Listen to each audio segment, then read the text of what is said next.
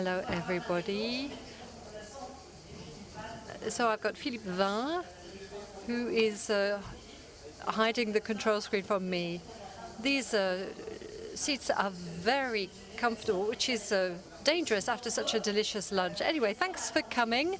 There are very many of you here. We've got a panel discussion now on a very delicate discussion, a complex subject. Maybe we can find a solution. Well, they will try and find a solution, perhaps with Françoise Benamou, who is the president of the Cercle des Économistes, who's going to say why we should be asking this question. Is France too divided to unite? Then we'll be hearing from Michel Barnier, who you are familiar with, former Prime Minister, who has written a book that's just been published.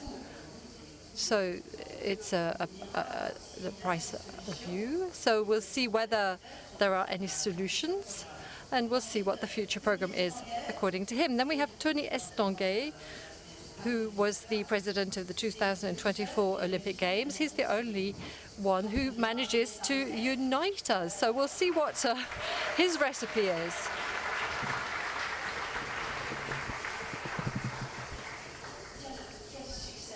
What a great success. Alongside, we have Arnaud de Puyfontaine, the director of Vivendi. So we'll see whether we've got the right medians, if we can crystallize things or denounce things or reconcile things. We'll see what he says.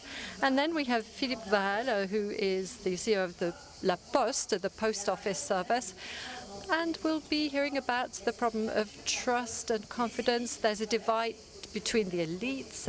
But what do we mean by elite? Françoise Benamou, it's over to you for the opening. Why is there no more trust among us? Thank you, Edwige. Hello, everybody. Thank you for being here, in spite of the heat. So I'm just going to make a detour. I'm going to talk about a paper that was published recently by the CRPA. It's by Tim Bosley, Kirsten, and Sasha Ford. So it outlines a paradox, or rather two paradoxes. It's based on a survey that was carried out in 160 countries on 1 million people. So the first paradox is the paradox of confidence or trust. Now, populations, I cite, populations of the richest countries and the most democratic countries tend to have lower trust in their governments.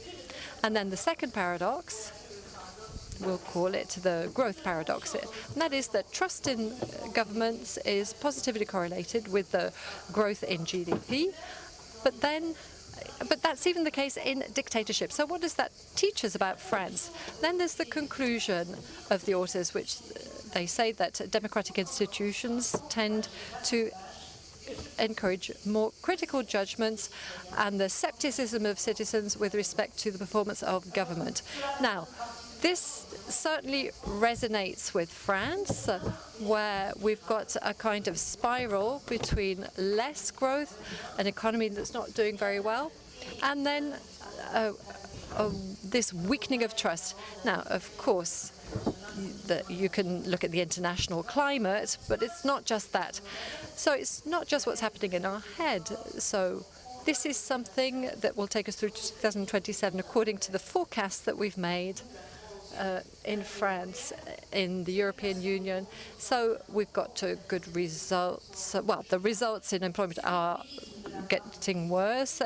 There aren't very many investments being made, and that's a sign of lack of trust. And then there's the deterioration of external trade. Now, that's the economic aspect. But then you have this propensity to be critical, and I'm not going to talk about the retirement conclave. Then there's a brittle solidarity. There's a certain form of collective irresponsibility, notably from the elite, some of whom, well, I think we have to know how to take on our share of responsibility. Now, an INSEE says that there are legislative uncertainties that ruined the trust of households in the economy not just households, but those of bosses. So France is a country where critical debating is a tradition. It's been going on for a long time. Think about the Dreyfus case or decolonization, the question of immigration. And it's as part of that context that all forms of divides are becoming even more intense. There are binary contexts, there are binary situations, that there are those who are underprivileged, there are those who are part of globalization, those who are excluded, and the results of that are extreme simplifications exacerbated by social media and other media. So I think that what we have to think about is moving away from polarized opinions. We need to go against a shared collective morale, which is what Michel Barnier talks about in his book. So another survey says that 4 French people out of 5 believe that their fellow citizens are indifferent with respect to public events. I'm going to finish on a more positive note and raise a second paradox. So in spite of everything that I've just said, the UNIFOP study, the one that I've just mentioned, says that there are national symbols and they're still very strong and very much shared. So national symbols are La Marseillaise, the national anthem, flags in front of public buildings, and the ability to come together. This is something, if not intact, it's still very much strong, and we saw this, and Tony Estanguet will be able to tell you about this. That's something that we saw for the Olympic Games. So was it a reverse mirror of this irreconcilable characteristic, or was it just an enchanted parenthesis in the situation, or was it a symptom of a desire of French people to live better together? Thank you very much. Thank you very much, Françoise.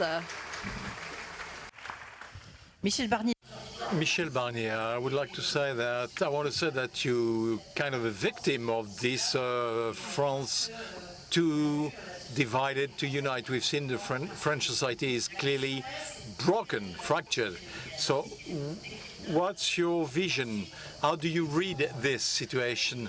What's your and what are the solutions, or what are the ways out, if any? Good afternoon. Thank you for your presence in this very warm atmosphere. I always thought that Jean Hervé, the rencontres économiques were very bold en rencontre, but I think it's very bold to start this discussion on France, divided France, by interviewing a political leader or a non-politician, because if there is one feeling where France cannot be reconciled, or politicians cannot agree except to vote a censorship of a government, it's the political realm. But I will react to this to tell you my feelings. First, I believe that there is no fate as such. Is the France too divided to be united? I'd say no. If there are issues, situations or locations where it should be, the problem exists, well, let's act. But I will not give you a global diagnostic saying it's over. Let's face it, we're doomed. Okay, let's not be committed. What's the point? So I think one of the voices, what I said in my book, is to engage yourselves, because if you don't deal with politics one way or the other, politics will catch you. So difference. There are a lot of domains where we need to achieve reconciliation. Sometimes it takes energy and courage. Let me give you a list of points, a number of points. Who has to be reconciled with whom? For example, I do believe that the people should be reconciled with the elite, whatever the elite is. The province with Paris, the French with the economy. It's one of the topic. The French with the French identity, the French proud, the fact of to be proud. We've seen the passion with the flag and the Marseillaise. Well, nevertheless, there is a problem of national identity, which makes our passport our value, republic, laicity, and our secular, and the French with Europe. Show that Europe is worth it, and entrepreneurs with politicians. Since yesterday, thanks to this invitation, I meet with a lot of businessmen. What do they say? Well, they say, the politicians, leave us alone. Let us work. Let us work. Stop issuing norms and standards, and just agree at the top there, and and leave us alone. And at the same time, they're tired with the citizens, with some kind of a resignation. Whereas our country, our country is full of energy, positive energy, envies and projects. So I just want to dwell on 2 minutes on one of the fractures I mentioned first, which is what I call the people and the elite. Couldn't it be the opposite, the fracture of the elites with the people? Not quite. No, it's not the people. The elites have shifted away from the people. So, okay, that's what I meant. So, because being so arrogant and wanting to make people happy without them or without their opinion. This is the opinion was built, ignoring the people for the citizens, but without the citizens. And for a while, I was at the head of the government, also several times a member of the government in local authorities or local governments. I could see, because of the legal, conservative attitudes or positions, how many times I heard in a couple of months that such project, because on narco traffic or on the, minor delinquent sentence is impossible. First answer is impossible. Impossible. The impossibilism, this is one of the results of this fracture. And politicians who want to make people happy without asking them or despite them, well, here I've identified a couple of points of this arrogance, and we sometimes we get back too harsh the ZFE, the low emission zones. It's a good idea, but it's inapplicable. The minor delinquent, the 80 kilometers out, we have to stop that. There are so many, penalties of 135 euros for people who smoke on the beach. Well, it's not from a good intention, but they start from the, it's top down, and they don't make sure that it is acceptable for the population. I experienced that in Brussels because I was in charge of several functions for the European.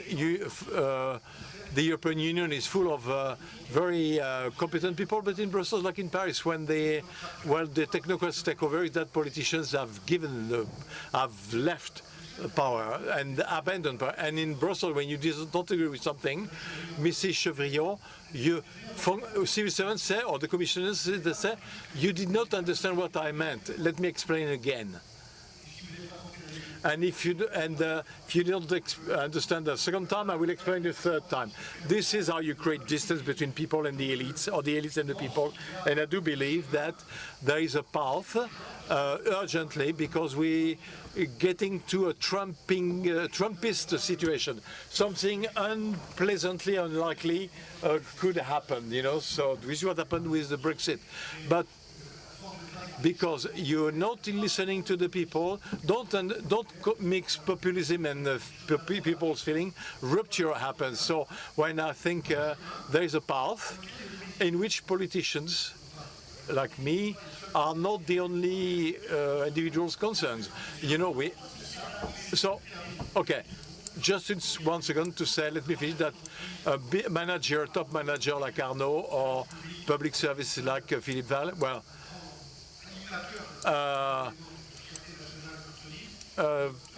they can all bear witness of the fact that there are parts which are not the political, and the other authority listening to the public debate, good faith, and I've always. If you don't mind, so this is my path. This is my path. You're right, and we have to. Okay, we have to find a way. find the right path and what are the solutions, and indeed you already opening the way.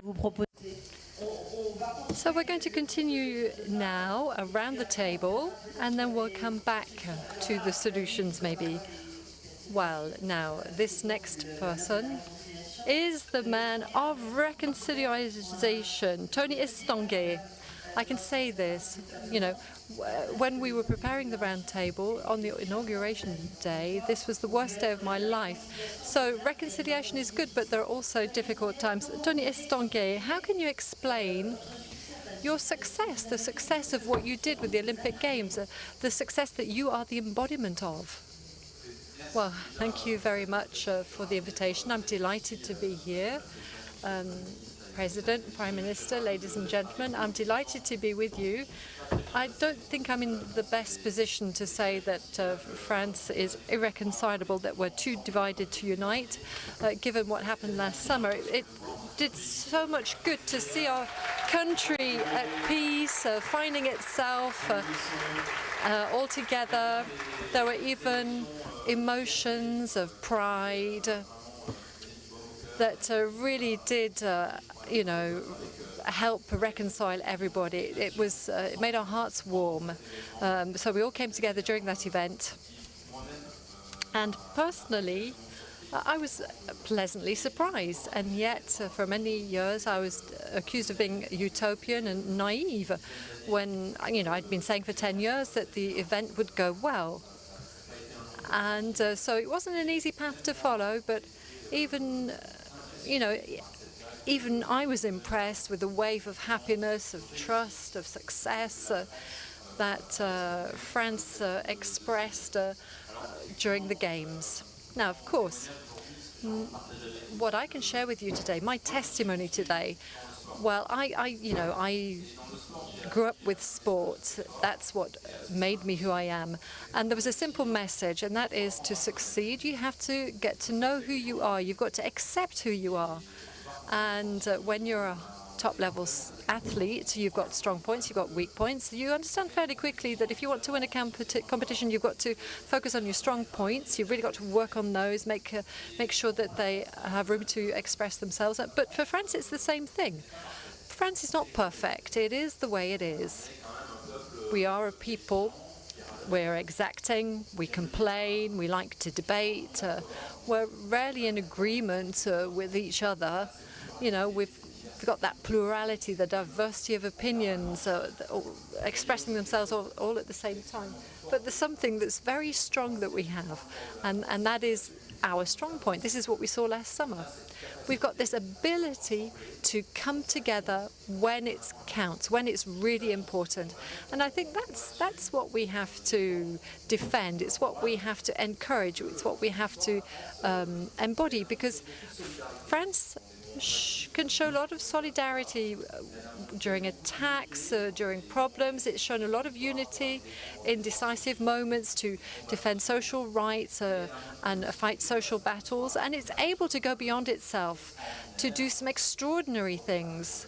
There's the Eiffel Tower, Notre Dame, the Olympic Games. We're capable of the best. We're capable of getting exceptional companies involved. We've got fabulous know-how in France. We're lucky to have such exceptional companies that succeed in just about any field. It's not easy, but we do have champions. We have champions of industry. We have an administration, and I can talk about this. I wasn't familiar with the French administration. I had to learn to work with the French administration, but I was impressed with the ability of our administration to work towards a challenge, to make sure that things worked. Now, I believe in France's talent. We've got exceptional artists. They got involved. They used all of their creativeness in the project. And my message for France, it's about, we are able to come together around ambitious, daring projects. And so it's up to us as well, all of us, members of civil society, public stakeholders. It's all of us. It's up to all of us to suggest events where there's ambition and daring, where there is exactingness, to show that the best of ourselves. You know, we rarely come together, but when we do, it's exceptional. Now, you talked about trust. And this is something that I really experienced, this generalized pessimism. Nobody believed in our ability to be successful with the Olympic Games in all fields. You know, we were good for nothing, and this is what the whole world said. But we stuck to our guns, and we managed to show what we had that is best in us. So I think we can continue to move forward together, reconciled. We'll all remember the roulette that designated Thierry Riner for the final combat. We'll all remember Léon Marchand. Every time his head came out of the water, we wanted to encourage him so that he went a bit faster. So we all share those memories. And so it's up to us to create more memories, to come together. I believe in sport, obviously. That's my universe. I believe that it's a vector for bringing together the French. I think there are other vectors that can do this, but on condition that, you know, we're bold, that we dare to rise to atypical challenges. Thank you very much, Tony Estanguet.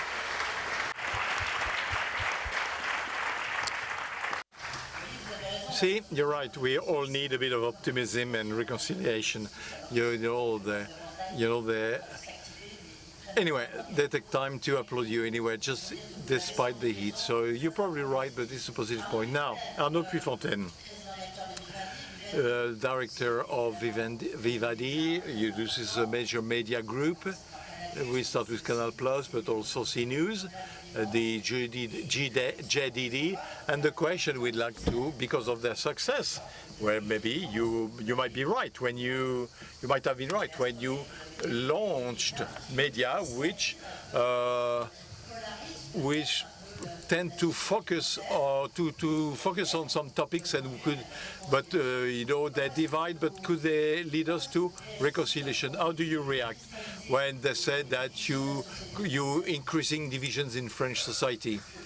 Thank you, Edwige. This is not the question I was expecting, but thank you for giving me the opportunity to go straight in the topic. You know, it's a bit of a, well, I do not agree with polarization or division and crystallization in French. All I'm saying, and I'm back to the topic, the role of media in society, and I was marked by the first discussions with you, because indeed we're facing a situation which is a situation of major changes and possible major ruptures as well.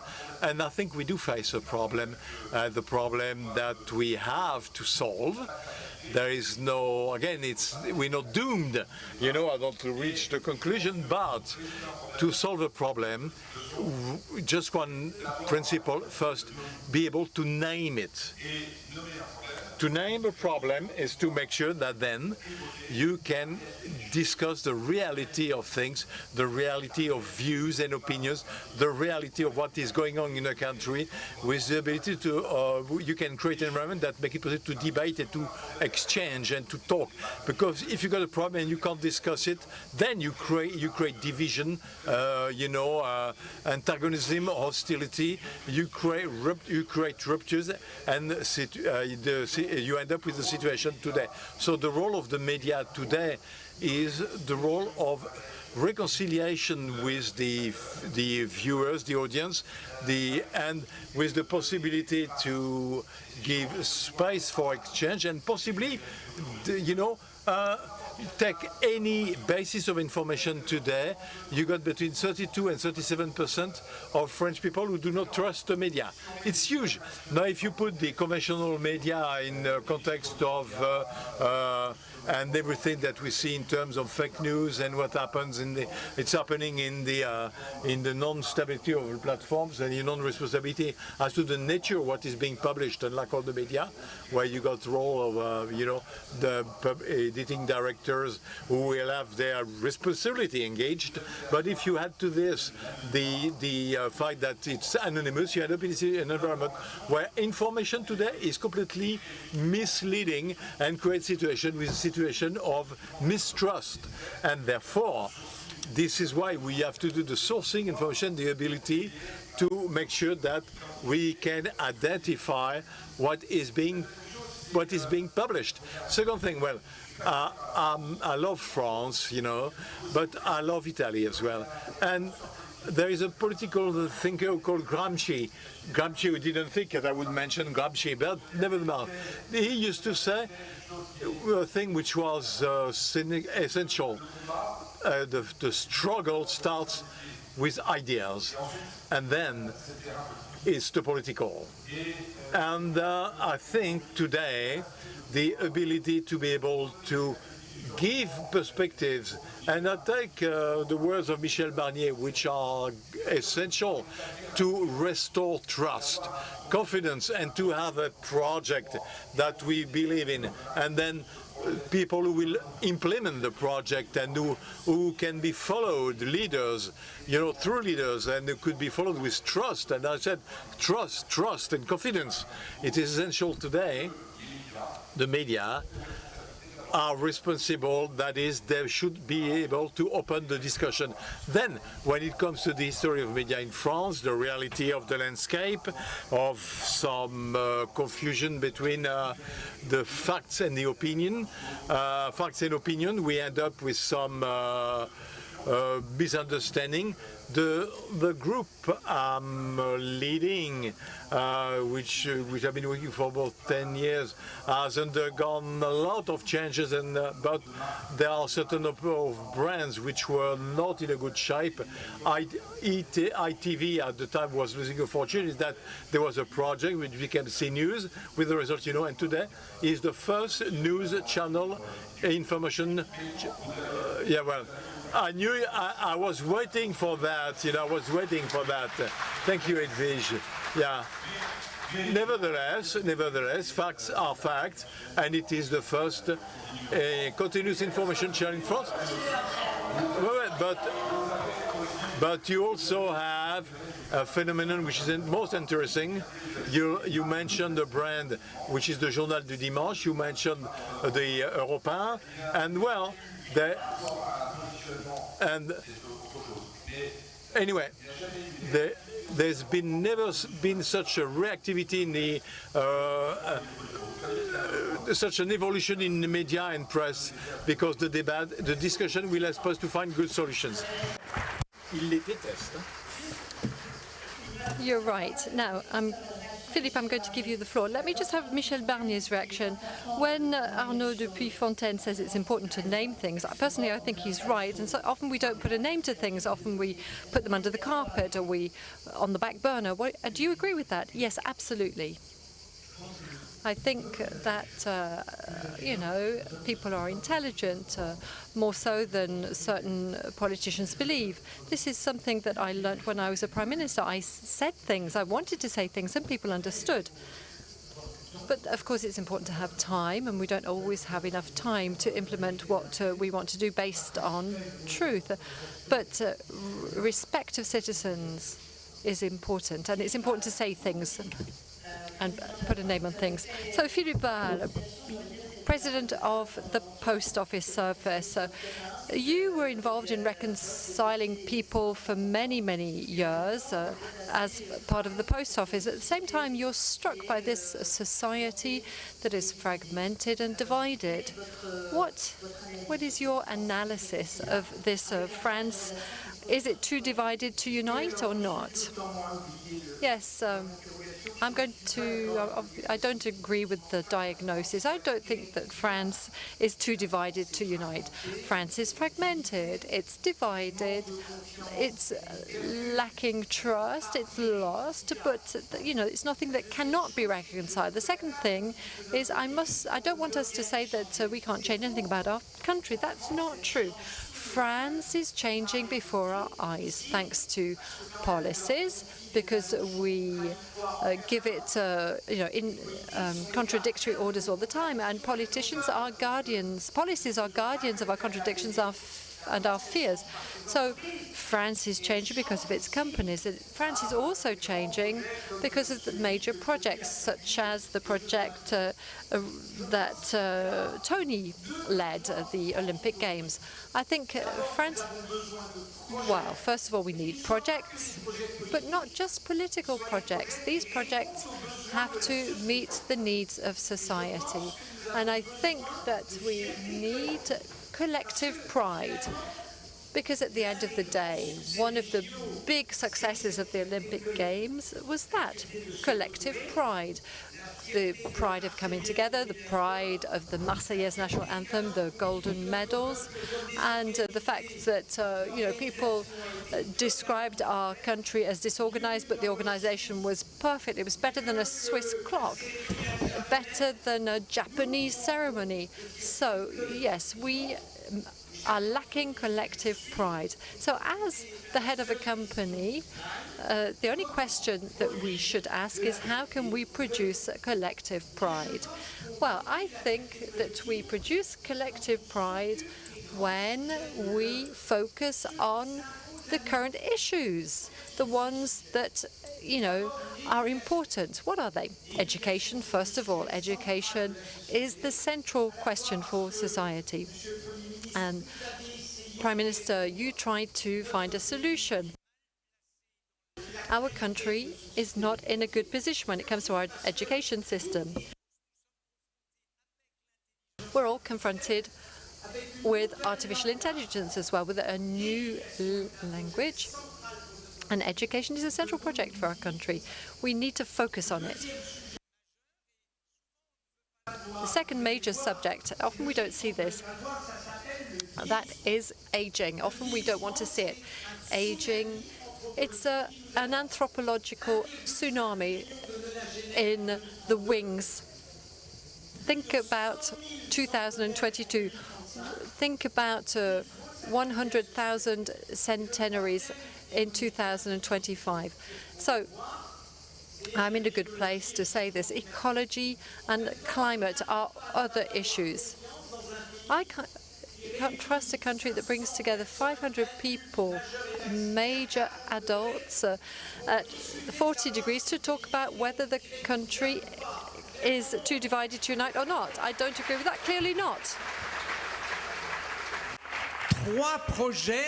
So 3 projects that need to be built by society. It's not just about handing over the hot potato. That's not what we should be doing.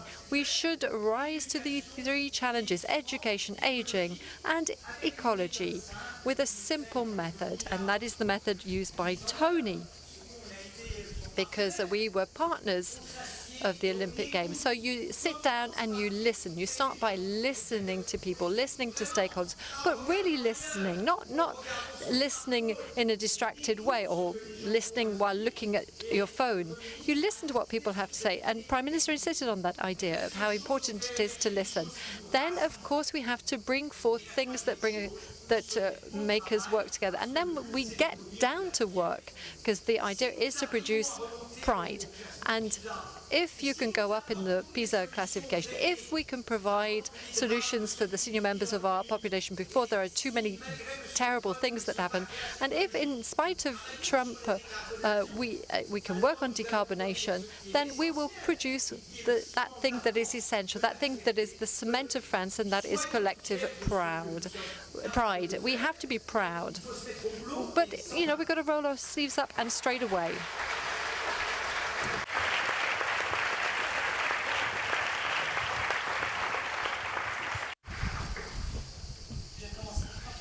Françoise, you take the floor when you want, but as we also lined up, so it's more complicated to see you. Anyway,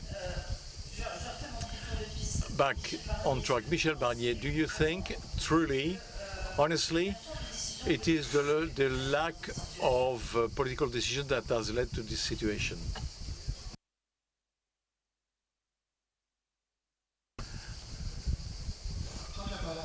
not at first. The fact that since the last, the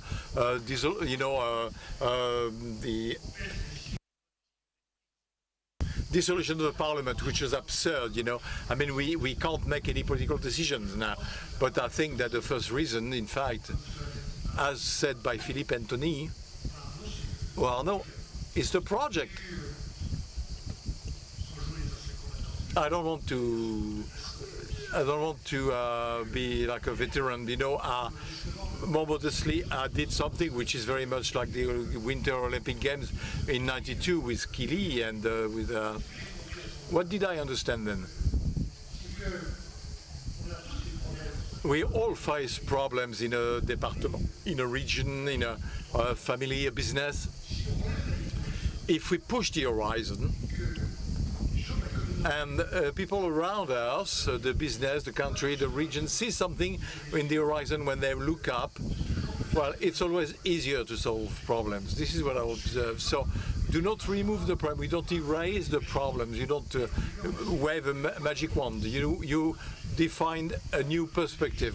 Second thing, as you saw, Tony, with the 45,000 voluntary employees, they were proud, thousands of people, 8,000 in Albertville, 45,000 in Paris. They come from all over France. They have different ideas. They have, different jobs, and spend time together. They all these people, there could be a couple of them, who had this feeling, the pride to improve themselves, to progress themselves by being involved in a collective project. This is what I observe, and this is what you have to recreate. So what is collective project in the domains mentioned, or possibly more globally? I do believe that our country has the ability, the energies, So Philippe Val and Arnaud de Puyfontaine were not in agreement with me about the question of political decisiveness. I think that the immobility that we've been seeing for a while means that, our trust has collapsed. Yes, but you see, you're handing the hot political potato. You're passing it on. Now, of course, it's important to make choices, but that supposes that civil society engages. It supposes that companies, the company that Arnaud's leading, etc. Everybody has to engage. It's not just a question of politicians. That's the point that I'm underlining. It's the convergence of energies that we need in order to produce collective pride. We need to produce collective pride. That's absolutely fundamental. Arnaud de Puyfontaine. I agree with Philippe. Okay, so we have to produce collective pride, but there's just one thing. We must also make sure that people want to engage politically, especially young people. And when I say politically, at national scale, at local scale, we've got to recreate a pact based on trust between each and every one of us. So we need to know that we can exercise our rights as citizens, and we need to all be involved in a project and follow democratic rules that were set in 1858. So we've got to make sure that people can go and vote. I think that in 1968 I was a bit too young, but my parents told me about it. There was this, people who were a bit ole ole, a bit, But we've got to give people hope. We've got to go back to a trust-based relationship. So a relationship between French citizens and elected officials and politicians. And alongside all of that, we've really got to recreate the value of politicians, that we need to have enthusiasm for these extraordinary men and women who have marked the politics of our country.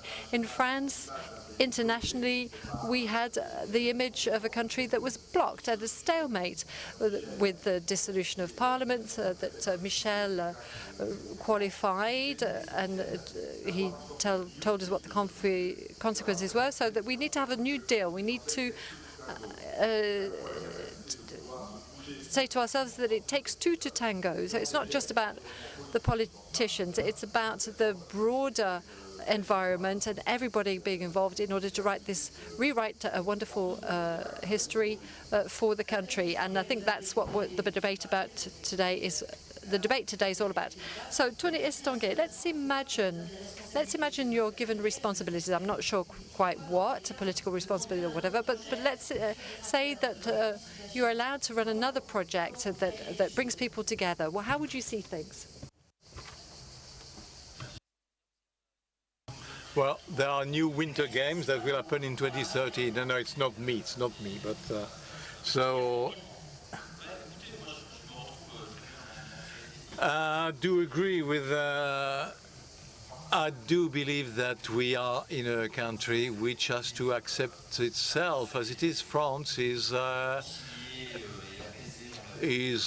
can be peaceful at key moments, and there are other times where we are the diversity of opinions, and maybe this is also where we should find our ability to push our limits. And I think it's wrong to think that we're going to live in a world where we always be at peace. That's not the purpose. The purpose is to make headways, to remain stable.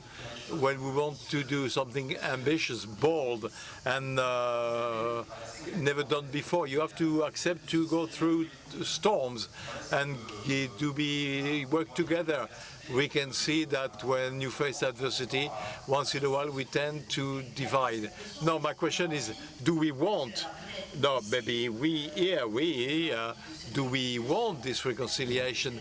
Now, is this the case with the new generation? When we talked about sport with you, well, look at the final of the soccer final, where we finally got its European champion title.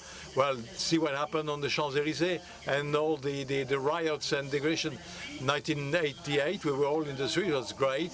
Today, it's a disaster. So we can see that we haven't talked about the social networks, which might contribute to such fragmentations.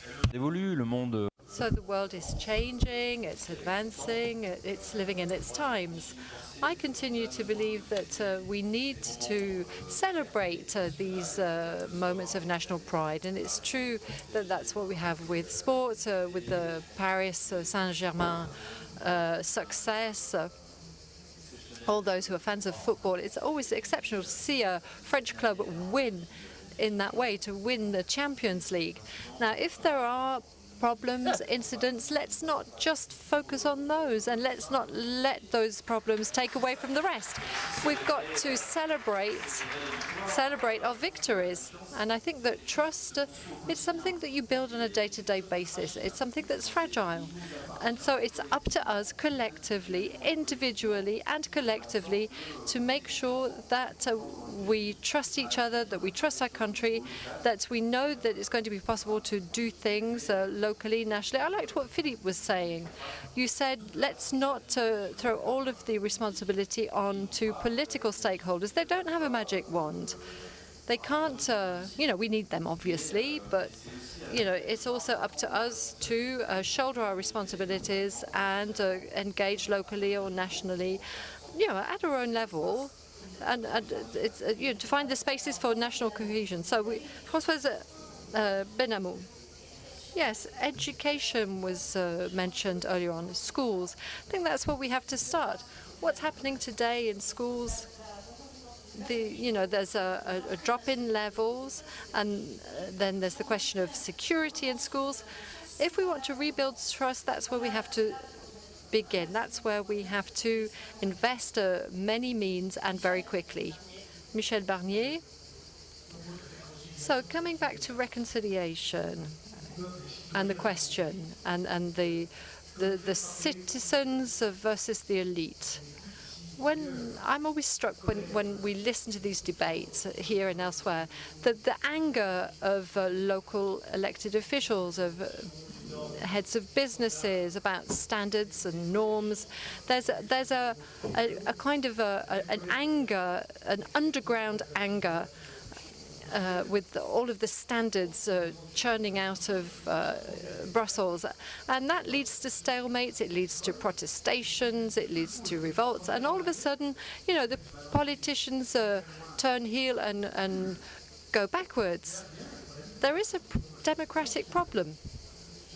And I think that if we talk about methods, we've talked about projects, we've talked about collective pride, but there's also the question of sharing emotions. We have that with sport and culture. We need to change methods. Politicians, and I'm a politician, we need to be humbler. We need to really listen. And we need to create spaces for discussion and allow for more time for voting in laws, and so that these laws can be applied, accepted and then applied. So I was talking about the reconciliation of the society. I was talking about Brussels. So there needs to be a change in methods. So coming back to violence, we need, people are saying we need order and authority, but on top of all of that, we need spaces to be created. So we need spaces for discussion and public debate that is sincere. Philippe Duval. We face an issue which is a transformation. Tony said it, the world is changing. How do we adapt ourselves to this world? You see, we're trying to come up with a method. We name the problem. Let's name the problems. Where's the problem? Well, we did it at La Poste. The problem was that our job, historical job, is basically disappearing, okay?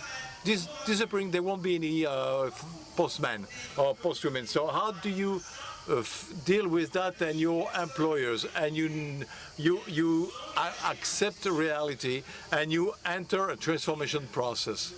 And because I want to talk too much about La Poste, but just I worked with him for 10 years, he sits down, he looks at the problems, he tries to align the behaviors, he checks that everybody goes in the same direction, and at the end, sorry,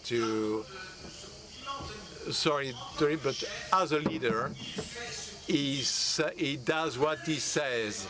This is one of the problems in the running of major organizations. Leaders say something and they do something else.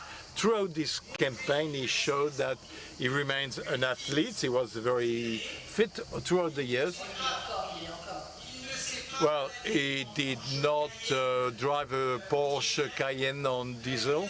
He showed through stringency in his work, and this is part of trust. It contributes to trust. If we want to run change, if you want to be a leader of change, you have to be in line with change. We have to align the behaviors to produce collective pride.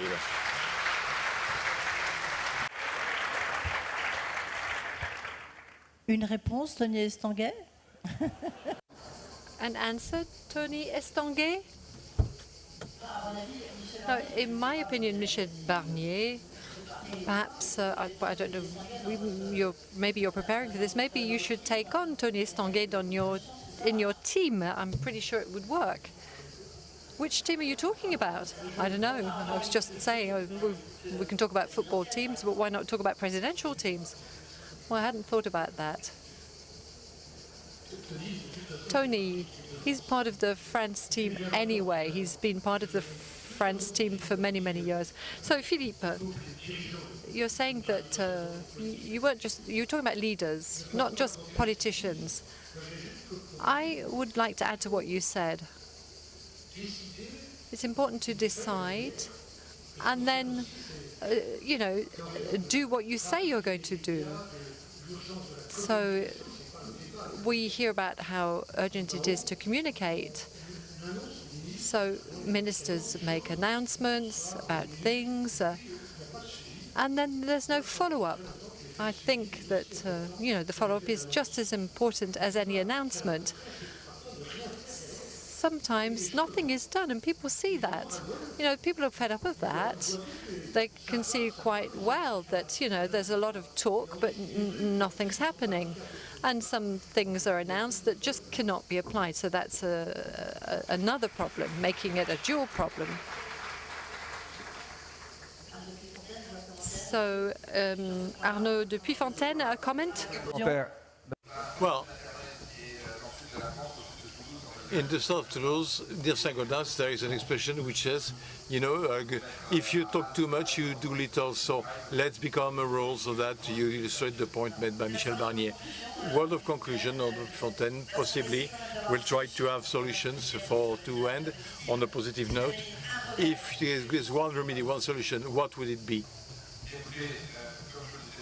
As I said early on, to have a true project that people want to achieve, that will federate people, to pull people, name the reality of problems that we need to solve, and find elements which are essential when it comes to the durability of a society, regalian issues, give back value to the work, to national education, environment of businesses, and the community in the strong meaning of the word, and to be able to valorize the notion of merit, and with a clear project and the leadership to lead it. I think this should enable us to find solutions to the problems we face. I want to be optimistic. Is France too divided? No. Tony Estanguet. Tony Estanguet, an answer, a solution.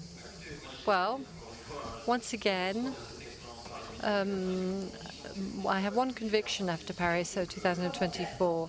We've got lots that we can do in this country. I continue to think that we have to be ambitious. We have to stick to what our objectives are. The worst had been predicted. In our team, we had politicians who were adversaries. We had federations and sports with diverging challenges and things that were at stake. We had companies that had very substantial stakes, and we had to bring all of these people together through a common project. So the solution is still collective, and I'd like to thank Philippe for the praise. But I think that the answer for Paris 2024, the success, came from the fact that the country found solutions together. And I think that facing the challenges that we have in France, whether we're talking about education or health or ecology, I think whatever the case, we need to work together. Now, this is an additional question. Well, it's a kind of a conclusion for Philippe Val and Michel Barnier, and then Françoise Benamou will give us a conclusion. Isn't there an identity and cultural divide? No, because I think the collective project is creating identity. Collective pride, that is the cement of identity. So if we come back, not to solutions, that would be too simplistic, but if we come back to a method and we listen and we bring together people and listen to them and then produce collective pride, being obsessed with the idea that what a group can offer is its pride. I think there might be a setback in terms of identity if this is the case. In Corsica, you know, people might go back to their roots, and to prevent that, there has to be something higher. And what is higher, what is above all of that, is what we've all been saying. It's our country, it's France. It's not a project wanting to reduce the deficit. And I'm in a good position to say that. It's a need. It's not a project. The project, if I may say so, it's our country that is full of resources, full of positive energy. In all of the villages there are ideas, you know, being able to succeed with a sports event, that's great. So that's a French pride. It's an answer to the question that you raised. France is divided, but it's not irreconcilable, I don't think. Thank you very much. Now, just 2 seconds. So I was struck by the fact that we've cited in this session the Fessu, Camus, and we have to name things. This is a sign that we can be reconciled. We cited lots of French authors. There are 3 words: project, engagement, and trust, that are very important. Thank you. Thank you. Bon,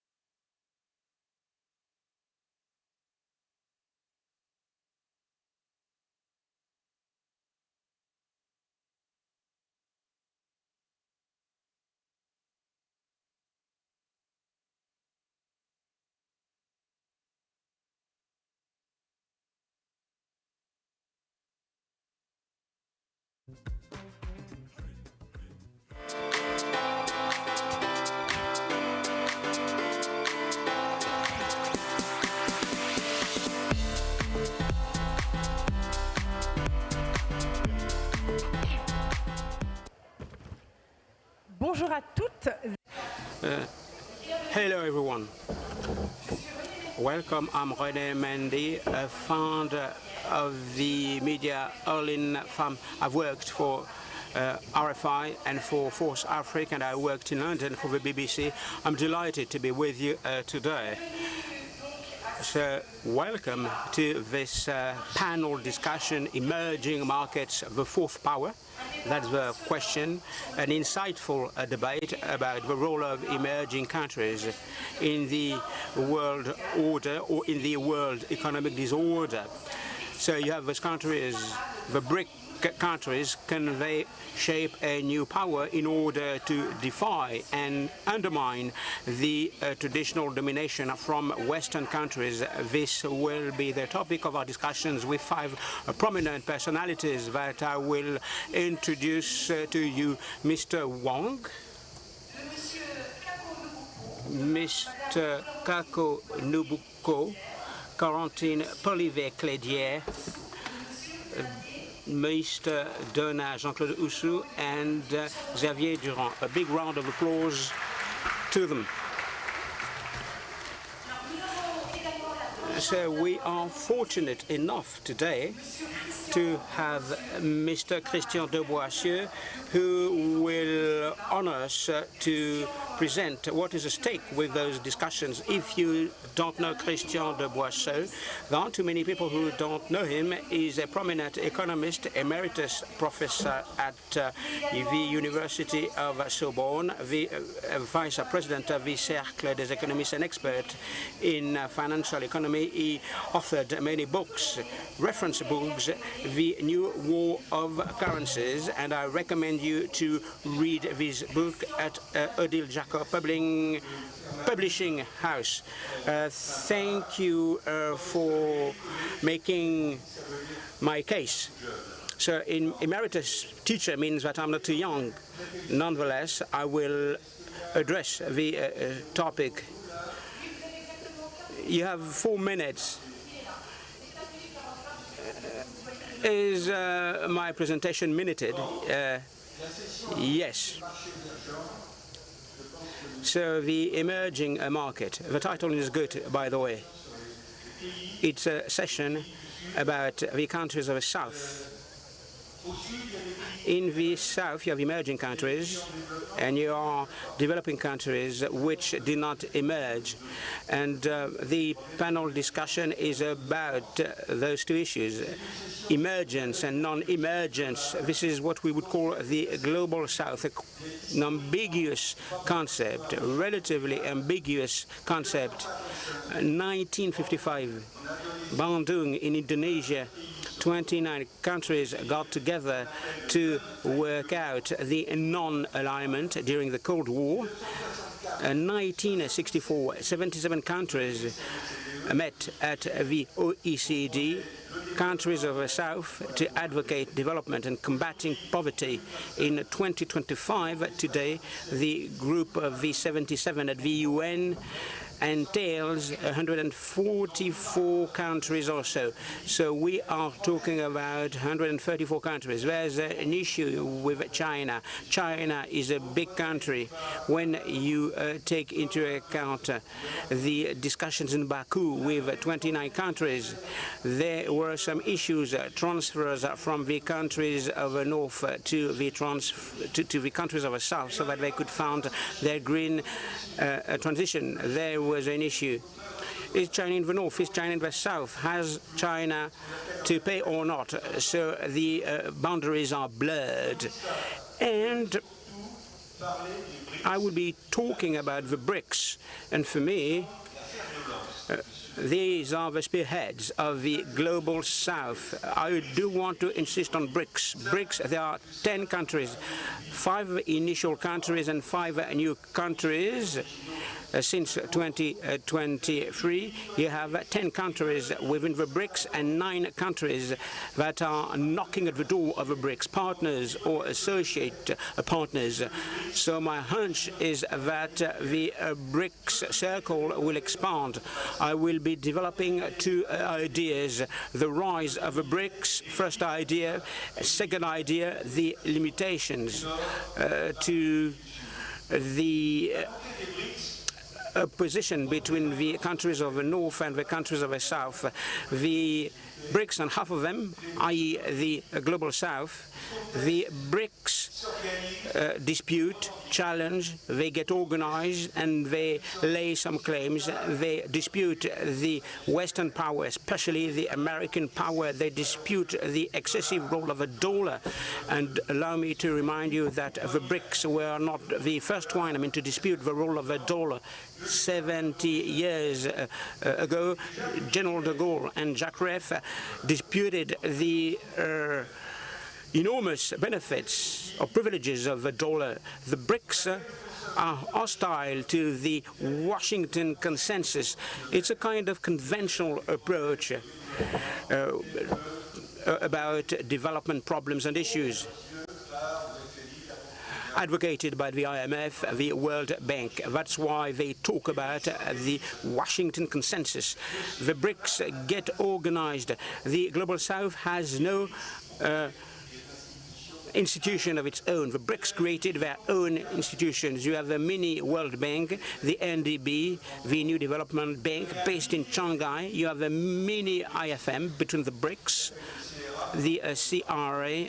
I'm not going to talk about the technical details. You have the central banks of the BRICS, and they signed some agreements, some cooperation agreements, and moreover, you have sanctions against Russia that have played a key role in order to cement, forge more cooperation between Russia, China, and India. I'm not denouncing the sanctions against Russia that I approve. Approving sanctions is one thing. Ignoring their effects is something totally different. So they get organized, as I said, and they make some claims. They claim to get a legitimate role given their economic clout, their demographic weight, their clout in GDP, their weight in global growth. Allow me to say something about Africa. It's not because our American friends are participating in this roundtable. I can tell you that at the G20 have been denouncing the underrepresentation of Africa. You have South Africa, which is an exception. But in the G20, you have the EU, you have France, you have the European Commission. So what about Nigeria? What about Kenya? What about Senegal and Cote d'Ivoire? Last point, second point. Can you be quick? But there are some limitations that I've just summed up, or that I will be summing up. Even the BRICS, with 10 countries in the BRICS, it's a heterogeneous set of countries in terms of economic and political matters. They will be facing the same problems and issues as we do. It will be very difficult for them to expand. Then, within the BRICS, there's a battle for leadership between China, India, Russia, and of course, there will be some discussions. Third, limitation to de-dollarization. De-dollarization, I can't see it if you look at the different market shares.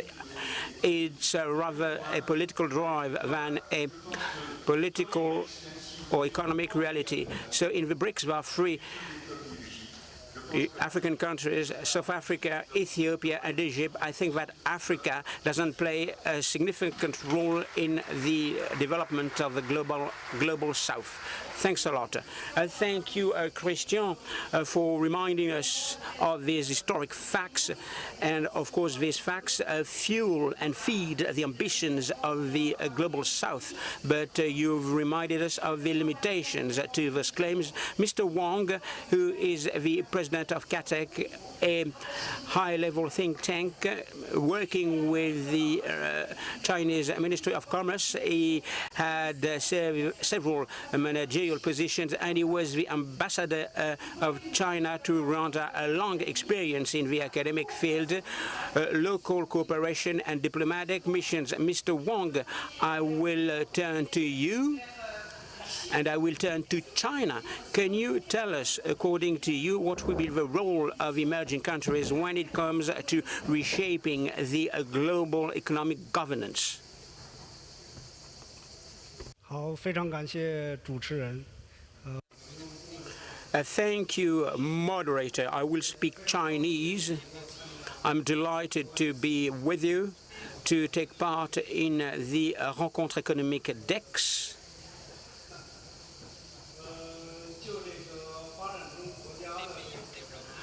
Developing countries and regarding their roles, and if you consider their weight and their position in the world, we've talked about the historic events with our coordinator, with the moderator. The countries of the Global South have contributed significantly to the development of international trade. Moreover, they lent their contribution to the creation of the international system, the international trade system. They promoted international trade. We could look at some figures. Since 2000, the countries of the Global South have experienced a high volume of trade. The volume of trade has increased fourfold, and the weight in the world economy is worth 40%. The BRICS countries have 11 members, and the surface area represents 32% of the global surface area, and their population size is huge. So GDP is 18% of global GDP. So they are a considerable force. You have Brazil, and Brazil plays a key role in the international system, in the international trade system. Brazil is promoting international cooperation. As a representative of China, allow me to elaborate on China. In China, growth has been stable, a solid growth, a 5% growth this year and last year, 5.4% in terms of growth. After COVID, after the pandemic, we decided to beef up consumption and domestic consumption. The results are positive. We contributed to economic growth to the tune of 30%. Allow me to highlight 3 points.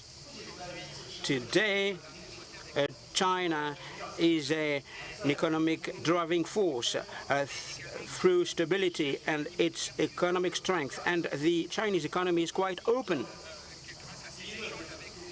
And China is able to trade with many other countries. The Chinese market continues to expand. It is the second largest consumption market in the world and the leading market in terms of imports. In China, consumption accounts for 5 trillion of yuan and 2 trillion worth of imports. It's very difficult to find equivalent markets in the world. So China was mainly a manufacturing country, but now China is a consumer-driven market. Since 2024, innovations have made it possible to ramp up our industry. High-speed train, artificial intelligence, electric vehicles, and all the rest of it. China has experienced significant strides, and China has continued to promote an open policy at a high level. We adopted some measures in order to open up the market, to open up investments, and it's a systematic process. We open up rules, regulations, standards are more open than it was the case before, and this enables us to be in sync with international rules in order to merge with the international market. Chinese companies can invest on the international markets, and we are instrumental in the global economic system. These are the different points that I wanted to touch upon. Thanks a lot, Mr. Wang, for talking about the position of force of the 11 members in the BRIC. Kago Nogupo, who is a Togolese economist working at the Jean Jaurès Institution, and a former minister for prospection in Togo, a professor at the University of Lomé, and an associate researcher at CIRAD. He has authored many books on sovereignty, green transition, and economic models on Africa. He's been committed to a model that is sovereign, lasting, based on common goods. Have a look at this great book, Africa and the Rest of the World, for those who want to know more.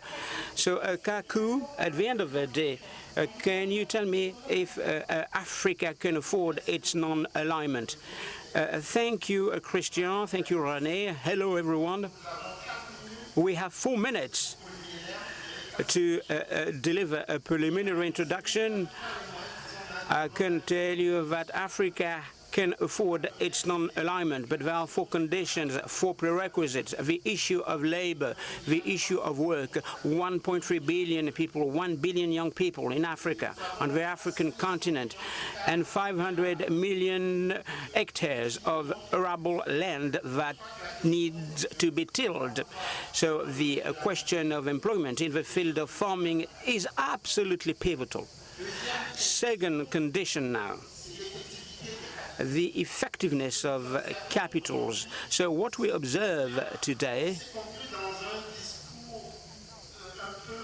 we are very happy with a rhetoric that is too dependent upon the others. We think that we can develop ourselves through public development assistance. Last year, in 2024, we got $60 billion.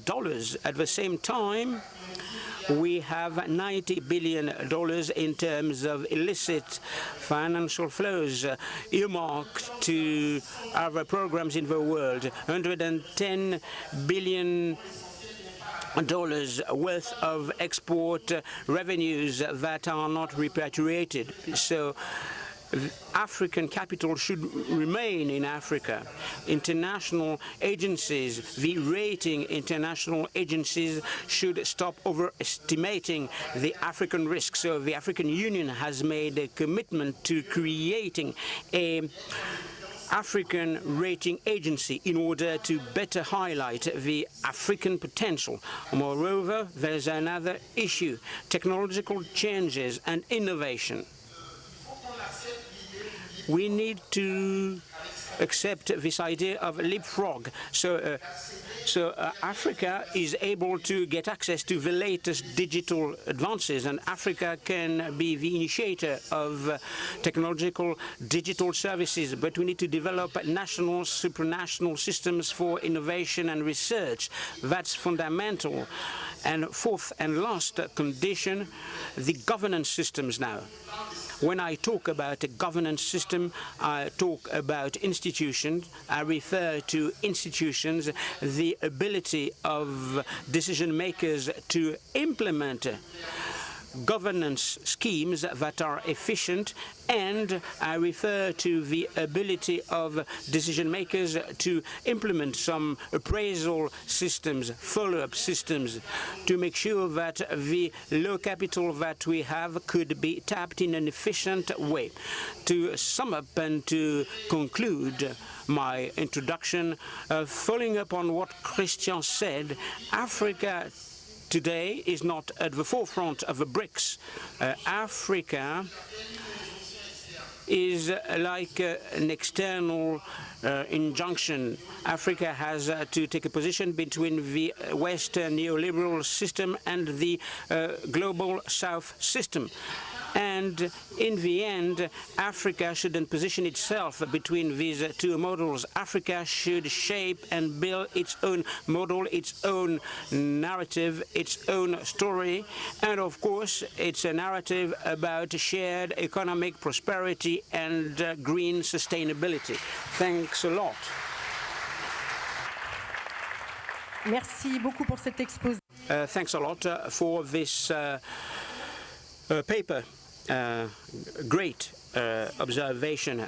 Quarantine, our lady, not only a lady, something that we'll be able to witness very shortly. You are the general head of LCHSA, the clearing chamber of the London Stock Exchange based in Paris, and the county head funds.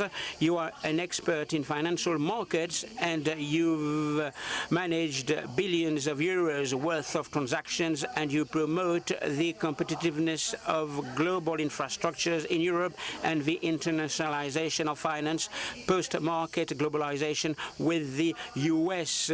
Quarantine, we've got a question to put to you. According to you, how could we imagine the recomposition of international trade, and what could be the role of the Western countries and players?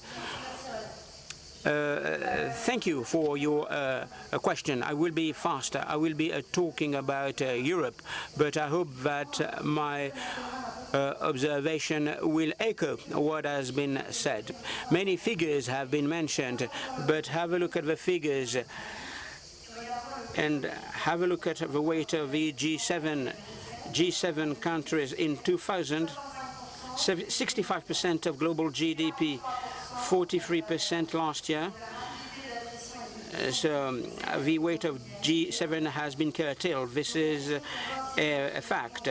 Are the emerging markets going to get some weight? They already have some clout. There's another question to consider. They will succeed. It is not a block, it's an archipelago of trajectories. There will be regional blocks, but there will be specific trajectories. But what is at stake here is the following. Will they be able to tap their demographic potential? Will they tap their natural resources? Will they become a sustainable and structured power with an agenda? Of course, it's a matter of repositioning the process with standards. Of course, when you take a new position on climate, ESG, AI, these emerging countries, these emerging markets should be given a say regarding the agenda. What will be the framework? So all these countries should be on an equal footing. The BRIC countries are diverse, but they are rivals, they are competitors. If you look at China and India, 50% of the global growth, but they are rivals and adversaries in many fields. There's another element that needs to be looked at in terms of a bloc. What is the share of intra-country trade within the same bloc? The share of trade in Africa has a lot of potential. If you look at the BRICS, only 6% of external trade. So the dynamics of integration is very slow, is very smooth. From a monetary viewpoint, Mr. de Boissieu has talked about the development bank for the BRICS. It's still small, 35 billion euros across the 8 programs as against 400 billion for the World Bank, but it does say something about the need to be funding. But what is important is technology. Recomposition is possible through technology. The champion, of course, is India, mentioned by some people. and India has a $1 trillion plan for exports in 5 years' time, and global recomposition, a value chain based on the cost of labor, and now the value chain is based on specializing patterns. When we talk about emerging countries, it's a block. Interesting agreements. We have said this is the larger trade international agreement. So we are dealing with huge amounts. These will be regional segments, and I can tell you that they're already working. They are fostering sovereignty, and they will highlight the strategic chain. They will be working on data, minerals, logistics, AI. In Africa, you have ZLECAf, 44 signatory countries, but only 20% of the scope is being tapped. So they haven't yet turned words into deeds. So we've got this rationale, we've got the figures, we've got this logic, but for me, will this bloc become a power that will be influential, dictating an agenda, instead of being a passive bloc? So if you want to be powerful, a power has to be shaped, and this is what is at stake here today. Merci, Corentine. Thank you very much, Corentine, for your very relevant point of view, particularly the unavoidable progress of the world. Donna Usu, you're an energy expert. You have been working in the field for 30 years and 17 years in nuclear power. You've worked in France for EDF, and you've worked for a number of African governments. Donna was Minister of Energy, Water and Mines in Benin in 2016, and Minister of Energy from 2017 to 2023 in Benin. You're currently member of the International Advisory Committee, DAPCO, which is an international strategic communication consultancy. When we were preparing this panel, you said to me that it was going to be important to talk about power in general when we talk about emerging countries, but not a fourth power. Explain to us what you mean by that. Thank you very much, everyone. This is an exciting debate because it's a really exciting subject. If I were to simply take the definition of emerging countries, it's difficult to find a single definition. It's almost impossible. We don't know exactly what are the key indicators, or the key indicator which would define one country as an emerging country, and for how long it's emerging and when it's no longer emerging. That's an incredible thing to say. The only thing we can say is that we're talking about countries with a strong dynamic of growth, and I think a number of key figures and facts were presented by some of the previous speakers. Lots of things are going on in terms of the issue of power.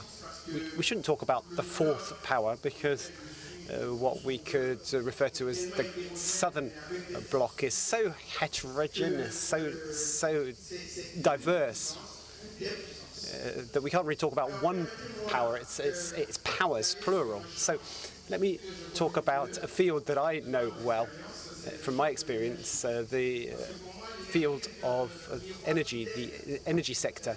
In my view, the energy sector is like a mirror that you can hold up to understand the different forces at work in the world. One exercise that I carried out looking into this subject highlights the fact that we're in a very moving, changing landscape. As my colleague said earlier, there will be a tipping point. It's going to happen one of these days, sooner or later.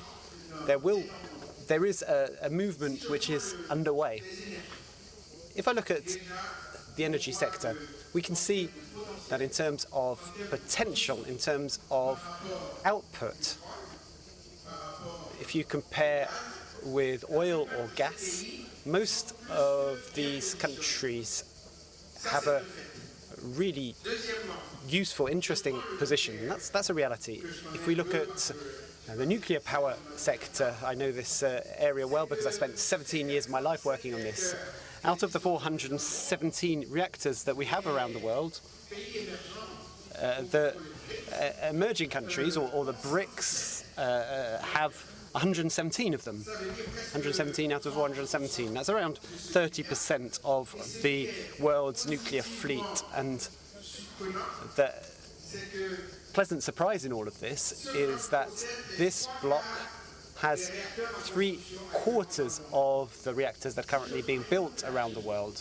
If I take the example of China, the leading trio in terms of civilian nuclear power is USA with 94 reactors, France 57, and China with 56. China is the only country that has 28 new reactors that are currently being built, and another 25 planned and approved reactor projects. So at this pace, I would be prepared to wager that the leading trio will change. China is going to go past France, and China is going to go to the head of the pack in 10 years' time. It's unavoidable. That's the dynamic that's going on. These projects are long-term projects. Someone doesn't get up and say, in 2 months' time, I'm going to build a nuclear power plant. So there are a number of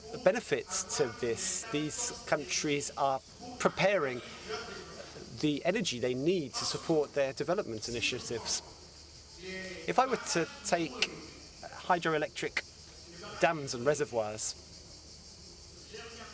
when I looked at the 10 biggest hydroelectric projects in the world, 8 of them are located in emerging countries. The leading country is, once again, China. The biggest dam is the Three Gorges Dam. It's a 22.4 gigawatt, sorry, 22.6 gigawatt dam. The whole French nuclear fleet only generates 61 gigawatts. So in other words, one hydroelectric dam in one of these countries represents, I don't know how many nuclear reactors in terms of energy power output. So in terms of production and output, these countries are making moves. India, China and Russia, all of these countries. But I think the thing that we should note, and it's an extraordinary thing to mention, which strengthens this idea of power,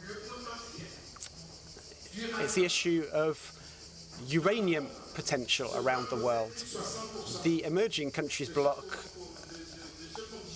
has 60% of uranium resources, 60% of the fuel that's used to generate nuclear power. What does that mean?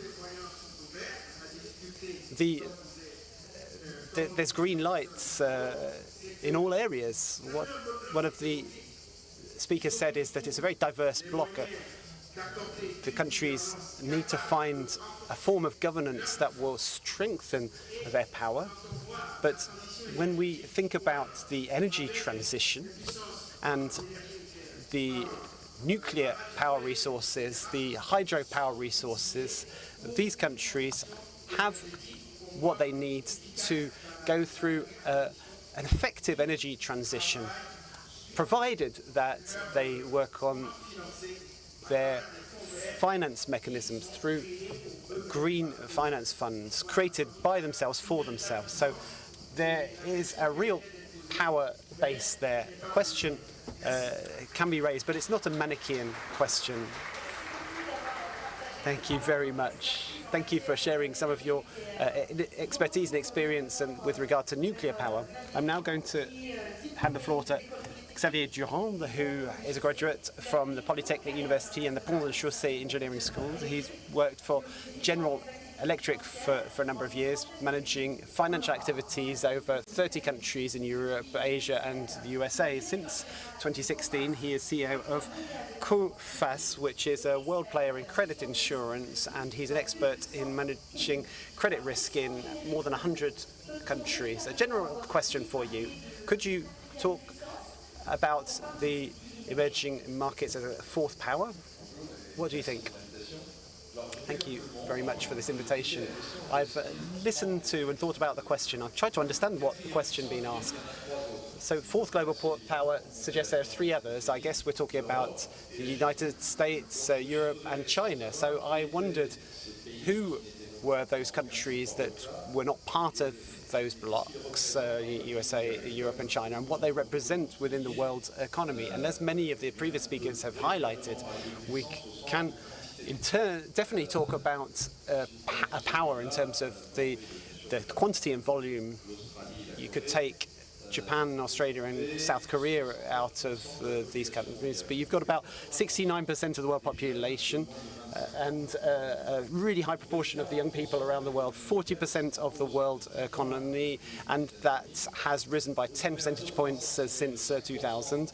Annual growth rate of 5% compared with 3.5% for the rest of the world, and you've got 30% of international trade which is done within these blocks. Let's highlight the role of China as a pivot within the Asian markets, particularly for these intra-Asian trades.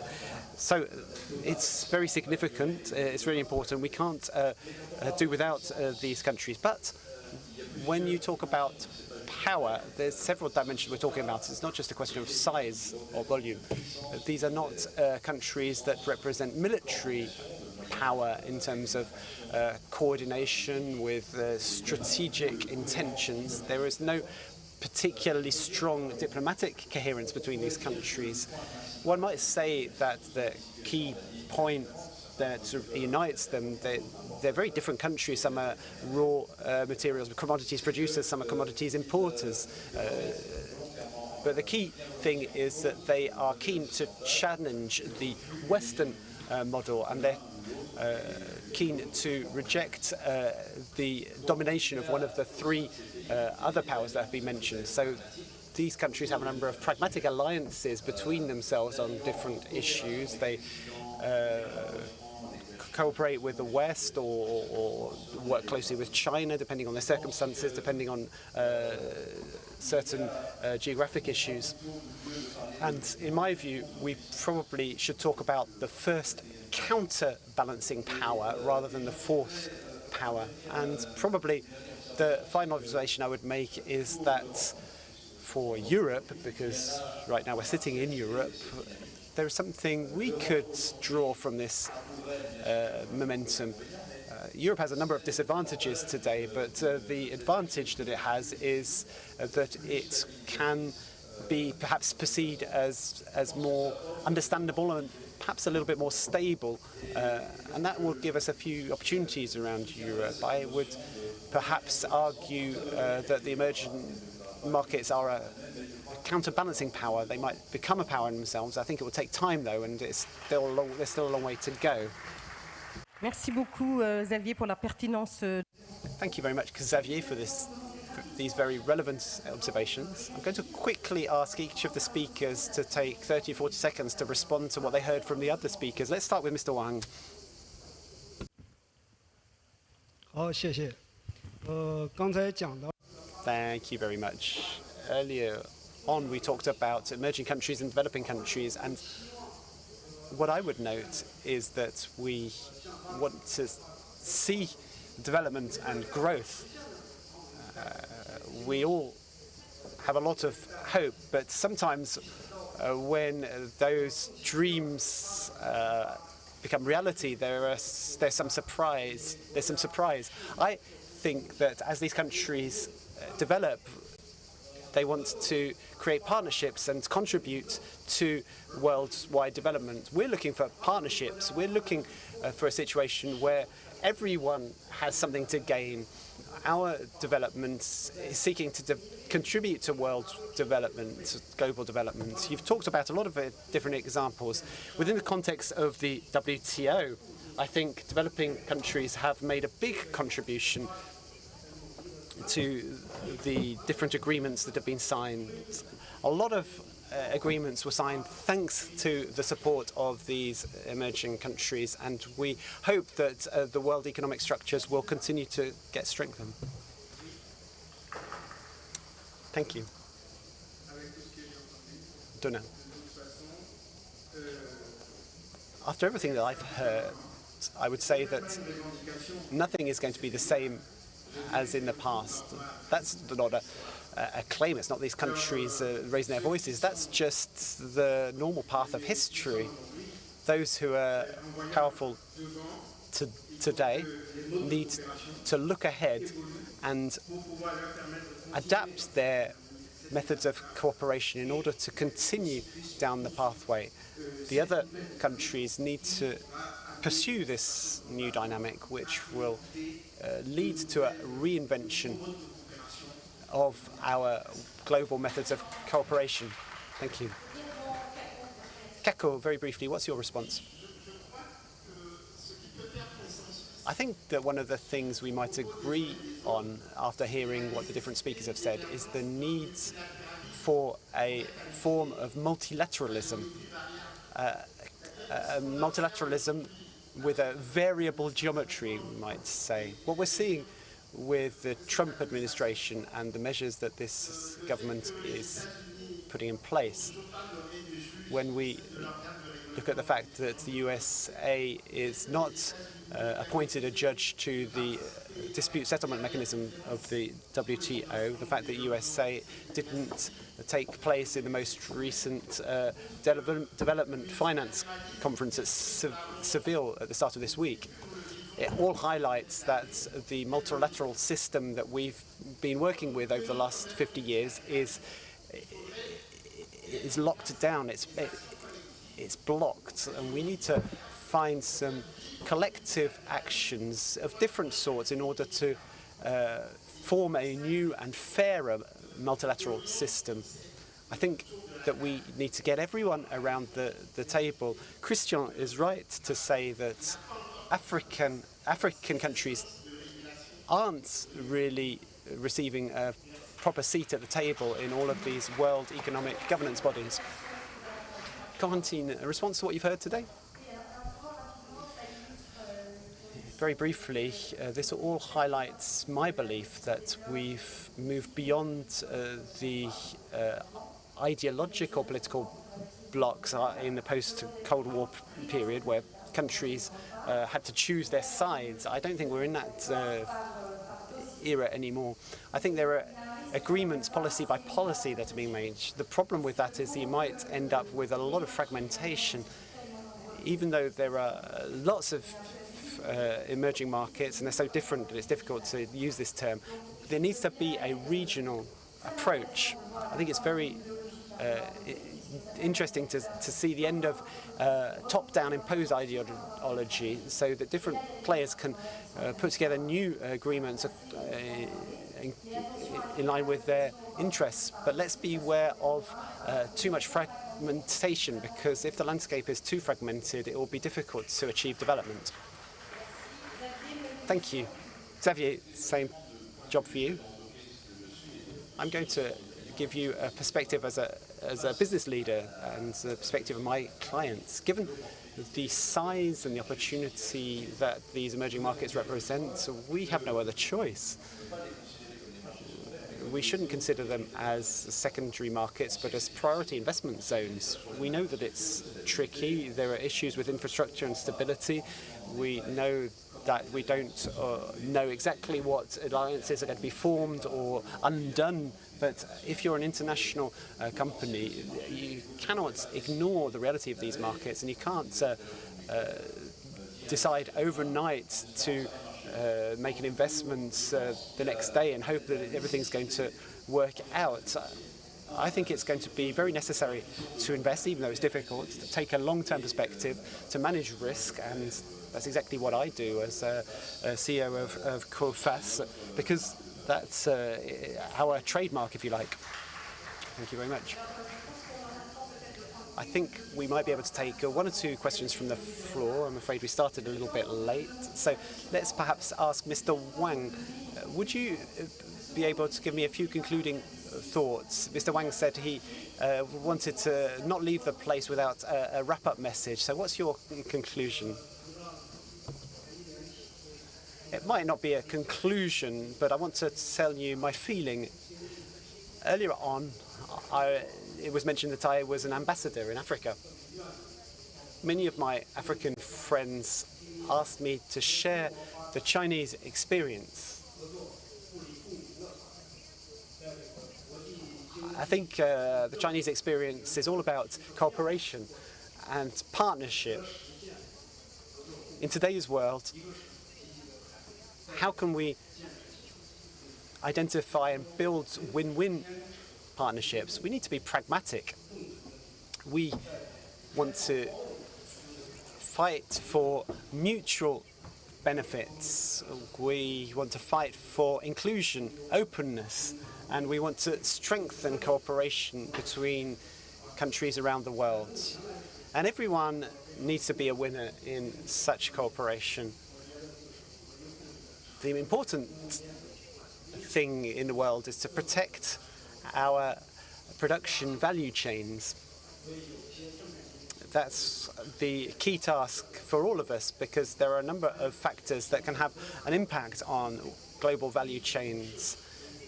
How are we going to be able to meet those challenges? We will need to build on market rules. We need to take into account the specific strengths of each country. We need to strengthen resilience in all of our countries around the world, and I think that's what is really important today. We need to work together to do this. Thank you. Very quickly, Taco, could you give us a few words, some hopeful perspective in some of the African countries that are doing well? Yes, I do have a hopeful perspective. When you look at the most recent ranking of African economies from the Jeune Afrique magazine, I think there's something very positive. They've moved beyond the indicator of GDP alone. In fact, they have talked about a different indicator of reputation, rayonnement in French. So they're focusing on the fact that the African narrative and African power needs to be built on a long-term vision. My fear, and when I hear our Chinese friends talk, it makes me think of an African proverb. I need to give you an African proverb before the end of the session. An African proverb says, we can't shave someone's heads if they're not there.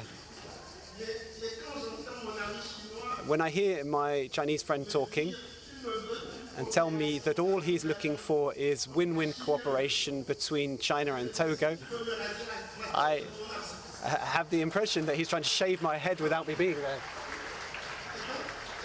So the idea is that we need to be very careful.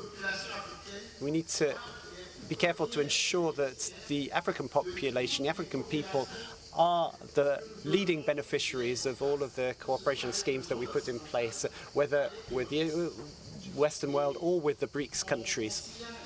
The key signal that I want to send is to talk about how important it is for African countries to undertake the structural transformation of the economies.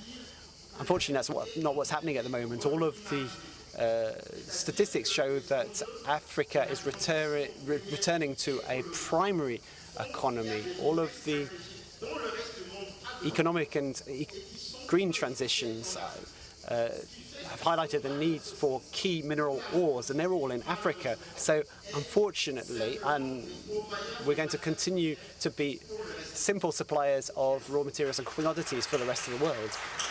Thank you.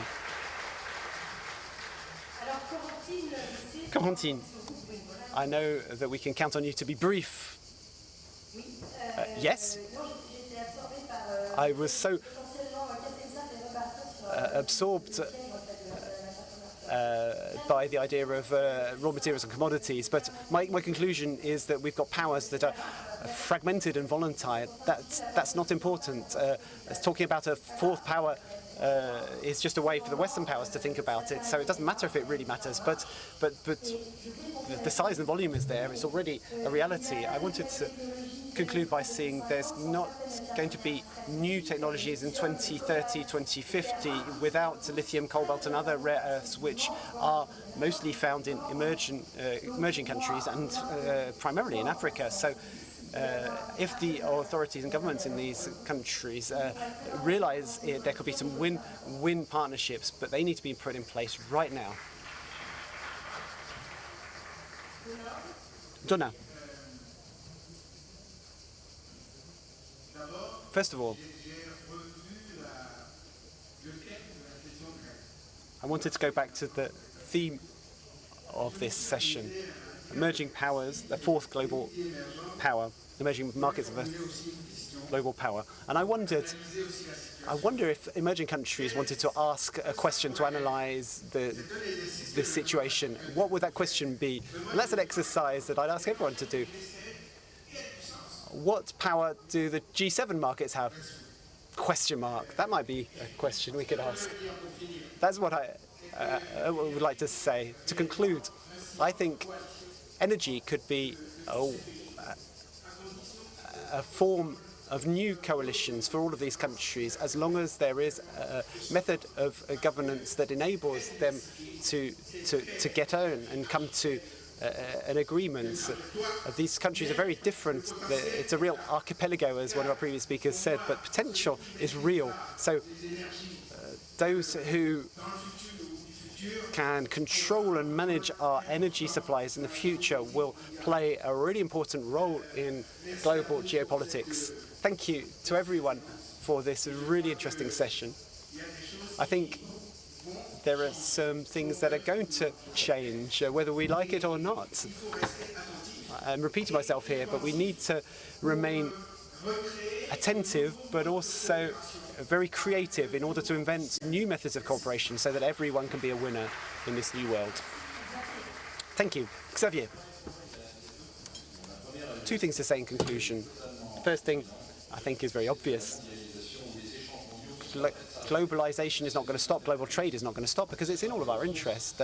Some countries have resources, some have labor, some have technology, some have markets and opportunities, others have equity capital, and I think it's in all of our interest to ensure that we trade in an efficient and effective manner between us. I think the second point that I'd raise, and this is perhaps a note, a hopeful note, as a business and a business leader, we need to invest in local expertise in order to secure global growth. And I just want to go back to our business, COFAS. We're present in around 100 countries. We've got clients in 100 countries, but we've got risks in more than 200 countries. And what we do is we invest in each of these countries over the long term. We invest in knowledge, we invest in tools, we invest in expertise. And it's only because of those investments that we're able to continue growing in mature markets such as Europe and the United States, because our clients come to see me to say, I want to go into China, I want to go to Asia, I want to go to Latin America.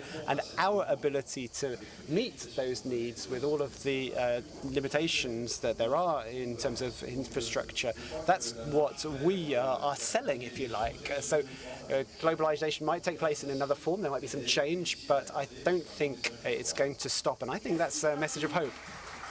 Thank you very much. Thank you very much to our experts and speakers. Thank you to all of you who've been with us. I'm afraid we haven't got time for questions, but thank you very much for listening.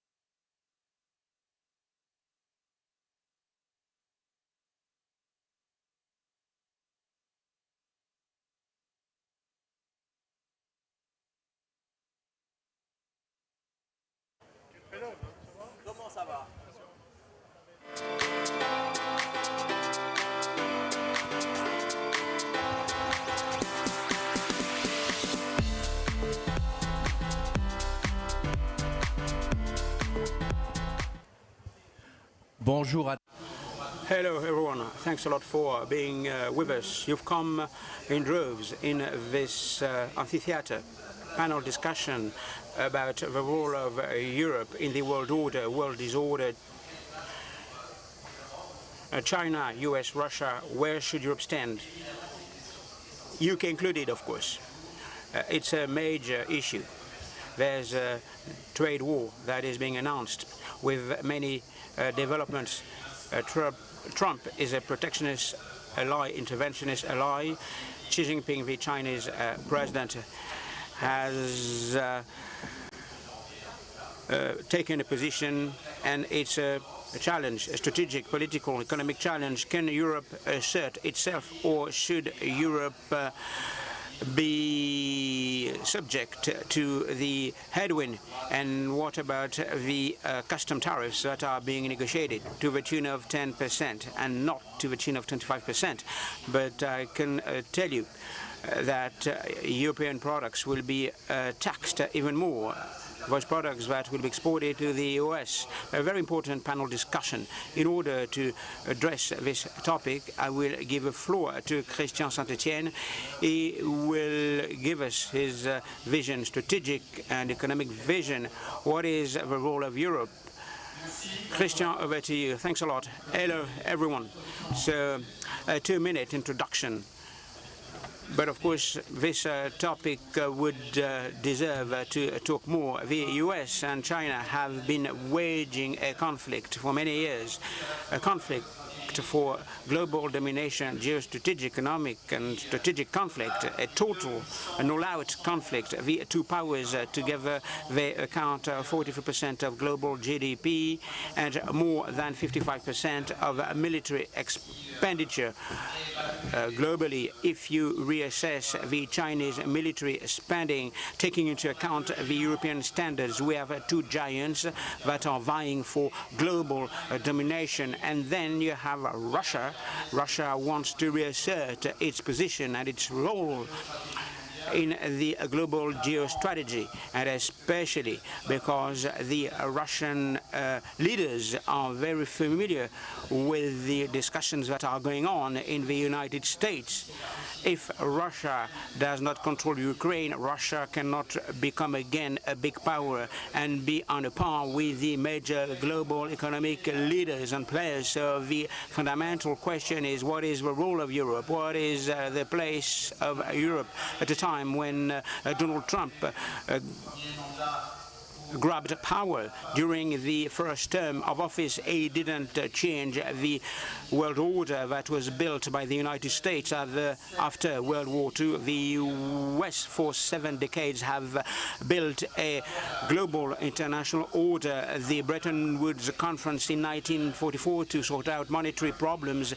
The US didn't want to have a repeat of the monetary wars that we got after the Great Depression, with lots of currencies being devalued, the pound in 1931, the dollar in 1934. So the Americans wanted to avoid a repeat of these monetary disasters. They created GATT in order to create an international trade order. In between, you had the San Francisco Conference that played a key role, especially if you take into account the discussions that we will have, the Declaration of San Francisco upon the initiative of the United States. All the countries should get the same rights, whatever their size. In this context, against this background, the Americans have built a global order in order to serve their interests. Let us not be naive, but it was an international order that was open. Japan, Germany managed to rebuild, they managed to export. The Western countries and some countries managed to develop themselves, some countries from the former Third World. But with Donald Trump, there's a tipping point. He considers that the role of the United States being a creator of the world order, it's a burden for the United States. And Donald Trump would like to adopt what we call an imperial model, i.e. the US, in contradiction to the San Francisco Charter and the article, the US will assert assert their power vis-à-vis the small countries.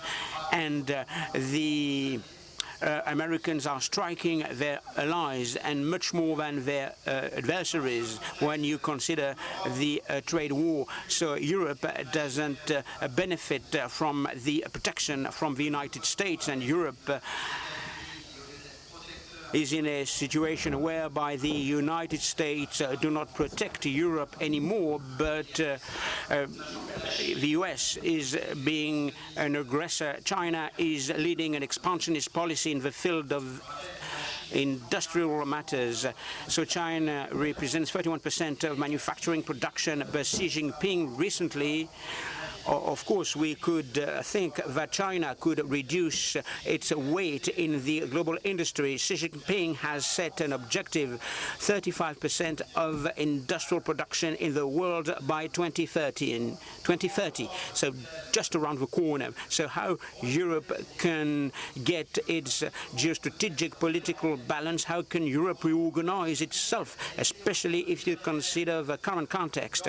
So Europe was the best student of the international order built by the United States, and Europe is like a set of countries being challenged amongst themselves. And Donald Trump said repeatedly during the election campaign, and once elected president, he said that he wanted the end of the EU as such. Thanks a lot, Christian. A big round of applause. Very interesting, isn't it? So we've set the framework. We have high-caliber experts from Europe, the United States, UK, and from France. Creon Butler, the head of Chatham House. It's a very prestigious think tank, Global Economy and Finance Program. Hi, Creon. A round of applause to Creon as well. We have Jacques Pomeroy, the CEO of Inetum. Jacques, hi. Jacques, hello. Right. Aurore Laluc, Member of Parliament, President of the Commission of Economic Affairs of the European Parliament, from the Social Democrat Group, SPD. Sabine Dandiguian, Managing Director of J2 Capital Investment Fund in Therapeutic Innovation. Big round of applause as well. And our American friend coming from the United States, Kim Rule, from the Council of Economic Advisors, coming from Washington. Since February 2025, he's been the advisor for economic affairs, advisor for the ministers in charge of tariffs and customs-related issues. Big round of applause to him as well. Creon Butler, I will give you the floor immediately. What is your vision following the challenges that were posed by Christian Saint-Etienne? Apologies for speaking English, but I think it will make more sense if I do. And secondly, thanks to the Circular des Economies for inviting me today. So I wanted to make 3 points in my 3 minutes. Firstly is the scale of the shock we've seen to the global economic system since the start of this year. I think you can put it into 5 things. Firstly, on the tariff side, we don't know where we're going to end up, but probably with a US tariff rate, maybe 10 to 15%, maybe 20%. That compares with an average tariff rate of just 2.5% last year. Also, the US government at the moment doesn't follow any WTO rules and has ignored 20 bilateral free trade agreements in the policies that they've adopted. Secondly, on the dollar and the financial system, you have another 3 trillion plus on US public debt. You have the president's approaches to how he's going to appoint the next president of the Federal Reserve. This has major implications for the future role of the dollar. Thirdly, global public goods. The US has withdrawn fundamentally from the fight against climate change, public health, poverty reduction. Fourthly, and this is one that's not so often looked at closely, the US government has said they will no longer enforce the Foreign Corrupt Practices Act. They will no longer enforce rules on beneficial ownership transparency. And then you have a whole string of developments within the US, which really undermines global economic governance more broadly. And then finally, you have the security issues, which have also a major economic effect. So this is an enormous shock. There is, I think, to some extent in the UK, a sense of denial about how big that is. I don't get the sense in France, and perhaps not in Europe. But then there is a question of, well, what do you do about it? And I think the first thing is to say it's not going to go back. There is going to be a change. There may be a future US government that is more friendly towards the global system, but it's never going to go back to where we were before. And in response to that, we have to look for a very clear international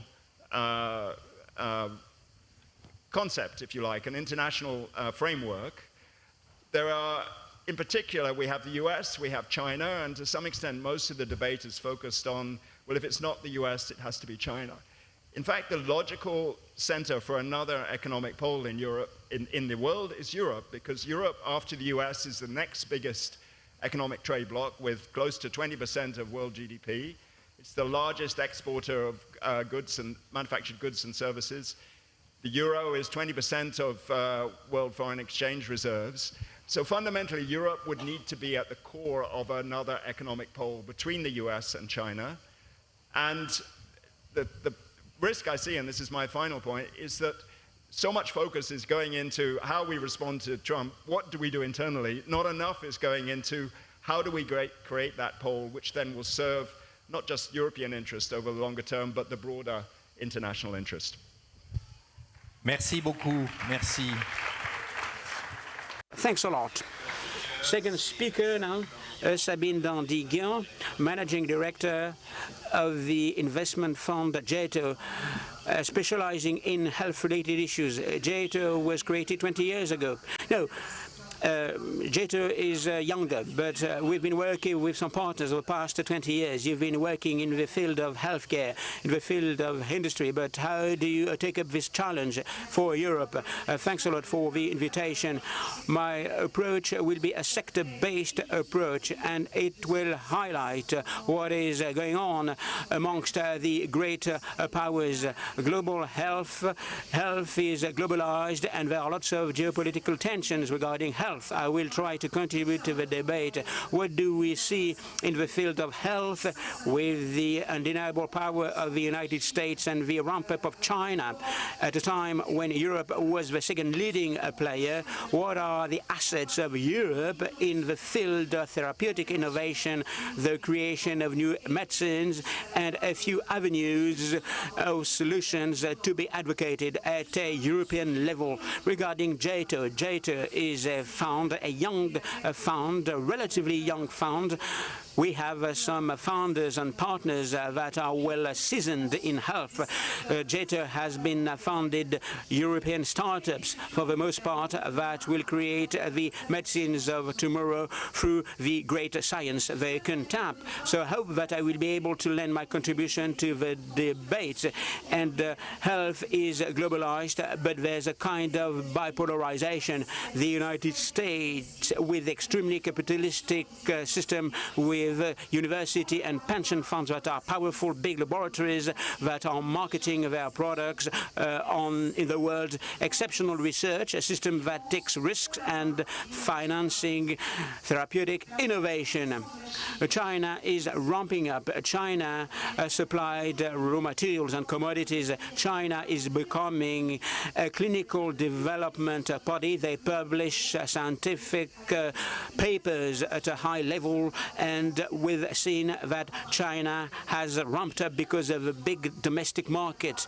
Nonetheless, there is no big Chinese laboratory able to market therapeutic innovation throughout the world. What about Europe now? Europe has lots of assets to tap in the field of healthcare in this specific market that is illustrative of what should Europe do.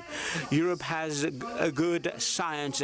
If you look at the rankings of the top research universities amongst the top 143 universities are European. We embed Great Britain and Switzerland as bigger players in the pharmaceutical environment. Europe is a big market welcoming therapeutic innovation. Bear witness what happened during COVID.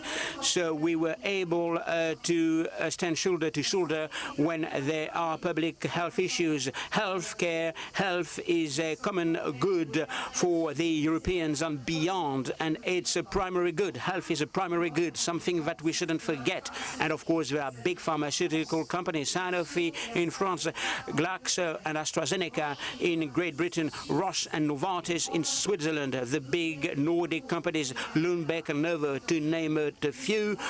But these companies play a key role. These big pharmaceutical companies, and the big pharmaceutical companies can sell the big drugs, the significant medicines. And I think that Europe should regroup. And Europe has lost its place. But during COVID, Europe managed to buy packaged goods, packaged medicines, and that's why the first vaccines were made available to different people. There are some pieces of good news. Healthcare is a strategic sector and can create value. In France, you have BPI, the Public Investment Bank. Nicolas Dufour called for many independent funds that could be created. This is the case of JATO in order to fund therapeutic innovation. EIF, the Public Investment Bank, and the European Bank are catalysts, and they provide some support to JATO, and they catalyze necessary investment. Then mobilization of private saving. We have the TB initiative in France, whereby it was possible to label big investment funds in biotechnologies, in technologies, with the support of the major insurance companies, so they managed to provide funds. This initiative is coming down well in Europe. Will this initiative be expanded? Will this initiative be able to mobilize private funds? So you've said that China has no big laboratory able to export major medicines. Why is it the case?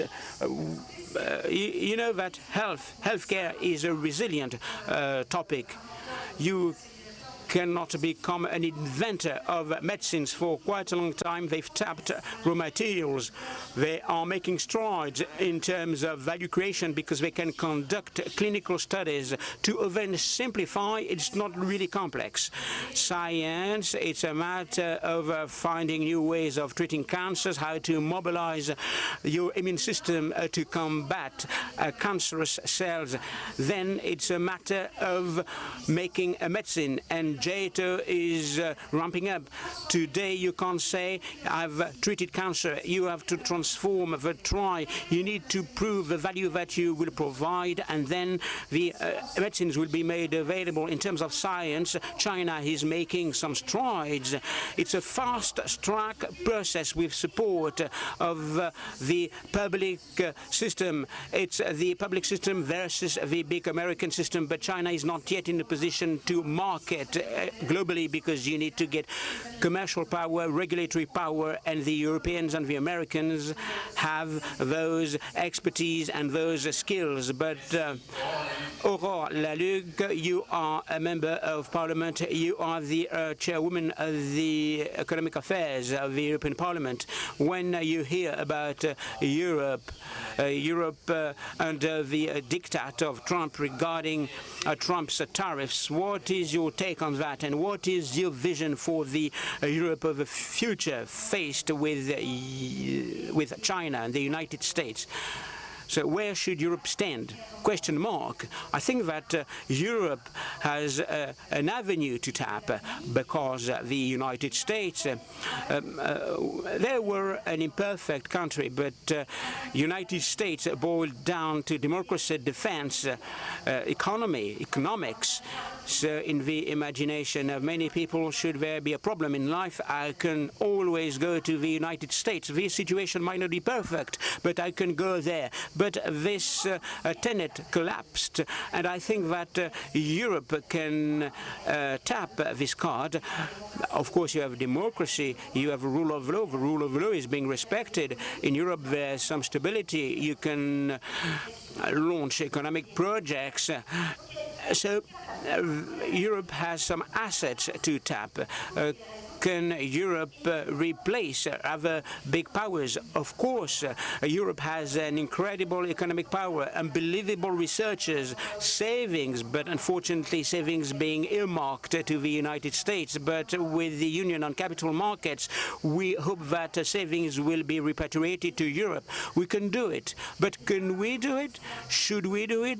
Do we want to do it? That's complex. Christian Saint-Etienne described many reasons for that, and Europe was built in some specific conditions, and Europe finds it difficult to move away from its comfort zone. But when we look at the situation, what is it like today? Has Europe changed fundamentally in terms of rhetoric, in terms of doctrine? Is there a systemic doctrine? The US, Russia, China, they have a systemic doctrine, but unfortunately Europe does not have a systemic doctrine. Has Europe got a strategy? Unfortunately not. Have we implemented the full Draghi report? Unfortunately not. We simplified things because Europe is a normative power with lots of standards, and Europe is specializing in the rule of law. The question of investments, the question of industrial policies, have we moved forward? I'm not going to lie to you. I've been fighting for that. We haven't made headway. We can talk about these issues. Industrial policy was a taboo word as part of my latest office. Can we say what is our strategy? We cannot do that yet. We are arming ourselves, the Europe of defense, with Raphael Glucksmann. I mean, we wanted to get European defense, but rearmament is good, but we need to get the right communication tools. Otherwise, it won't suffice. You have to consider the monetary infrastructures. I mean, we don't have any European means of payments. All our data are in the US, so we depend a lot on the Americans for all what is connected with digital. We are very weak because our democracies, I mean, can be impaired and under attack. Have we made headway? Not yet. So what about the member states? I mean, the member states, are they less selfish than in the past? Not yet. We want to get a union of capital markets, but at the end of the day, when you are at the negotiating table, and I'm presiding over some negotiations, Germany will defend its interests, France and Italy will defend their interests, and it will be very difficult to get some trade-offs, and we are clinging to our own turf, and what would be a good idea would be to get a bigger cake. But Europe has a place to tap, but we need to get that place. And what is important is the balance of powers. But if you look at the balance of powers, you have the Commission, from the European Commission to the European Parliament, instead of having a position to get a transition from the EU to the US. There will be some negotiation on custom tariffs. We'll see if Europe can take this role, a 10% tariff. I can tell you that some companies will be nipped in the bud. If you have a 10% tariff, we won't have one. This is something that we need to bear in mind. And Trump does understand only one thing. He is not a transactional, he's an extortionist. What he likes is the power play, and Europe wants to have a role to play, and Europe should fight for the Europeans, and Europe should fight for his role and place. Otherwise, nobody will give Europe the place it deserves. Thank you. Beaucoup de constats. So you've said a number of somewhat worrying things, given that there's not a lot of time before agreement needs to be reached. You're saying that 10% would be a failure, but that looks like what we're heading for. So, in terms of this trade war, will Europe have to submit? No, no one has to submit. No one can force anyone to submit. We need to know what our strategy is and how we can stand up for ourselves. We've got entrepreneurs right throughout this marquee. Ask them if 10% is nothing for them. I was at the agricultural fair in Bourget outside Paris. That's 10% would kill a lot of companies. Another question, is there a European strategy in dealing with Trump? It seems like people are kind of making it up as they go along. What is Europe doing? Europe is working hard 24 hours a day, but facing up to Trump, what is going on? It's not just Europe, it's the member countries. People say we need to negotiate tough, stand tough against the Trump, but what about financial services? No, what about this? No, what about olive oil? What about all of these different products? Member states themselves are very nervous about what it could mean to them. So the only thing that is positive in all of this is that Trump hasn't been able to divide us, and that's what he was trying to do. I'm not sure that the story's over yet. We're not out of the woods. Let's turn to Jacques Pomeroy, who is Chairman and CEO of Inetum. Tell us a little bit about Inetum, your group. It's not very well known. Inetum provides IT services. We have 28,000 consultants in different countries. Our role is to install technology in businesses and in government services and to make it work. So you're an entrepreneur. You've got a global vision. What would you say? How would you answer the question? Where should Europe stand? My answer will be about technology. Europe's place will depend on its power. Power is a term that we've been taught not to use very much for the last 60 years, because once we started to use power the last time around, we did stupid things with it. Power comes from wealth creation. Wealth creation, the money that we create, enables us to buy arms, to negotiate and trade. It gives us credibility and strength. As the Draghi report shows, part of Europe's power will depend on technology, and that explains why we're lagging behind in terms of wealth creation per capita, the lag that we have in terms of technology. So I've got three things to observe and three things to propose. The first thing is that the European market is very fragmented, whether we're talking about standards or working methods. The effort is the same for a French startup to start working in Germany as to move into the United States. And there's a kind of sovereign preference in each of the countries. If instead of that we had a market that was like the US market, which was a single unified market, we think that there would be 35% growth for European SMEs. What's happening? We're getting a brain drain, and even the businesses are leaving Europe. 30% of unicorns founded in Europe since 2008 have left. They've left because they're looking for greater return on their capital invested in a bigger market. So here's a proposal. We should talk about the 28th state. Because we are struggling to agree, we should create a 28th virtual state where companies could register, and there is a single set of tax rules, of regulations that would be valid for all of Europe. Sorry, you're saying something really important. The 28th state, is that your idea? It's an existing idea.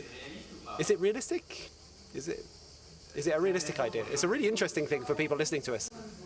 It's something that is being negotiated on a European level, not in terms of tax affairs, but we are working on the idea, and a report on this matter was filed in front of the European Parliament yesterday, in fact.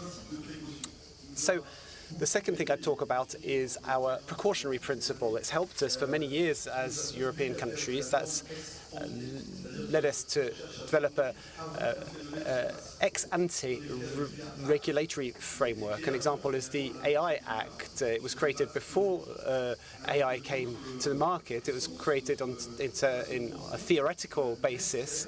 Other approaches would allow things to develop and would regulate after the event, ex-post regulation. So adoption, take-up of technology by businesses and public authorities is lagging behind. Let me give you a few figures. Cloud technologies, whereby data is stored on remote servers. This is a 15-year-old technology. Only 40% of European business use cloud technologies. The figure is a lot higher in the US and in China, and has been for many years. The second thing is the number of SMEs and bigger businesses who exceed the minimum digital threshold, a website and digital services. 40% of businesses in Europe don't have this minimum technological threshold. And now, if we turn to AI, the theme of the moment, if you look at all European countries and businesses with 50 employees, there's 13.5% that use AI. 40% of similar companies use it in US and 50 to 60% in China. So, as a number of business leaders have said this week, we wonder whether we should have a moratorium on the enactment of some of the legislation like the AI Act, and we should move towards an ex-post regulation system rather than ex-ante regulation system.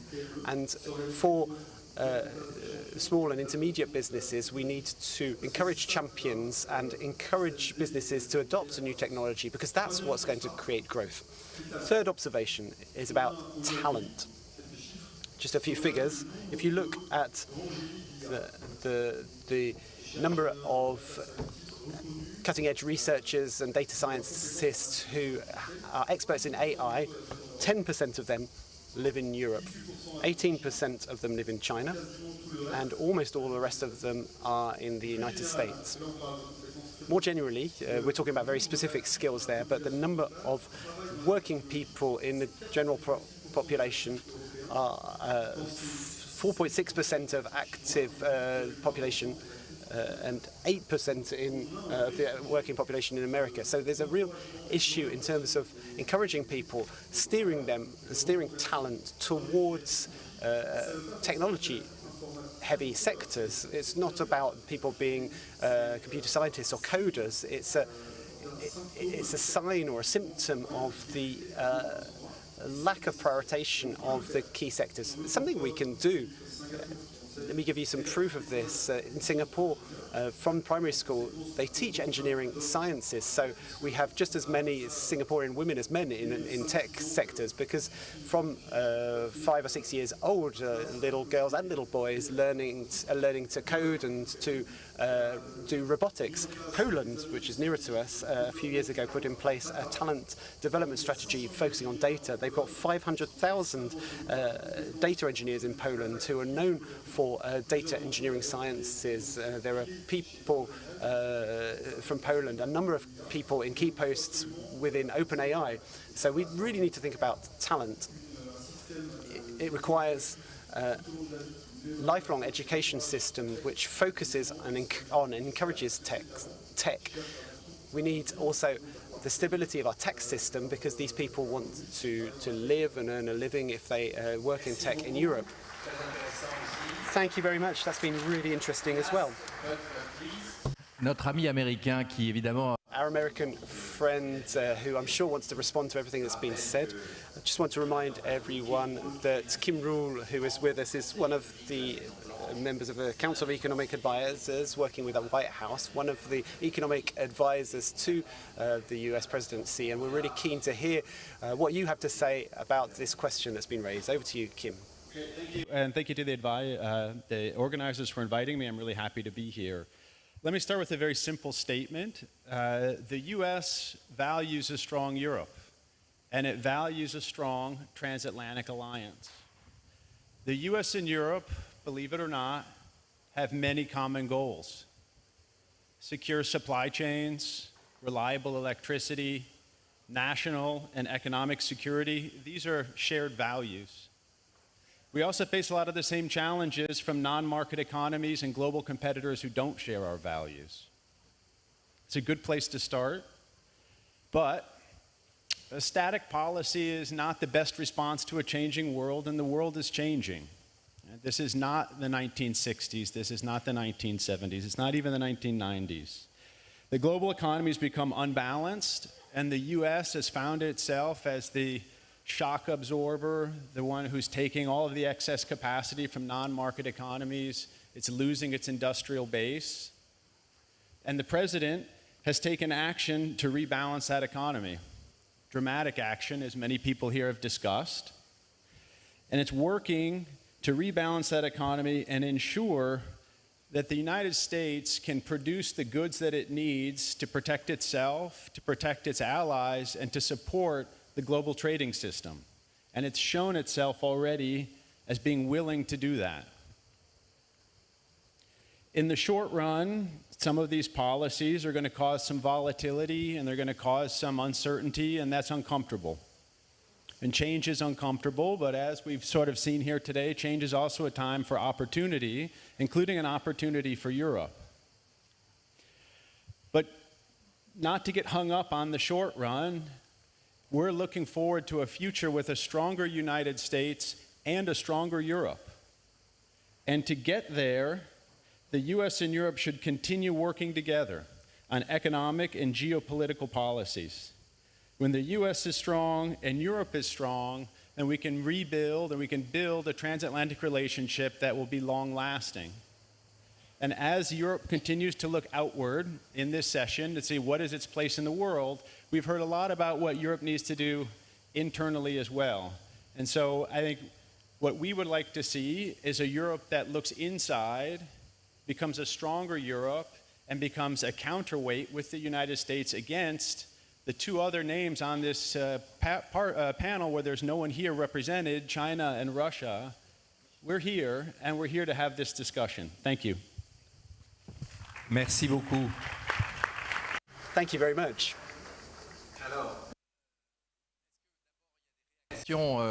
Peut-être vous. Are there any responses?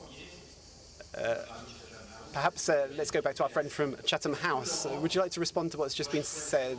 Should Europe have to choose between China and the USA, or is there a third way? What would you like to say to everything that you've heard on this panel so far?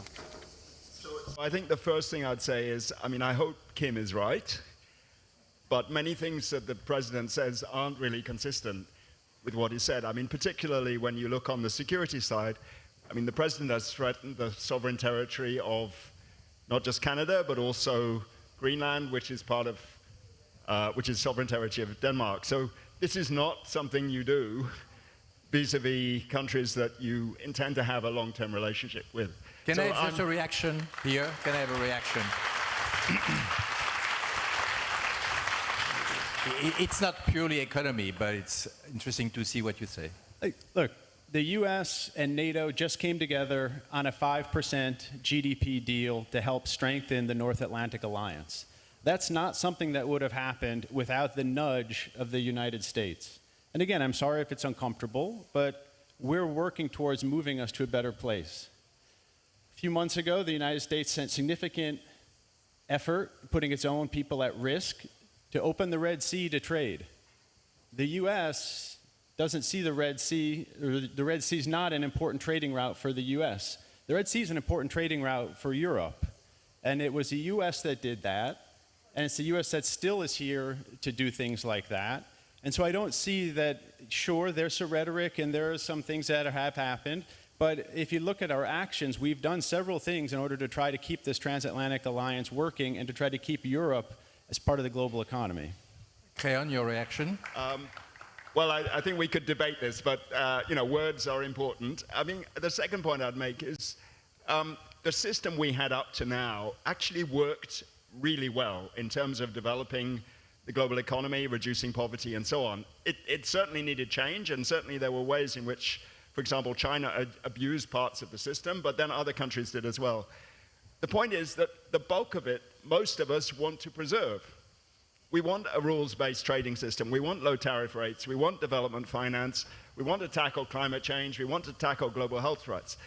The US doesn't want to do that at the moment, so the real challenge for the rest of the world is between the US and China is how do we build an international system that achieves that preserves much of that system. And how do we do it? Comment on fait? Well, there you go ahead. I think the core of it is it goes to Europe. This is because Europe is the only big economic bloc with those kind of values. China isn't that, and currently the US isn't that. So it goes to Europe to provide that leadership, to work with other big emerging economies, with other advanced countries. I mean, particularly between the EU and the UK, it's much stronger if they work together than if they work separately. And that, for me, is the thing I really worry about now, that, as I said at the start, we're not putting enough effort into preserving the bits of the international system that we all need in the future, even if neither the US nor China is willing to put the effort into that. Il y a une question qui est posée importante, c'est est-ce que l'Europe... There's an important question that's raised. Can Europe face up to these two giants if it is disunited? So we can see in very important issues such as defence and tariffs, and I'm asking a question to the MEP who's with us, who knows the European Commission well. Can Europe find its path if it's not united? Do you think this unity is possible, or will we see Europe fragmenting given all of the disunity that's around with different camps within the European Union? In some ways, that's what Donald Trump was looking to do. He was trying to disunite us, and that's not work. That's a positive thing, as I've said. Just a bit of a response to what I've heard about we want a strong Europe from the part of our American colleague. I'm very sorry. I'm very surprised to hear this discourse. I would refer to that as a bit of a toxic relationship, because when one respects one's partner, one doesn't impose tariffs in such a unilateral way. One doesn't put on pressure to this extent. One talks differently. But that's the reality. I'm just responding to what's being said.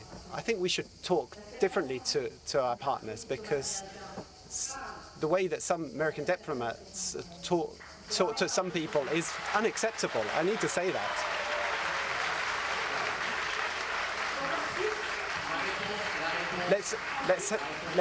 Let's give Kim the opportunity to respond. Just wait. I'd like to give Kim the chance to respond. Kim, would you like to respond to what's just been said? Yes, I would.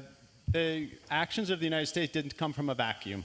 They're a response to things that have happened in the world, including in Europe.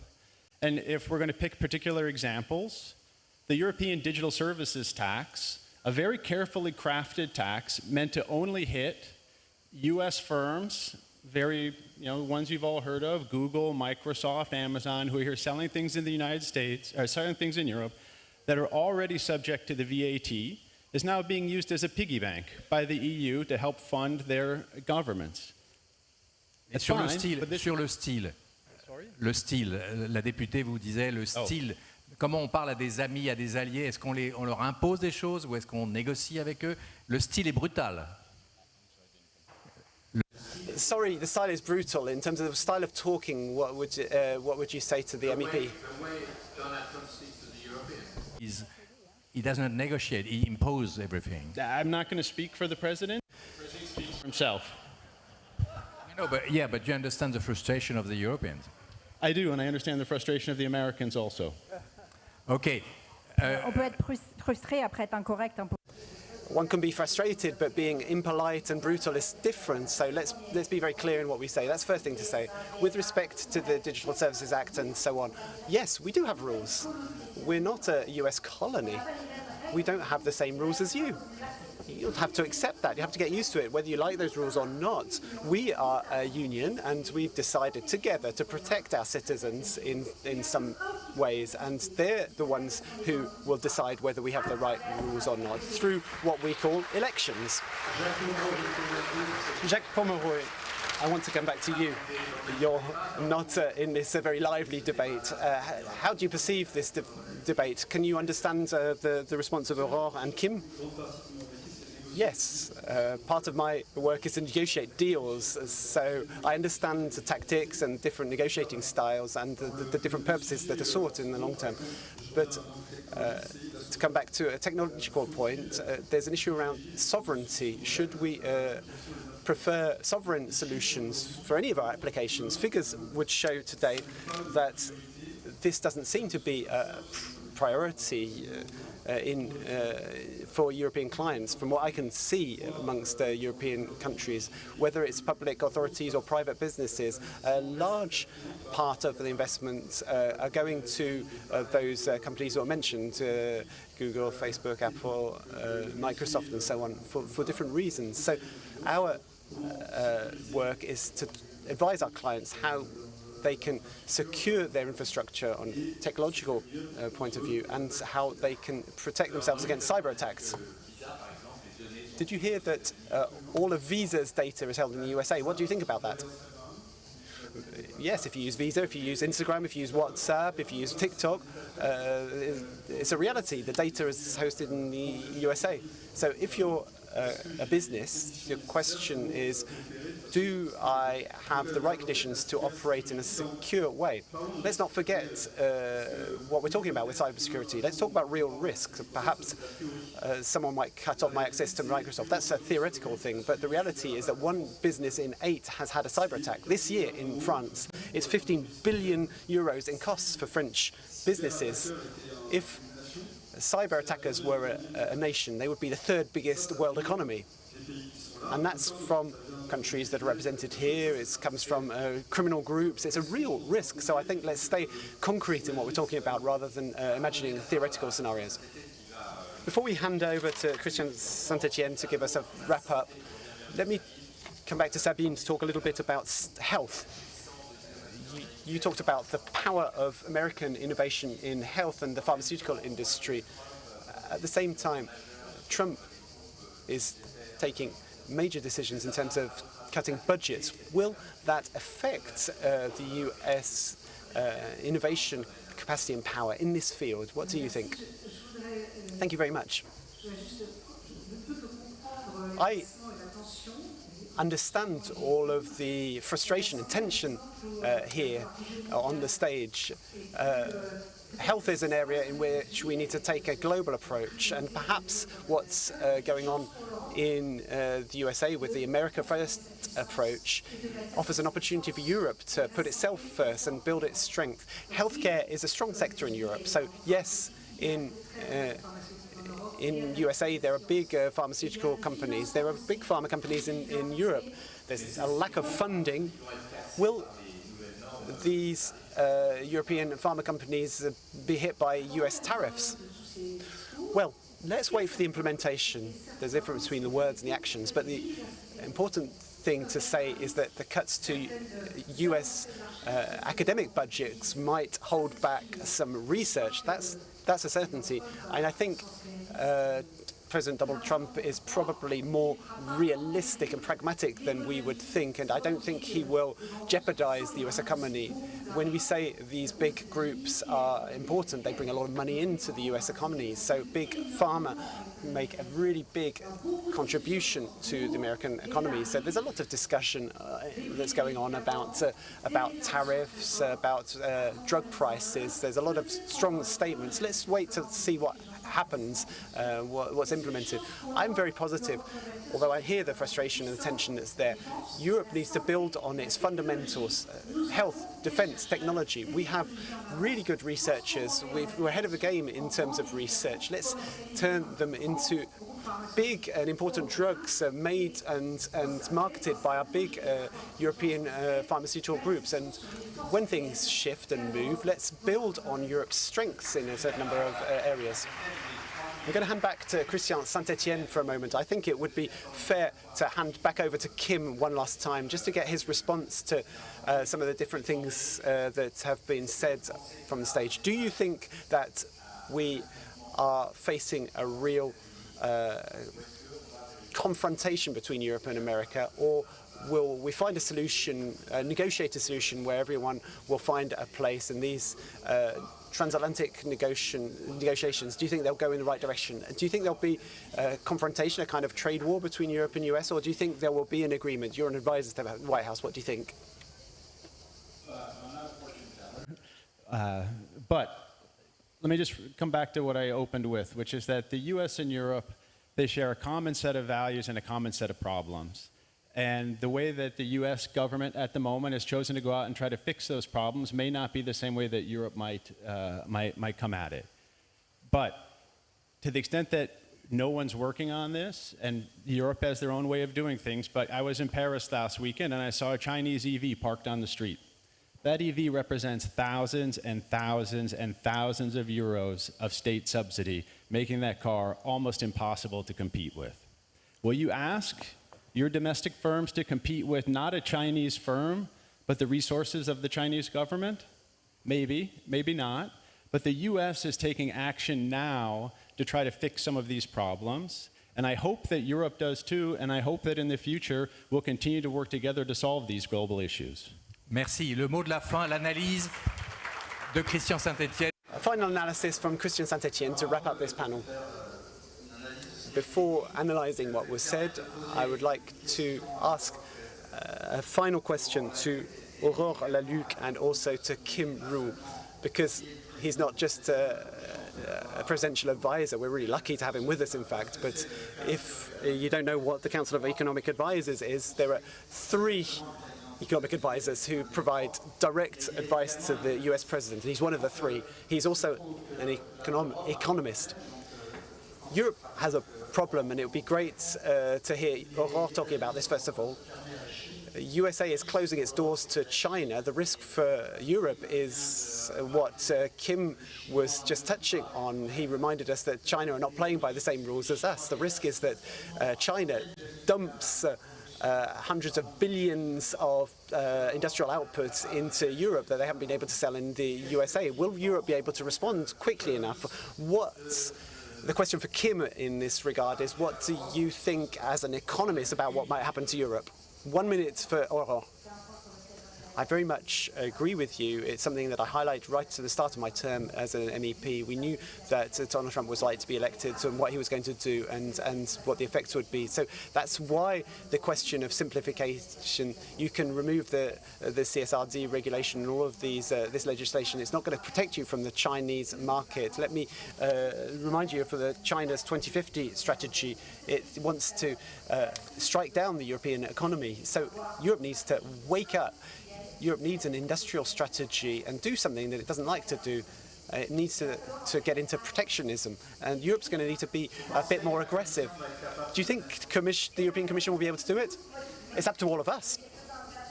Some of us are fighting for it morning, noon and night, but it's not part of the European DNA. As you know, Europe was built at a time when globalization was being rolled out and deepened, even facing the Inflation Reduction Act, which I thought was a good idea. We didn't respond properly. So Europe needs to shake itself up and wake itself up, otherwise other countries will do it. Kim, are you worried about Europe becoming an industrial colony of China? Is that your worry? I think I'm worried that Europe faces the same problems that we have in the US. We've watched our industrial base be chipped away by non-market actors, and it's created very heterogeneous effects within our country, both across different types of jobs that have been lost and geographically in different places that have been hit harder than others. And that can create social problems. And I believe those are the same types of problems that people are worried about in Europe. And so perhaps they'll see what the US has done and what we're trying to do to fix these problems. And in the end, the United States and Europe can become a counterweight to the non-market actors and the sort of malcontents that are trying to change the way the global economy works in a way that's worse for the United States and for Europe. Merci. Christian, en un mot, Christian, in a word, the US has a very aggressive policy, but China's policy is even more aggressive. They are subsidizing their businesses to try and take control of the world market. In Europe, the solar panel production industry has been wiped out. They're trying to do the same thing for heat pumps, electrolyzers. They're trying to do the same thing with electric cars. And in some ways, the US are responding to the Chinese threat in a bit of a brutal way, but we're just watching what's going on. So, in a word, Europe has massive potential, but the question is, will it be able to take hold of its destiny? We need to respond to this not in 10 years, but in 18 months. And the question is, will a year down the line when we get together here in Aix-en-Provence again, we have answers showing that Europe is starting to respond to the Chinese threat. I hope that we will have settled our differences with the USA by then. Thank you very much. Let's see you again next year in Aix. Thank you to all of our panelists.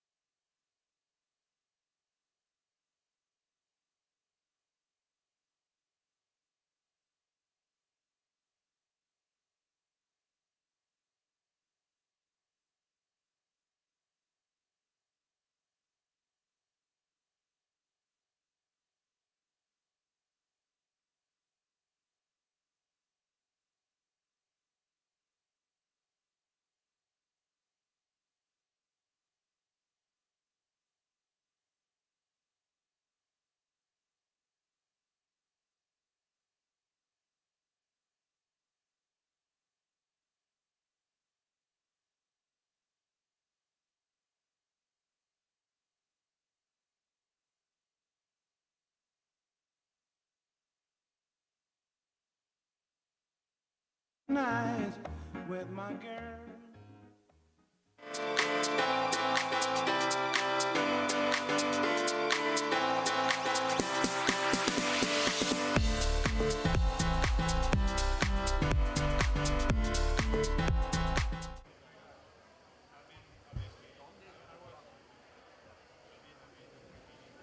Je crois qu'on peut y aller. Mesdames et messieurs. I think that we can start. Hello, everyone. I know that it's very hot. Conditions are tough. Nonetheless, thanks a lot for being with us. We are delighted. A little bit of discipline, please. We have two high-caliber speakers.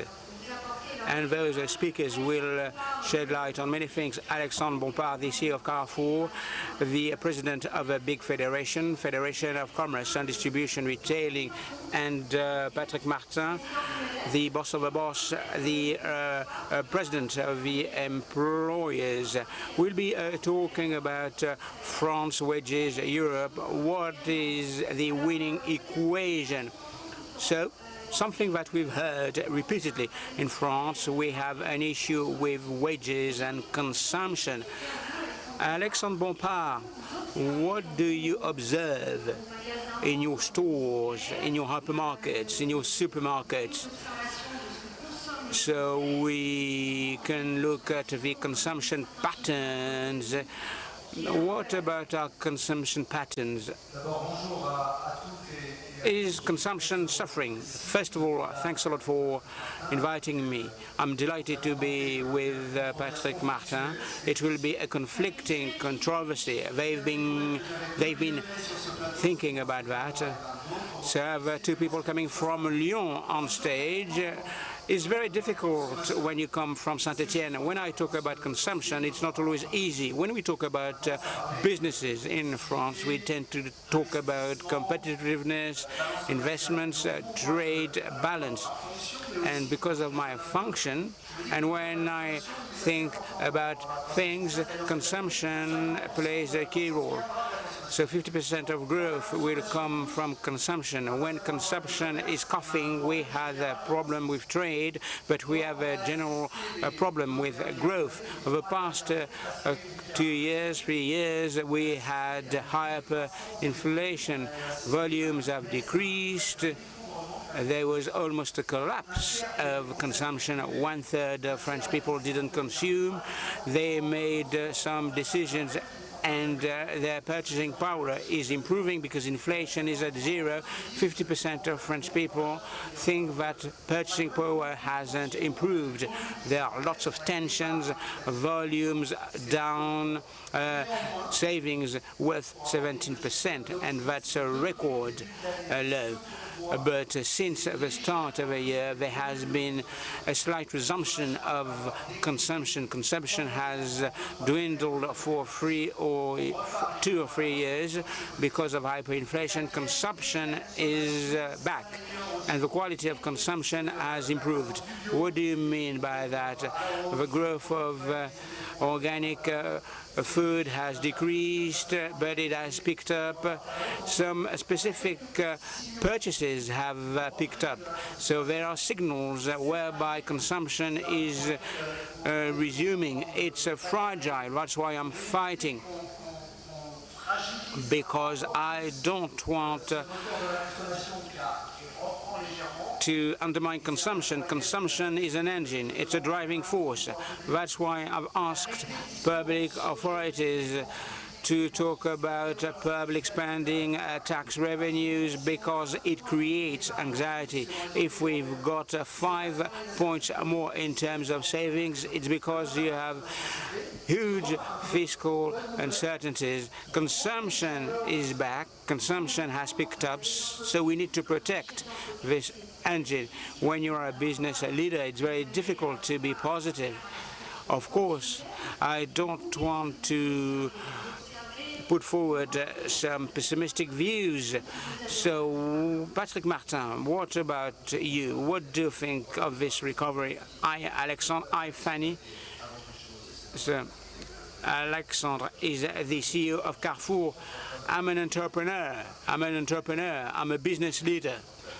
Above all, I do share what Alexandre has said, but I can tell you that people have adopted a wait-and-see attitude, and all the growth engines have stalled for the same reasons. There's a French component. I do agree with what my colleague said. There are lots of political uncertainties. This uncertain period has been lasting for quite a long time. We have still to wait until 2027, when there will be some presidential elections, and the public agents, economic public agents, are prudent. Consumption has picked up slightly. Investment of non-financial companies has dwindled. International competition will increase. There are some requirements in terms of decarbonization. Of course, we should be able to invest full gear. And consumption is picking up, but we have lots of companies that have closed their doors. It's a kind of huge social plan, restructuring plan for commerce. For the past 18 months, 50,000 jobs have been removed, curtailed. It's crazy. In 1 week, Princesse Tam Tam, Comptoir de Cotonnier, Keza, 2,500 jobs have been lost. And if you look at the situation, people were indifferent.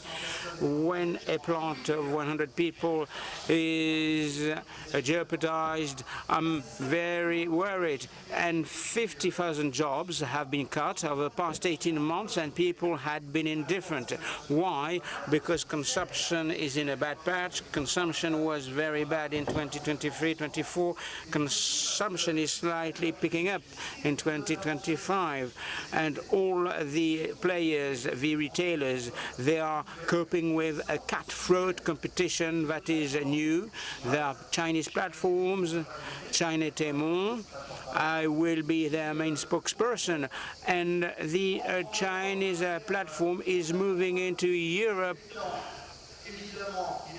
They don't comply with the regulations, social rules, fiscal rules, tariff rules, and they don't comply with the basic food security rules. You are a toy manufacturer. You are a manufacturer of garments. You are facing players who are delivering 200 million parcels a year, and they don't comply with the rules. 95% of the parcels, when they are controlled, from time to time they are not controlled, they are illegal. Lots of illegal parcels, and everybody is indifferent. And I can tell you that lots of companies have defaulted due to that situation. So we are doing a lot for the industry, but you've kept saying that we need to reindustrialize the country. We have some issues with the advent of some Asian countries. Do you think that the government is focusing too much on reindustrialization or not enough on commerce? It is not binary. It is not industry versus commerce or construction. The whole process is integrated. We are supposed to get a controversy, but we have reached a consensus. We agree on many things. So we have to be cautious with the different types of donors. And I attended a meeting with Chinese representatives. And we had representatives from cosmetic, toy industries and the members of the consumption club, and they got the same analysis as that of Alexandre. And allow me to insist on that point. There are major challenges in terms of product compliance.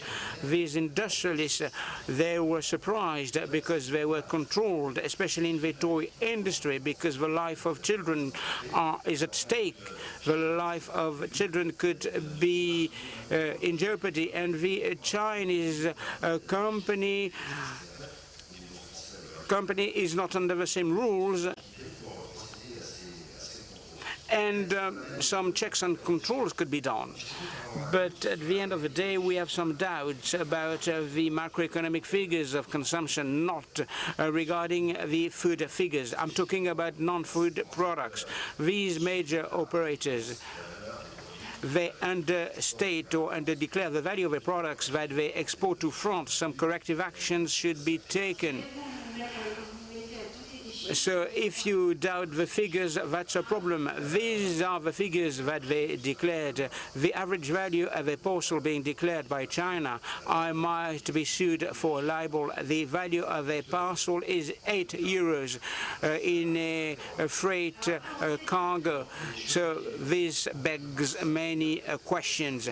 So there are interests that are intertwined across all the business sectors. We represent all the business sectors. This is what I think. If you want to get a prosperous industry, it's important to talk about services, construction services. So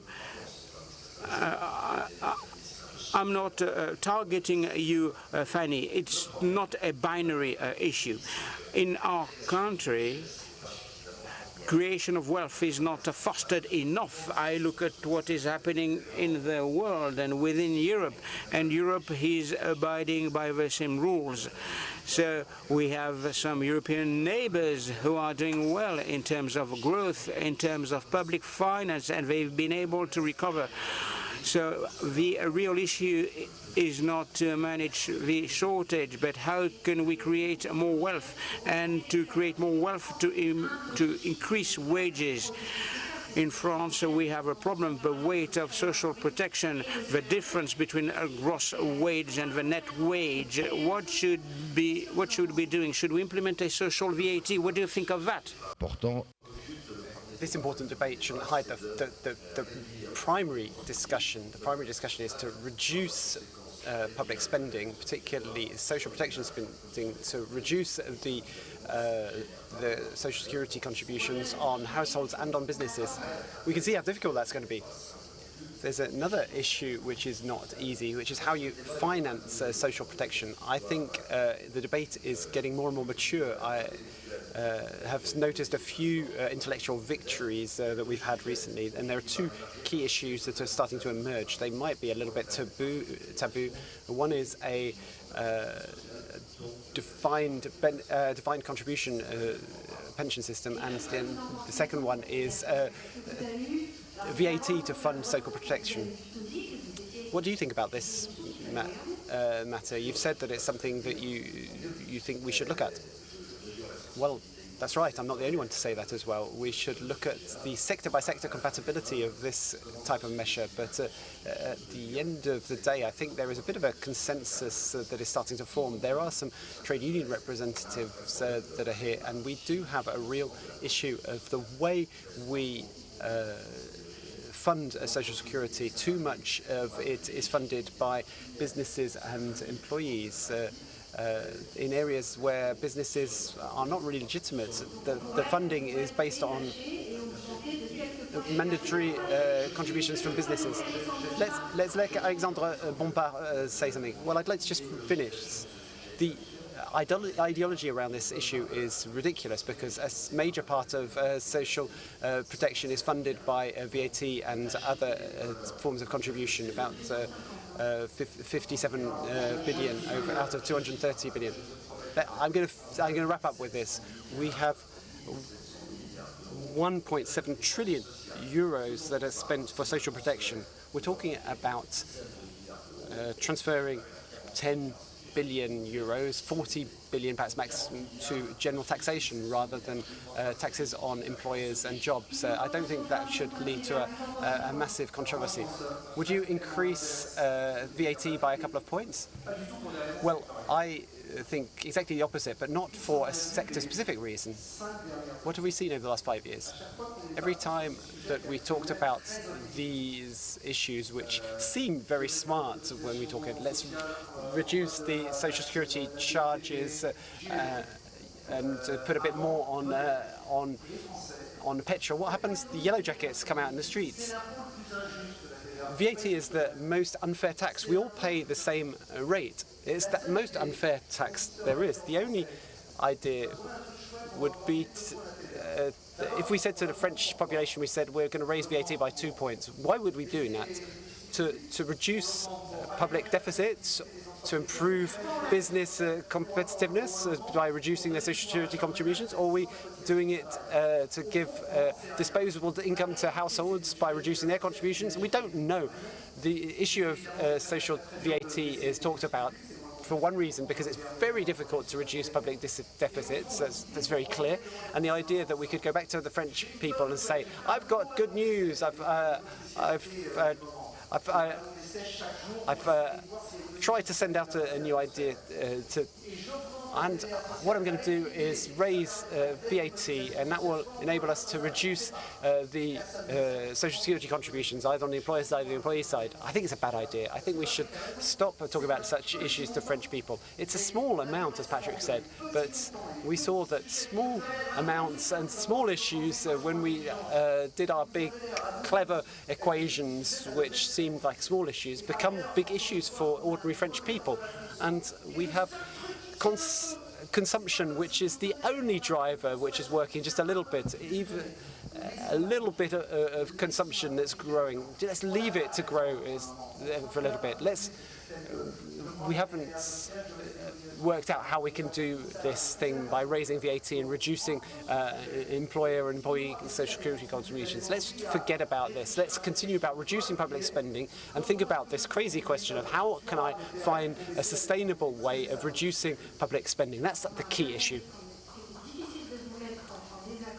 We understood that it's difficult to get you to disagree, but there were perhaps a few little nuances between you there. But we could have some questions from the floor. It'd be good to introduce yourself, but ask a question. Don't make a comment. Yes, go ahead, sir. I think there should be a microphone somewhere available.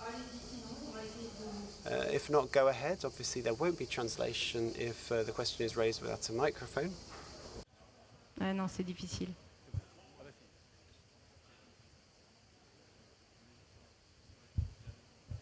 Oui, effectivement. My name is Serge Gardelli. I'm the Secretary General of the trade union in the Bouches-du-Rhône area. What's your question? I've got a question about investment. Investment today means jobs for tomorrow. So I've got a question for Alexandre Bompard. On some things, I agree with Alexandre Bompard about VAT, and I disagree with Patrick Martin. I agree with what you're saying. However, there is an issue where we disagree. The issue about maintaining purchasing power amongst employees. I've got a question about the location management of Carrefour shops. What's your question? Okay, I'm going to ask a question.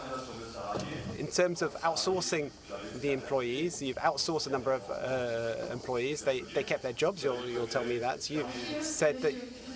I'm going to stop you. We need to ask a question. Mr. Bompard, I want to say something to you. Instead of outsourcing those jobs, you should have invested in the stores in order to boost their momentum through investment in order to develop the wealth of Carrefour. I suggest that the internal Carrefour discussion is something that we talk about together, because it's perhaps not an issue that interests everyone. But there are two things that we need to do. Constantly invest in our stores. We've invested a record amount this year, the record for the last 10 years. But there are shops that are struggling, and we call on entrepreneurs to help us. We've not closed stores. We transfer them to entrepreneurs to manage in order to save jobs and to enable those businesses to develop. I'll discuss further with you. Thank you very much for your question. Thank you. Any further questions? Yes, there's a gentleman over there at the side. A final question, please. A question, please. My name is Samuel. I manage a stoneworking business, a small business. I've heard the two speakers talking about the issues. I think I've understood what's at stake. My question is as follows. We talk a lot about sharing wealth, but do you think in our country one day, I know that as stonemasons we love our countries, do you think we will have a debate about how we could create wealth in a way that enables it to be redistributed? The real question is, how can we create wealth? Has anyone got an answer to that? I touched on the question earlier on. I said that the real issue is generating wealth, creating wealth, rather than managing shortages. For people who've had a bit of time to waste, what was the issue with the conclave, as it was called, about pensions in France? It's not issue about tough working conditions. Those are not the key issues. The key issues are that we couldn't agree. People couldn't agree on what the impact of job creation in France would have on growth.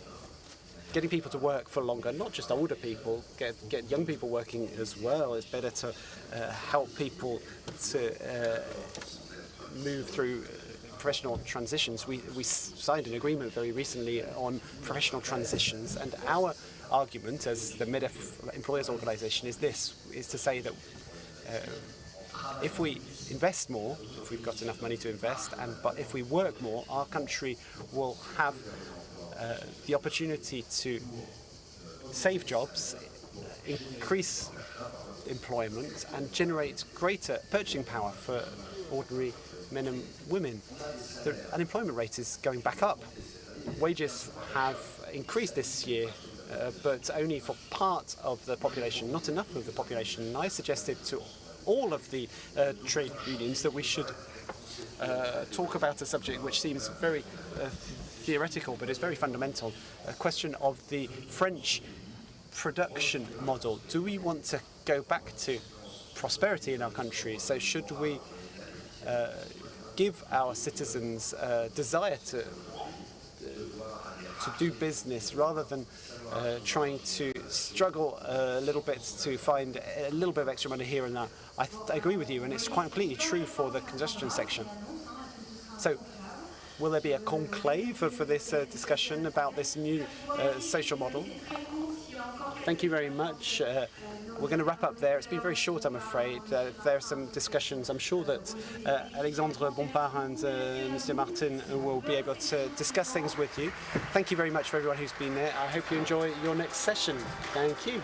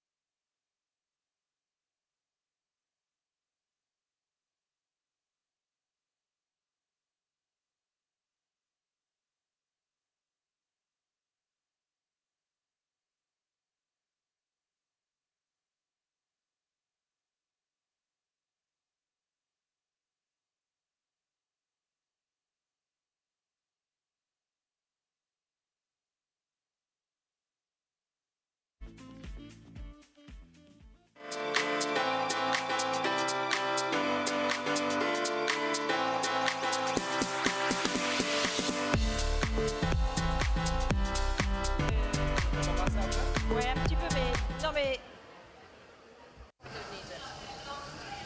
All right. Come on, Brucey.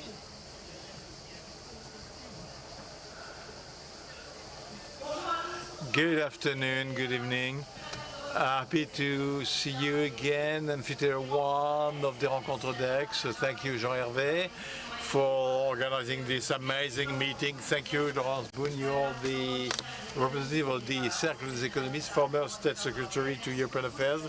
Thank you, Lebastien Cornu, Minister of Armed of Defense, to be with us tonight for this roundtable. The title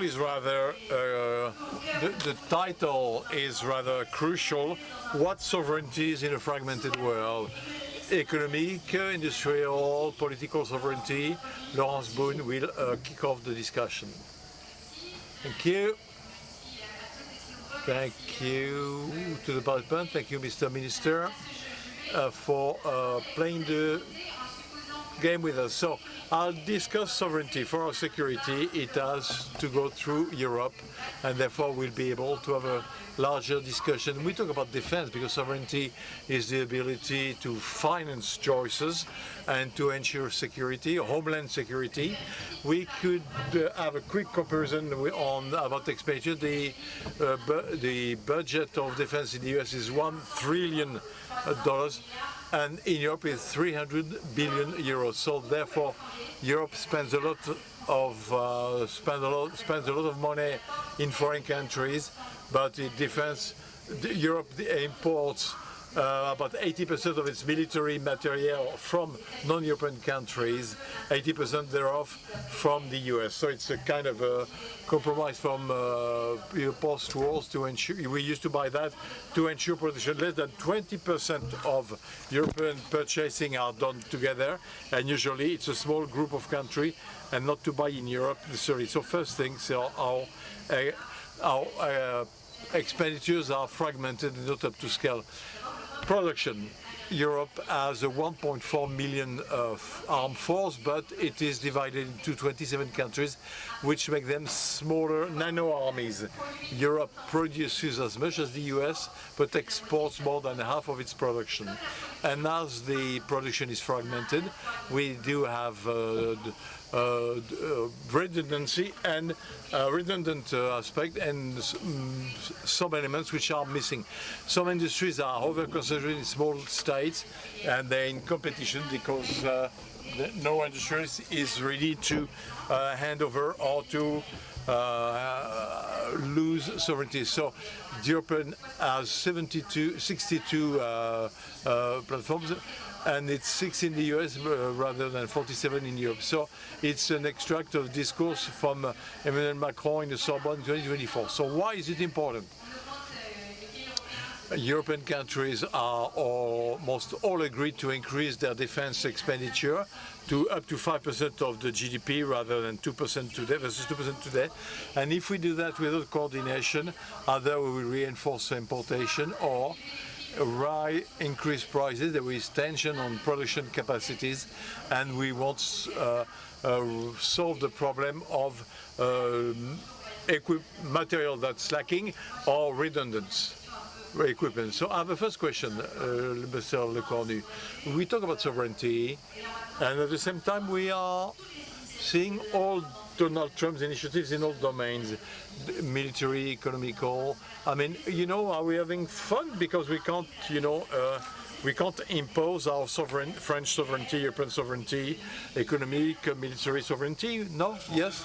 Well, I think for the military aspect, we can disconnect it from the rest because, history is not clear. In the 60s, General de Gaulle drawing conclusions from the periods of US isolationism in history and the way the Americans had treated France libre in 44-45, the general observing that the world was being organized between two blocks, it was unacceptable for France not to be sovereign and at the control of its own defense and to have its own nuclear deterrence. And this is where there is a shift. In fact, where do we stand when And what about the other European countries? Since 1960s, there is no GI on the French territory. We know we left the nuclear plans of NATO. We're the only nuclear countries of NATO which has its full autonomy. So, and Europe, most of the European countries in Cold War, and even post end of the Varsovie Treaty, well, gave their industry to China, part of the energy bill to Russia, and in an obvious way, their security left to Washington, except that the U.S. history, and even George Washington always had time of isolationism. Democrats or Republicans in Washington, well, the two political families, are in a pivotal phase of Europe, which will be of less interest to them increasingly, and they're moving to China and the Pacific. Europe is of no interest for 2 years because they consider that the main security challenge for them is China. China every 4 years. China is launching to sea the equivalent of the full French Navy. So every 4 years. So so regardless, we'll come to 3.5% of your time, 5% trade war. It comprises other reality. If I keep to the military aspect, reality it is changing. Democrats would have changed more elegantly, but they would have done it anyway. On va faire 15 minutes. So it's the end of the war with Ukraine. They said they have no stockpile, ammunition, no stockpile. They don't want to help Ukraine, so we have to rearm ourselves. It would have been the same with Biden. I'm not saying I agree. I'm saying for the last 6 months, the U.S. administration, since mid-January, says we end the military aid package for the Biden administration, and we don't launch any new initiative. We can all look surprised, and I feel sorry about it, and I'll tell you how we could try to solve it, but it's not news. It's not, it's neither to be, weak versus Russia or was, betraying Ukraine, simply because the U.S. are at a time where they're not egoistic, but first and foremost, they think about their own needs. American stockpiles have been, have been used by Sahel and Israel in all the war actions. So I'm not finding an excuse or being a speaker, but before talking about us, we French and the Europeans, because it's not always between Laurence and I, and even though we belong to the same government with a lot of complicity and friendship, but if we don't agree about the behavior of the US and the fact that the US will not provide the same security to the Europeans, and even tomorrow on the nuclear umbrella, if we don't agree there, everything we'll do will be a mistake. Laurence, now let's talk about the France first and Europe. France. In France, whatever we say, we'll try. Well, there is a military planning expenditure. We want to achieve 67 billion in 2030 or 40, but the budget is limited. We talk, but do we have the means? And many industrialists actually ask themselves, well, we don't see orders, we don't see the money. I think there are several questions in the question. First, there is no free censorship. Whoever moved the budget, when you start doing a budget on March 2nd, orders will be done anyway, don't worry. So what is our relationship with national defense, homeland security, and those who decide to be involved in our own protection? It's the very reason of the state. I was a mayor, I was president of a department. Sometimes, the state did, a bicycle line program, but, a city hall will not buy a nuclear submarine. But we need to have a military apparatus which should be in coherence with what we want to do, which matches our diplomacy. Do we want to be a global power? Do we want to have military might that will allow us to protect our possessions in overseas territories? But, do we have the means? Do we have the means? Do we want to do our own security only and be basically, we shrink back to ourselves, or do want to help ensure the safety of our partners, immediate or overseas departments, but the neighbors of our overseas department or the Gulf countries. So there is nothing worse than to have a military system which is not matching the diplomacy. In 1940, that was the case. We had an offensive diplomacy. If Polos is attacked, we'll go and help the country, but the military system was defensive.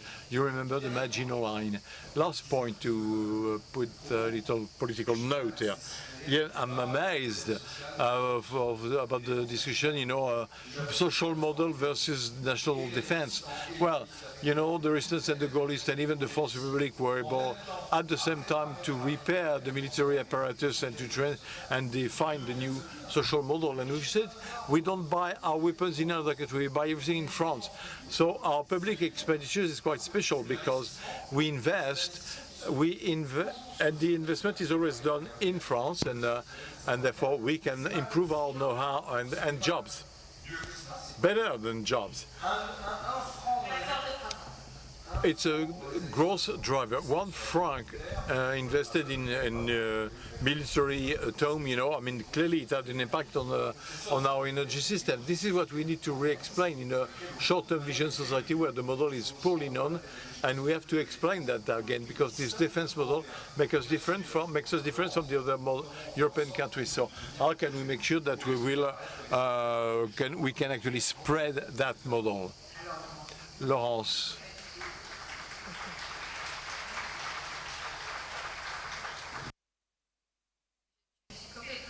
I fully agree with Sébastien. Often, we're not chauvinistic. Come on, it is clear that the defense industry creates jobs, and we need to diversify. We diversify using that technology, AI, and it will create even more jobs. Then clearly as well, and Sébastien was saying it, the French defense industry ensures French defense. It is exported not always in Europe. And I'd like first, 2 points. First, Sébastien is right. There is a shift with the other Europeans. We not on the same line. The other Europeans came to the EU to trade. And then once the Berlin Wall and the Soviet bloc fell, they turned to the US for the safety, for the security, not to us. And they always trust the US. Sébastien said there is no US troop on the French territory, but there are more than 100,000 in the rest of the European Union. So, so the others rely on the US, and this is where we have a true, if we face a political situation, even with a renewed Trump administration, which doesn't seem to want to extend the umbrella. Well, there's a trend to buy more American material to make sure the American protection will remain. The second point I'd like to mention and to react to what Sébastien said, and if we want to provide or to ensure the safety of other European states, well, we have to convince them that we can provide them with equipment we provide, but also equipment we'll decide sometime coordinate to choose together. Some European countries never buy French because they don't like it or they want American material. We do a lot, but not enough. But very few other countries do everything. So if we want to do it and we want to optimize the stock of material, we need to get specialized with the European countries. Specialized, it's a bit like the opposite of French army, which is ready, which is able to intervene, in a full-fledged army. We have a full-fledged army, and it is indispensable because nuclear power must have what we call, will be supported by the conventional forces. If you don't have conventional forces, the nuclear threshold will be lower. That was the political trick to justify the budget cuts in the 2000 to say we can hit the wall. We got the deterrence, and therefore we end up in a situation where, when you have to do when we have to give weapons to Ukraine, or when we want to do other form of defense, we can do it. So the French army was widely used to do only one type of official contract, the anti-terrorist fight. And we realized that not only there is nuclear proliferation, there are spaces which are being challenged, especially maritime space.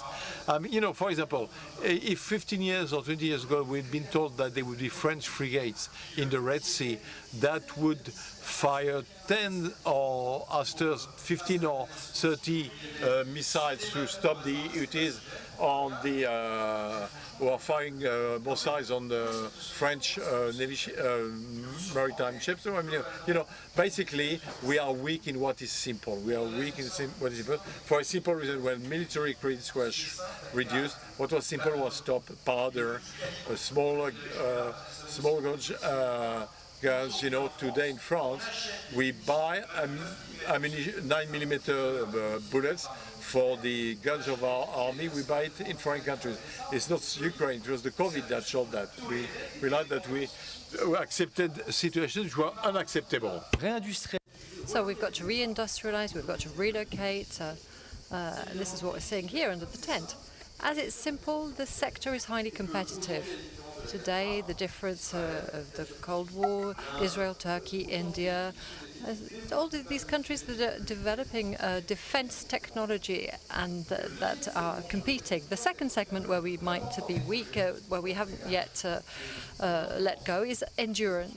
Where we've got endurance, it's all of the technological bricks that don't exist. I'm not talking about high technology that doesn't yet exist. Our deterrence is pulling us upwards for many aspects: aerospace, maritime, electronic systems. But the new bricks, the new breakthroughs, I should say, artificial intelligence, new space, and quantum physics. Everybody's talking about AI. The quantum revolution in terms of military aspects will be all the more unsettling and brutal as artificial intelligence. And that's where Laurence is right. Let's not reinvent the wheel or reinvent powder. We're not going to be developing a spatial program like Ariane alone. That doesn't make sense. We have to share the bill. We've got to pool everything. And it's clear that for some objects, pooling is possible. Not like for Ariane, it might be complicated, but drawing inspiration from that with countries that want to. I don't believe in communitarism. I don't believe in, the European Commission managing everything. What about bilateral agreements, alliances? Yes, we've got client countries with client armies saying, well, we might have the same needs, so let's have specifications. But that's not just European, you know. Look what we're doing with India, with the United Arab Emirates. Countries that don't want to depend on Washington or Peking or Moscow, they've got to be self-centered to consider just France. It's the case of most Gulf countries. They've bought American fighter planes. Sometimes they didn't even start when they put the key in the ignition because, you know, everything remains under American control. So it's the same thing for the countries in the Indo-Pacific area. Indonesia might become a huge Rafale country because they want to buy French, not Russian, not Chinese, not American. And that's something that will help our independence and something that we need to focus on in the coming years. So that's the path towards political sovereignty, European, not political in the direct sense of the term, but European and military. Yes. This is what Sébastien was saying. It's what I was saying as well. We need a certain amount of coordination. We can't have an army, a complete small army in France under the control. And if Sébastien will correct me, it's the head of the army who says, oh, Russia will last out 5 minutes more. And then we can't provide European security or French security if all of the countries weren't able also to ensure their own security. Let me just take a sidestep with respect to what Sébastien said. It's really important not to oppose defense and social aspects. If we oppose the two, it's what the Russians do. It's what our enemies are doing. They distribute, they spread that word. They say, look, we're investing in defense when we don't really need to. That will antagonize everybody. That will bring defense and growth together, and that will weaken things politically. So that's why we need to work with others. We need to produce more and faster at greater scale and at a lesser cost. So Sébastien Lecornu, You're saying we're moving towards that sovereignty in reality, that we're progressing. We're having debates, we've got projects that will allow us to really reach sovereignty. Yes, you've got to cut the problem up into little bits. So when you ask the question, why aren't European countries buying Rafales? Well, a Rafale, it doesn't bring us an American nuclear bomb. Let's say things the way they are. Let's not beat around the bush. It's only the F-35 that brings the American nuclear bomb and to access to American protection. They don't sell Rafales to countries that don't have that nuclear protection. But there are lots of European countries, not all of them. Unfortunately, they are part of a minority, fortunately or unfortunately, I don't know. But I think that there are other segments where we have to move forward. I believe in technological bricks. Weapon systems, we're looking at different pieces of a puzzle. Should we pay everything alone at all costs when technological bricks might be shared? Objectively, that's the question. And the second question, and this is what we saw with Ukraine, it's terrible. We're all members of the same alliance, and we have been since the 60s, so NATO, that wants things to be interoperable. So it's a French artillery system can be deployed into a battlefield, and it has to be able to interact, obviously, with the German shielded cavalry. Now, since the disintegration of the Warsaw Pact, you know, we've got standard specifications, and so that's an obstacle for defense. Who has an army per country? I'm for that, but these neighboring armies, if they're not capable of carrying out shared operations, then that would be a step back, because during the Cold War, this is what we did. Now, my wish, it's a wish to be pragmatic. We need to be able to do what we could do during the Cold War. And secondly, like the Ariane model, everything that brings the cost down for the French taxpayer without damaging our sovereignty. There will be things that we share. There are other things that we won't share. And I think that will work. So we've got to create that kind of shock. This is what the president said at the Sorbonne, but things need to be streamlined. So it's the art of execution that can be quite difficult. If we're in a country where what our armies are asking is more important than what industrialists can do. But at the end of the day, the specifications of the Rafale, it's not for mass sports, it's for a nuclear war. So that's what makes the Rafale a success or a failure, is because we can do that. So what industrialists who are important want, they want army models. And most European countries want domestic security. For 10 years, we fought against terrorism in the Sahel, but we're all the Americans of someone. We fought against terrorism in Sahel, in Africa, more or less alone, and for all Europeans. But things are changing. Look at the Germans. They're beginning to do things. They're increasing their budget. They've even talked about nuclear bombs. But I think there's still a lot of work to be done. The Polish buy American, the Finns, they buy American, the Polish buy South Korean. And as long as we don't have Europeans buying European, we'll have a problem.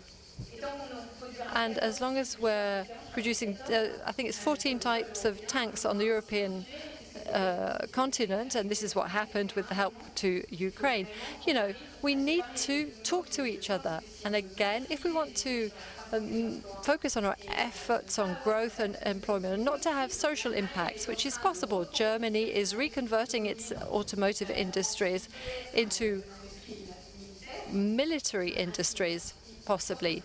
And as long as we don't do things like this, I think, you know, we'll still wonder how things will be. So we've got to you know, when will things become more fluid? When? So our defense industry also needs to evolve. And as we've been delayed, I didn't use many figures, but since 2017, it's 240 billion euros of orders that have been sent into the French industry. Between 2010 and 2017, 145. So this is unparalleled. So what is the real subject? Well, it's an industry that is involved in small series high technology. So some of our civil industrialists, the automotive industry, they're involved in mass series production. Now, and that's why it's important to focus on supply chains. Why are we not producing fast enough? Often because the supply chain can't follow on. So there needs to be a pooling and exchange. Production based on licensing as well. So European countries are buying Americans because the Americans are saying, okay, we'll set up a factory in Germany, we'll give you a license, and you can use German employees. And that helps to sell the arms, the weapons. And our industries, and I'm saying this very firmly, we need to be capable of adapting to the European market. And it's not the same market as you have in the Gulf or the Pacific. So we need to propose the same operational model as the Americans. Yes, the reality is that we can't disconnect our defense industries from our military system. So that's the mother of all battles. That's what we need to do for our own security. We've got to have an industrial fabric that is able to meet our own needs. Otherwise, there won't be any group security. I have one last current question, because the defense budget will be voted next week, the army budget. Is it next week? Yes, well, you'll hear about it next week. No, just one word. There's a gentleman who's waving a fanal, and it's a sign saying that the time is up. So we need to look at the reality of the threats weighing down on a country. They are different, they're not all serious, but they're all hybrids. Cyber attacks, information attacks, nuclear powers. So new military spaces, under the sea, for example, these are subjects that have to be treated. We need to invest. We need to constantly adapt our defense apparatus. There can be different types of threats. There's the Ukraine, we've seen it there, and the Middle East. So there we are. So that's what we need to hear. Thank you very much to the both of you. So we've overstepped the time, but it really was very exciting. Thank you.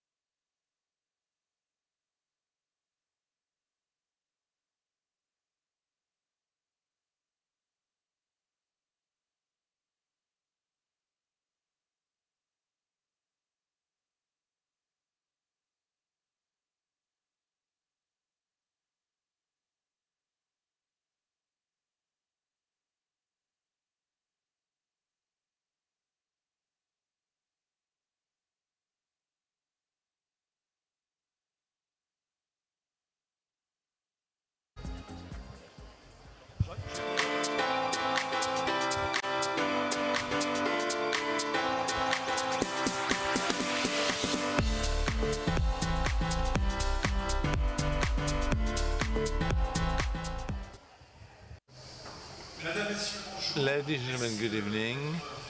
Thank you for your presence. We know that people are coming to join us this morning. Tonight we have a roundtable which is quite up to date. You know the topic: global security towards a new architecture? Question mark. Global security towards a new architecture. So this is, in line with the new geopolitical context. This session will last less than an hour, but following the first discussion on stage, we'll open a Q&A session. Unfortunately, whoever is watching on a screen or on the internet cannot ask questions, but we'll ensure a couple of minutes at the end to establish a dialogue. We might not be able to take all the questions, sorry in advance, but all you have to do is raise your hand. And the rule of the game, by the way, introduce yourself and you can establish a dialogue with the members of the panel. With no further ado, Laurence Boone, who is Laurence, at the other end of the rostrum, member of the Cercle des Économistes, needs no introduction, and Laurence Boone, former Minister in charge of European affairs, among other prestigious titles in the public or private sector. So Laurence will introduce the topic. First, let me introduce the other speaker, Bastian Gegerich, Director General of the International Institute of Strategic Studies. In the 2010, you worked for the German Federal Ministry of Defense. Joshua Jokela, Director of Research Program on Europe and Strategic Competition in the Finnish Institute of International Affairs, and your work dealt mainly with the sanction policies of the EU, Europeanization of foreign policy. It's so clearly at the heart of the topic. Edith Krebo-Riediker, thank you, Madam, for your presence. Your main principal member of the International Relationship based in New York. It's a think tank, US think tank,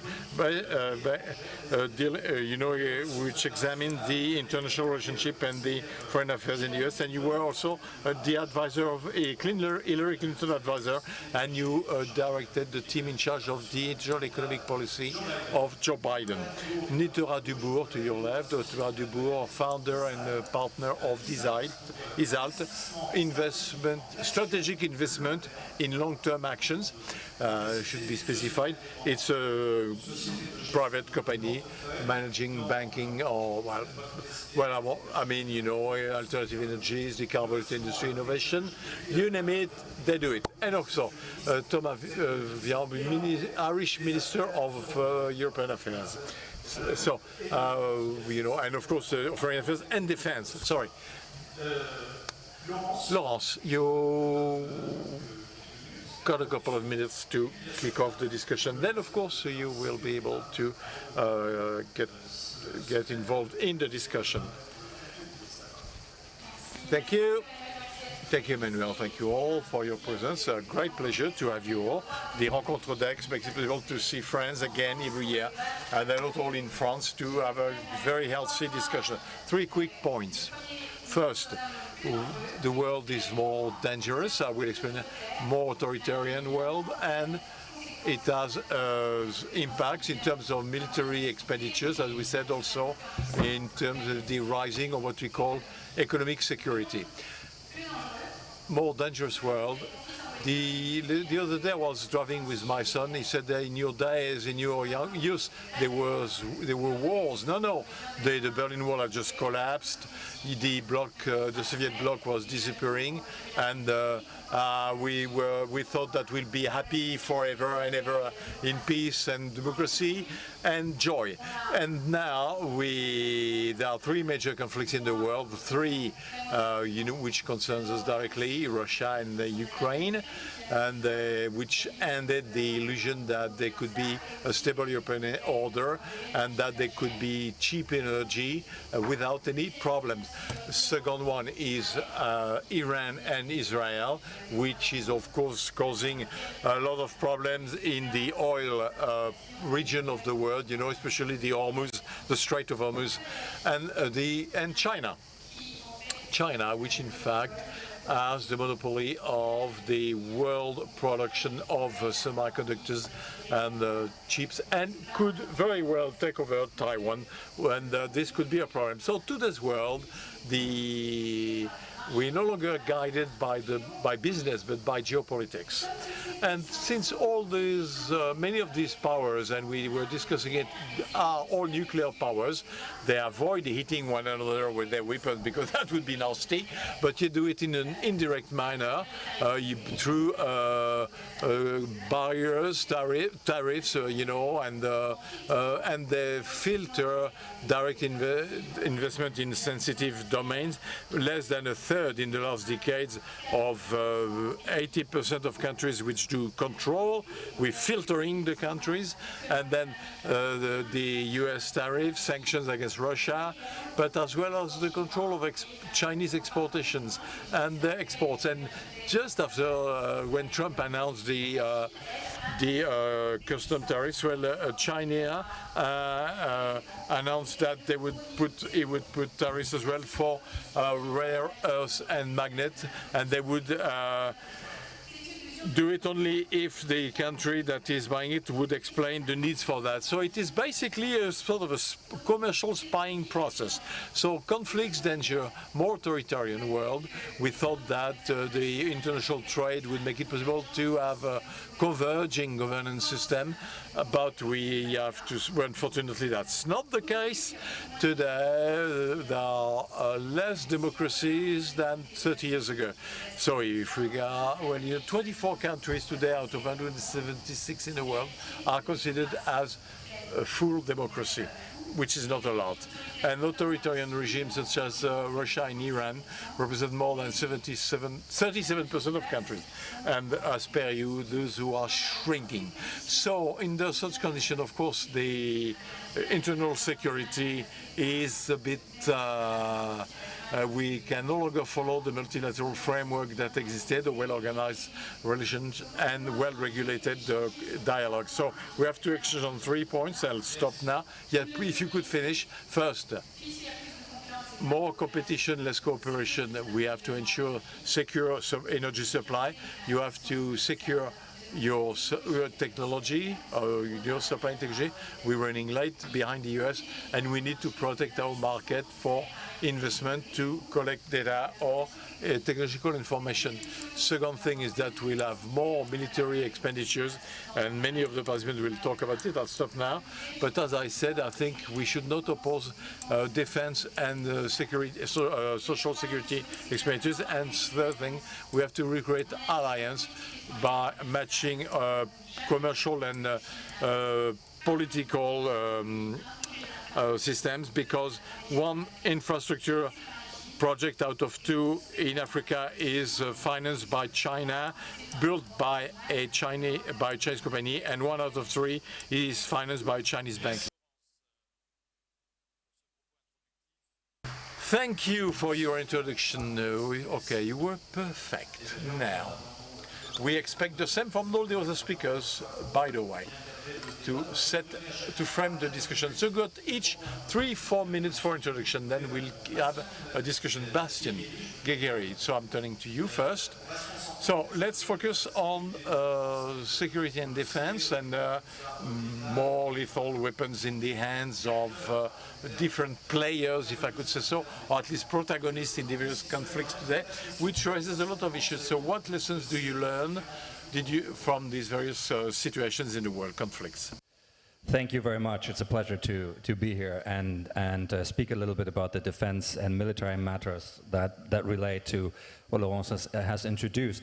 So more weapons in more hands and more places. That means that technology is proliferating, that global defense spending is reaching new heights. Just to give you a few numbers, Russia last year in purchasing power parity terms spent some $460 billion on defense, which last year was more than all of the European nations of NATO spent combined in that same year. So one needs to keep these relationships in perspective. In Europe, at the latest in 2026, we will push through the $500 billion threshold of defense spending, and NATO has, of course, just agreed that new 5% spending target to be reached by 2035, which would mean that in Europe we would spend well over $1 trillion on defense even now. So the point is that the world is rearming and governments are modernizing their armed forces. And in that context, and part of this trend is a renewed interest or a strengthened interest in novel and emerging technologies to increase the effectiveness but also the efficiency of armed forces. Artificial intelligence has been mentioned a couple of times today. Unmanned systems have been mentioned a couple of times, and these are certainly at the forefront of the imagination for the moment. And at the moment, it's quite interesting that about 80% of the casualties that are inflicted upon the Russian armed forces in their war of aggression against Ukraine actually stem from unmanned systems at the moment. NATO would fight very differently. Ukraine fights this way because it has no other choice but to fight this way. But it's certainly a good idea for NATO to try and integrate those systems, and the EU, of course, as well, and those technologies at pace and at scale. And what we see when we look at armed conflict at the moment is that the economy of war has changed. We are seeing people using cheap modes of attack, which one needs to defend against with sophisticated and expensive assets, and that in the long run is unsustainable. So I would say Europeans need to invest in the ability to create affordable mass with technology that is rapidly fielded and can be scaled at pace. And those platforms will be important for the future of warfare. And that is also an area where we have very high dependency on the United States at the moment. And I would just, for my introduction, just close on that point because the US administration has stated very clearly that it does not want dependent allies, it wants empowered allies. So I think it is actually, we should spend a little bit less time worrying about the US and focusing a little bit more time on our own choices to achieve higher degrees of autonomy in that field. So because the threat to Europe is up, the US commitment is down, we should think about what dependencies we are still comfortable with and that are still acceptable, and we should talk amongst ourselves as Europeans what we can do to reduce the others. And I'll close here for now. Merci. Merci beaucoup, Bastien. Thank you, Bastien. I'm turning now to Joa Jokela. So we're talking from competition to rivalry, strategic rivalry. Now, if we look at the long-term impact, don't you think it is also the evolution of the economic power that will be induced by this restructuration, reshuffling defense, security, financial means? We saw that with the demands from the US president on the contribution of each country to NATO. They saw the famous 5% of the GDP, so the economy is underlying there.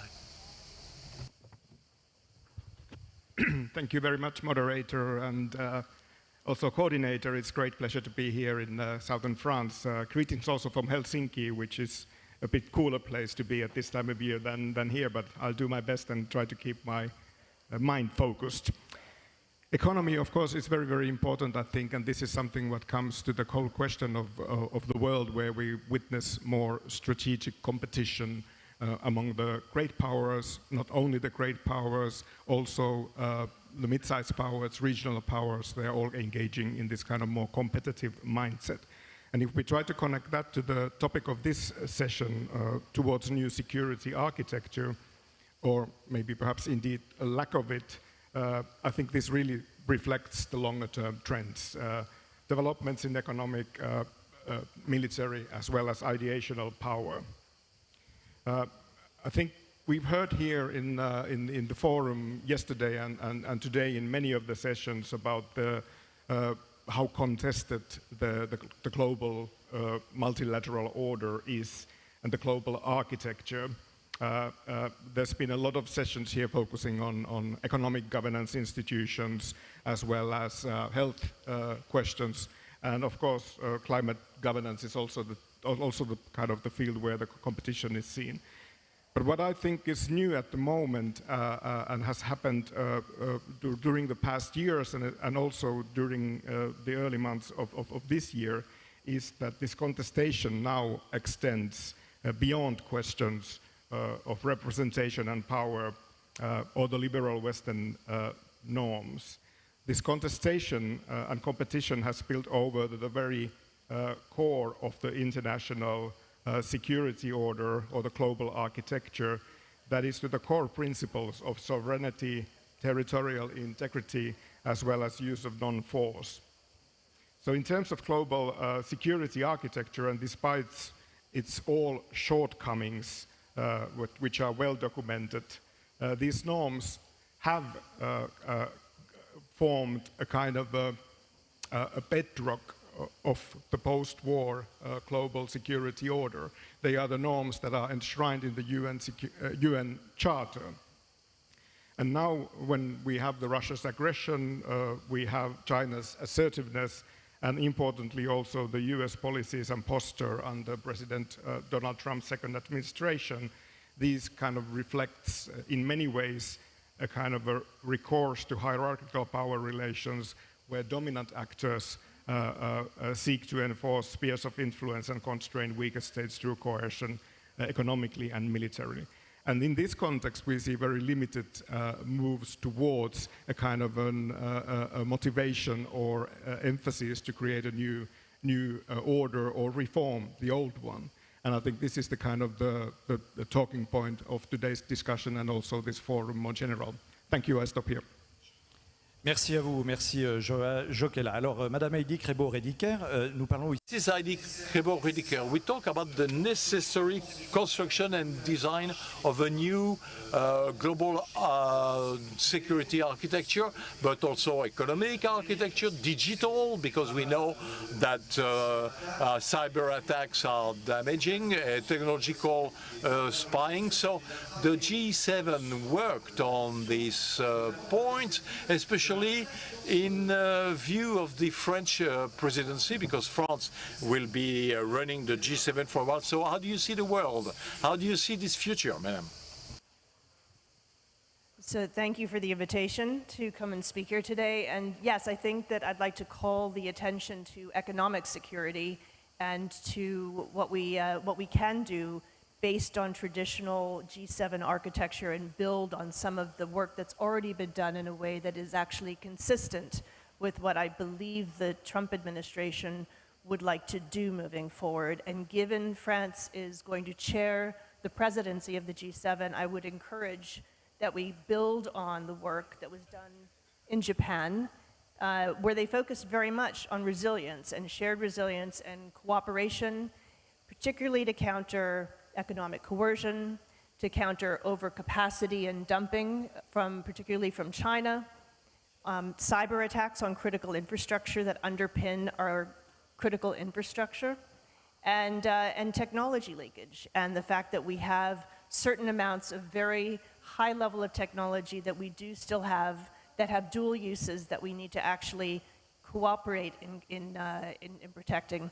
So the first thing, the economic resilience that Japan spoke to, we need to have something that goes beyond the rhetoric to actually meet this moment right now.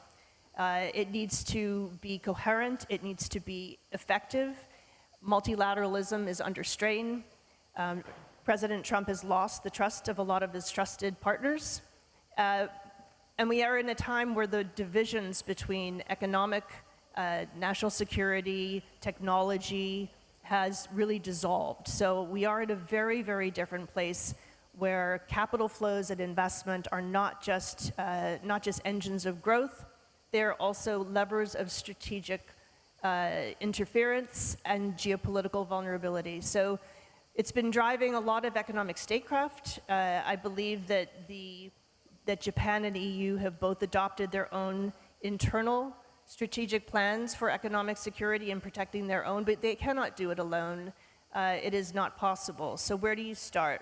I think the non-market threats that come from China that have been alluded to are all of our problem. You have, across supply chains, you have unprecedented scale that has been driving exports of China and is flooding the markets and really crushing a lot of our industries all over the world. It's not just a developed country issue, it's a developing country issue. And flooding of markets will actually will be a shared challenge that we should tackle together. The second thing is that when we have those individual trade tariff reactions, the exports then ricochet. They're hitting the European Union right now. EVs are coming out of China, particularly targeting Germany. I was about to buy some brandy from France for all my friends until I read today that China is actually not going to impose the tariffs that it was intending to. And again, on critical infrastructure, the United States discovered that there is lurking cyber intrusions on the entirety of United States infrastructure. I'm talking the grid, I'm talking our pipelines, our water, our sewage systems, our hospitals, our telecommunications, you name it, it's there.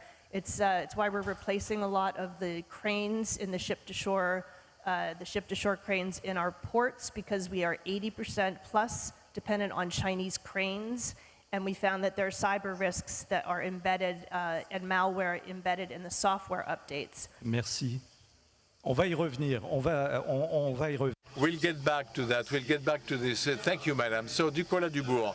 So, I'm turning to the investor now. You're going to tell us the vision of a long-term investor on the funding of defense, autonomy, homeland security, social security, with the duality. Therefore, we can redevelop our industry, especially the defense industry.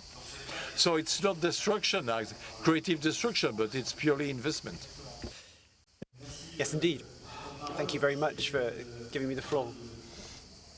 I want to talk about the return of this duality and how it can help us to develop industry through technology and help us in terms of our sovereignty and strategic autonomy. I want to talk about three very simple observations. The first is that the investment needs in the defence sector are very significant. I think we've underestimated them when we think about the scale of the needs. First of all, we need to develop our defence industries very rapidly. We need to increase production capacity. The order book is twice or three times as big as what it was a few years ago. Inventories are very low. When you look back 30 years ago to the end of the Cold War, we're sometimes 80%, 90% lower in terms of inventory. So to ramp up production rates will require a lot of capital investment.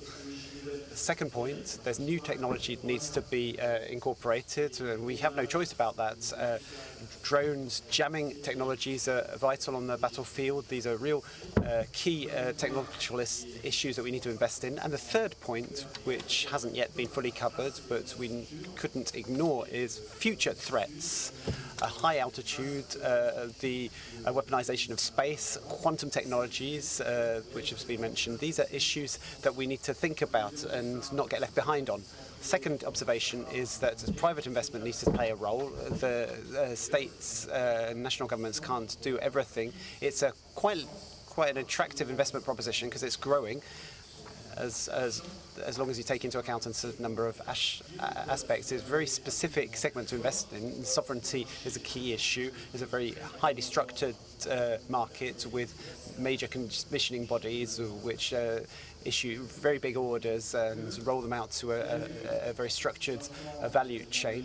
Over time, for ESG reasons, there's been perhaps too little discussion between investors, private companies and governments on these issues. So more discussion and dialogue is necessary. We need to work on all of these things in order to release private investment in this sector.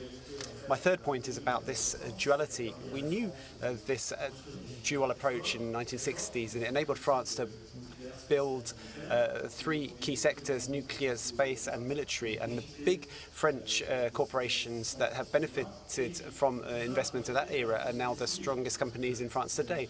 And these dual industries brought major innovation and hardware into consumers' pockets.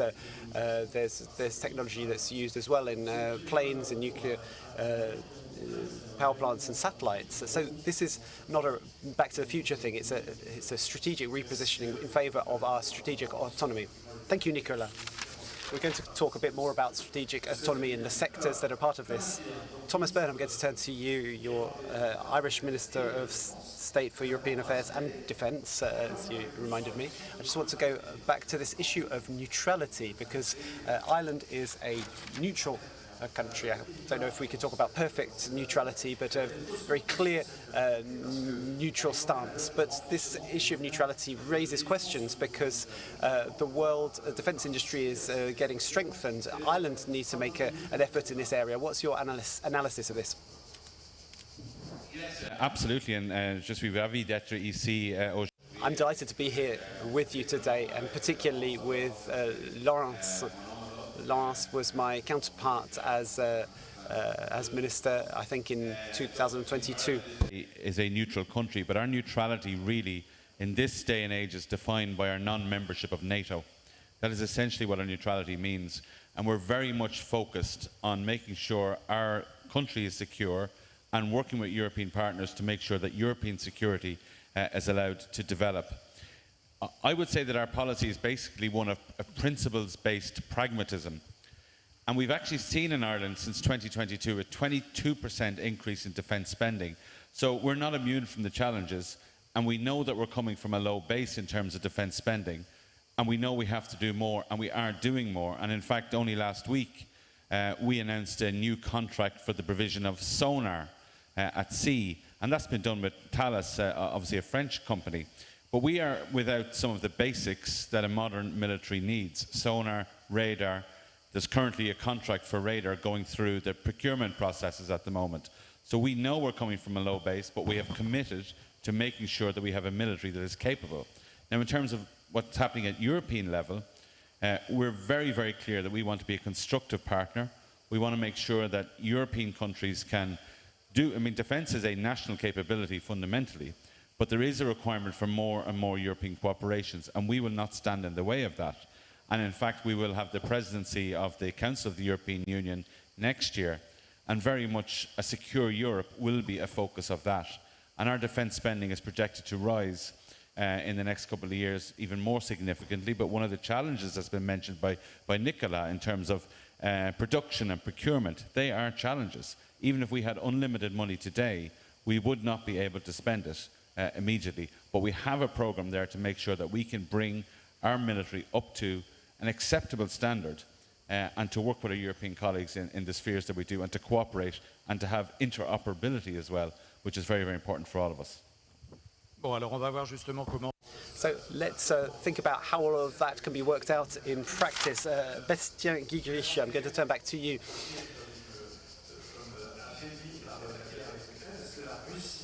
Russia is talked about as weakened by the war in Ukraine. Is it still a threat for Europe today? Is Russia still a threat? Many people are asking the question. It's perhaps a controversial question. It's a very clear yes. And in the hybrid field, which was mentioned, Russia is already at war with Europe. That's very clear. And it also perceives itself to be at war with Europe in that field. I think we should talk perhaps about raising a bit more awareness about those vulnerabilities, those threats, those challenges that affect our critical national infrastructure, that affect our society, that affect the private sector in many different ways. But I would also say militarily, it also still is a threat. Russia is currently producing more equipment than it uses in its war effort in Ukraine. It is growing its force structure in terms of personnel. And the ISS assessment at the moment is at least that were the war in Ukraine to stop, Russia would need about 2 years to reconstitute its armed forces, and maybe 5 to 7 years to actually fill a larger force structure than it had before. So that capacity is still there. There are parts of the Russian armed forces that are actually not affected or have not suffered much from the war. So I would answer yes, definitely already in the hybrid field, but potentially also very soon also in the military field. Heidi Crébo-Rediker. Heidi Kreber-Rediker, listening to what the previous speaker has just said, what would you say the role of the G7, particularly in the context of the Donald Trump presidency and the world geopolitical context? Question, but I think one very important issue that I have not heard come up so much today on defense is that you have the greatest innovation coming out of Ukraine on the battlefield in autonomy, in AI, in electronic warfare, counter-electronic warfare. You have the lowest cost production coming out of Ukraine right now. You have the defense industrial base there that provided 13% of the Soviet Union's significant rocket and tank capacity. And if you are envisioning a future where Ukraine is going to be part of the European Union, not integrating them and funding their defense industrial base right now so that they can help protect the future of Europe is folly. And I would encourage you to actually look at the innovation that's being created in Europe, in Ukraine, for them to defend their lives, because it is exactly what Europe needs. It's low cost, it's highly innovative. You have some of the best technologists in the world that are there, and they really want to be part of Europe, so use that. Alors, Laurence Boone, tu souhaitais réagir? Laurence Boone, did you want to respond? Yes, thank you very much, Emmanuel. I could not agree more with what Heidi has just said. When you look at what Ukraine is doing and its fighting capabilities, it's better to have them on our side than against us. So I also wanted to respond to what Bastien was saying. It's difficult to convince our citizens that Russia is a genuine threat because Russia thought it would gobble up Ukraine in 3 weeks, and it's only taken 20% of its territory in 3 years. So saying that we need to build our defense industries up, as Nicolas was saying, is a difficult argument to make. It's one of the many discussions we had with Thomas when we were ministers together. So I'll let him talk about this. So Thomas, perhaps first. Thomas, would you like to say something about what was just been said by Laurence and Heidi? And merci beaucoup, Laurence. Thank you very much, Laurence. Heidi said, I think we need to protect Ukraine's future in Europe and in the European Union. Geographically, of course, Ukraine is in Europe, but it needs to be politically and democratically in the European Union. And for the reason that Laurence just briefly alluded to, it is absolutely essential for us, for our security as well, to make sure that Ukraine's European future and its democratic path are absolutely protected. And that requires, obviously, they are fighting on the battlefield and defending themselves to extraordinary ability. But we must, on this side, we must protect their future as members of the European Union and make that happen. For so many reasons, moral, democratic, but also security reasons as well. Bastien, vous souhaitiez réagir? Yeah, I just wanted to react to one or two of the things that have been mentioned. And I think in terms of Ukraine's innovation potential, I think that's absolutely true. The pace is, you know, we used to think about major upgrades to defense capabilities in terms of like 6 years or something. And then people turned around, technologists turned around and said, okay, we need to bring that down to 6 months. The Ukrainians then started bringing it down to 6 weeks, and now they're iterating in 10 days, sometimes less than that, sometimes on a daily basis. So that is a pace that our ecosystem currently cannot match, and we need to think about how to do that. I would say though, it is not that hard to convince the population of the need to invest in defense. I think we have moved on, and I wish that sometimes politicians would have a little bit more trust in their electorate and explain a little bit more about what the threat is and why it is important to meet it. And I think if we find, to Nicolas' point, if we find a new balance between public and private investment to fund that innovation drive and that future capability, I think we're really onto something, and we're onto something that also, just from an economic point of view, creates value for the economy as a whole, not just for defense capability. Joël, vous souhaitiez réagir également? Yes, very briefly. I think the real challenge, of course, is the kind of the very rapidly changing environment within which these developments take place. But if we look a little bit more longer term, so of course there are now all these new plans in the table, and the Commission proposal of ReArm Europe, and the kind of the 150 billion safe mechanism which is built in there that has explicitly a kind of aspiration to engage Ukraine in the joint defense projects. And of course, a lot is happening now in Europe, and then among the member states as well. There are all type of potential minilateral arrangements as well, different kind of ways to fund defense investments. But then if we look at or we try to zoom out from Europe, I think this also means in a way that the Europe is very focused on Europe and Ukraine. And then the whole question whether European Union can emerge, or Europe, as a kind of a defender of the norms and rules-based order and system, also in the field of security, when thinking about potential security and defense partnerships. So I think there is less political energy and possibilities to focus on that agenda at the moment, when the focus is very much here in Europe. Alors, il y a également des questions de défense. There are also questions of defense related to minerals and mineral ores. To what extent are mineral ores of vital importance in the current geopolitical context? We're not talking just about industrial economics. I know with the minerals we could create chips for industry, but minerals are vital today, are they not? Heidi.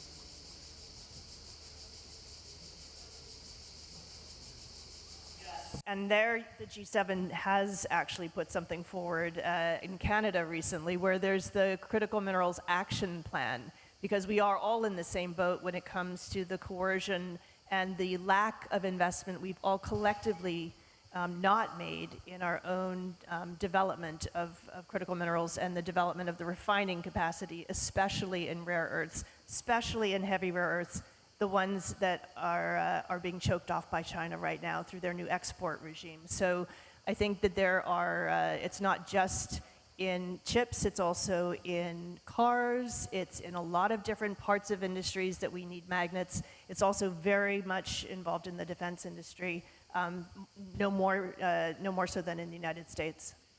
Oui, on parle de souveraineté, de toute façon, le mot est vraiment... Yes, we're talking about sovereignty. It's a really key word at the moment.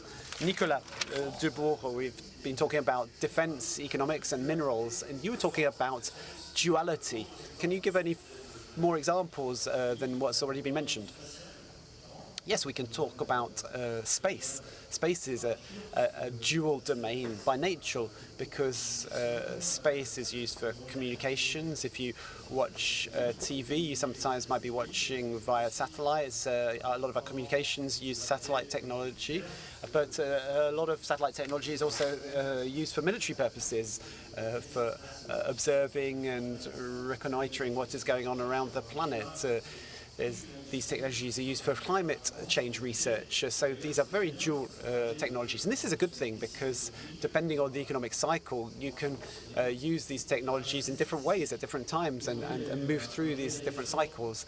There's been a strong awakening in Europe, which the Iris Carré project of the European Union sort of anticipated. It was going to come to light in 2030. It's a massive investment project, public-private investment, which is going to set up a low orbit constellation to compete with Starlink. That's the idea very clearly. And it's really important in this context to have a European tool that would enable us to meet military and civilian needs and ensure that we're not fully dependent on Starlink. Let me just tell you one thing about Elon Musk's Starlink. The company does not guarantee the security of its users, and it doesn't provide any service guarantee. It can switch the service off overnight, so if you need to use it for military purposes and it's not working, or if you want to use it for civilian or security purposes, I don't think that will be appropriate. So Europe's going to need to invest. France is leading the way in this area with a major economic ecosystem in this area. So I think it's really important to think in the European terms about this issue. I'm going to hand back over to Joëlla to talk about this and to talk about European standards. You were mentioning them earlier. Do you think Europe can promote and defend the rules-based order? this order is challenged. Even in France, on a political level, in the National Assembly, we're seeing the rules-based international order being challenged. Can we build reliable rules on a European level? Of course, a key question for Europe and the European Union, and I think there is obviously a kind of a very traditional way of approaching it. Either the glass is half full or it's half empty. And if we want to see it half full, I think we can see in this kind of a new context of strategic competition and rivalry that there is a number of countries, there is private industry as well, which is holding up to the rules-based order, and basically the Europe has possibility to build these partnerships with the Western countries and the United States, or without it as well, if need be. But then if we look at the other side of the coin and how the glasses have empty, I think I already alluded to that. Europe, for the past 15 years, has been struggling with these existential internal crises, which often comes from external environment, starting from the euro crisis, then migration crisis and so forth. And I think this has kind of recentered the focus of so-called global Europe back to Europe. And that's why there are, I'd say, difficulties to finding a kind of political ethos to build up a strategy and then also the action. And then, of course, Europe has to look its own foreign policy as well. And of course, we are faced with all the time throughout the world with the accusations of double standards. And that's, of course, a key issue when one wants to uphold the norms, especially the core norms, if you cannot answer very eloquently to these accusations. Alors, je vais pas donner la parole à la défense. I'm not going to give the floor to the defence, but nonetheless, Thomas Byrne, you're not as neutral as all that. You wanted to jump into this debate. I think you wanted to respond to Chua, did you? Based international order, certainly from our point of view, from Ireland's point of view, this has always been crucial to where we see ourselves as a country. And I think we need to keep explaining it to our people that the rules-based international order that we all comply with, the rule of law within our own countries, has been really critical to our economic success and certainly in Ireland, our economic progress. And I think that's the same throughout the European Union, and we need to keep explaining this. Now, there are challenges with it.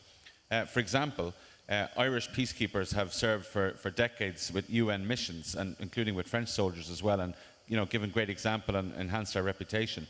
But we have a current requirement that the UN Security Council authorises the Irish presence abroad in peacekeeping missions.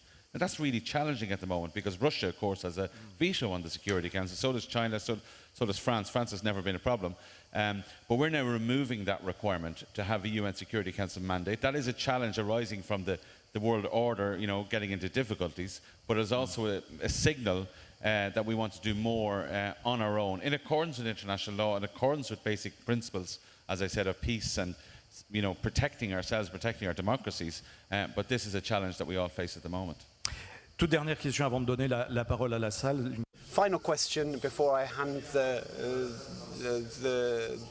hand over to the floor for some questions, but very quickly. We've got an isolationist president in the White House. Can multilateralism be a solution to the current issues that you've mentioned? Heidi, perhaps, if you can answer this. Essential. And I think that this is a perfect opportunity for Europe to look, as we've all talked about today, inward. Inward, but in a way that's actually not going to be to fragmentation and to actually take the hard decisions that everyone here talks about and nobody knows if you're actually going to follow through with. So absolutely, move forward in trade. Join the CPTPP in Asia, follow the UK's lead.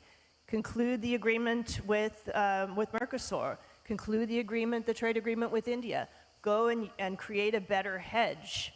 Build a better hedge for yourself, both by investing in Europe, but also with other international partners who are very much aligned with you.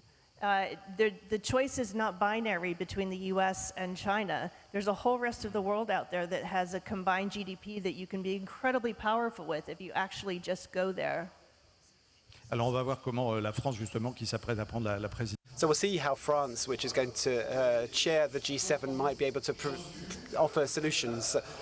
I promised that you'd have the floor. We've got about 5 minutes left for questions, so I'm going to ask you to ask very brief questions. We've got a very interesting panel that you won't necessarily find at other opportunities. I'm going to ask you to raise your hands if you want to ask a question. We'll bring you a microphone. Introduce yourself and then ask a question. Don't tell a story. I'm going to be very strict about that so we can have as much discussion as possible. Would anyone like to ask a question?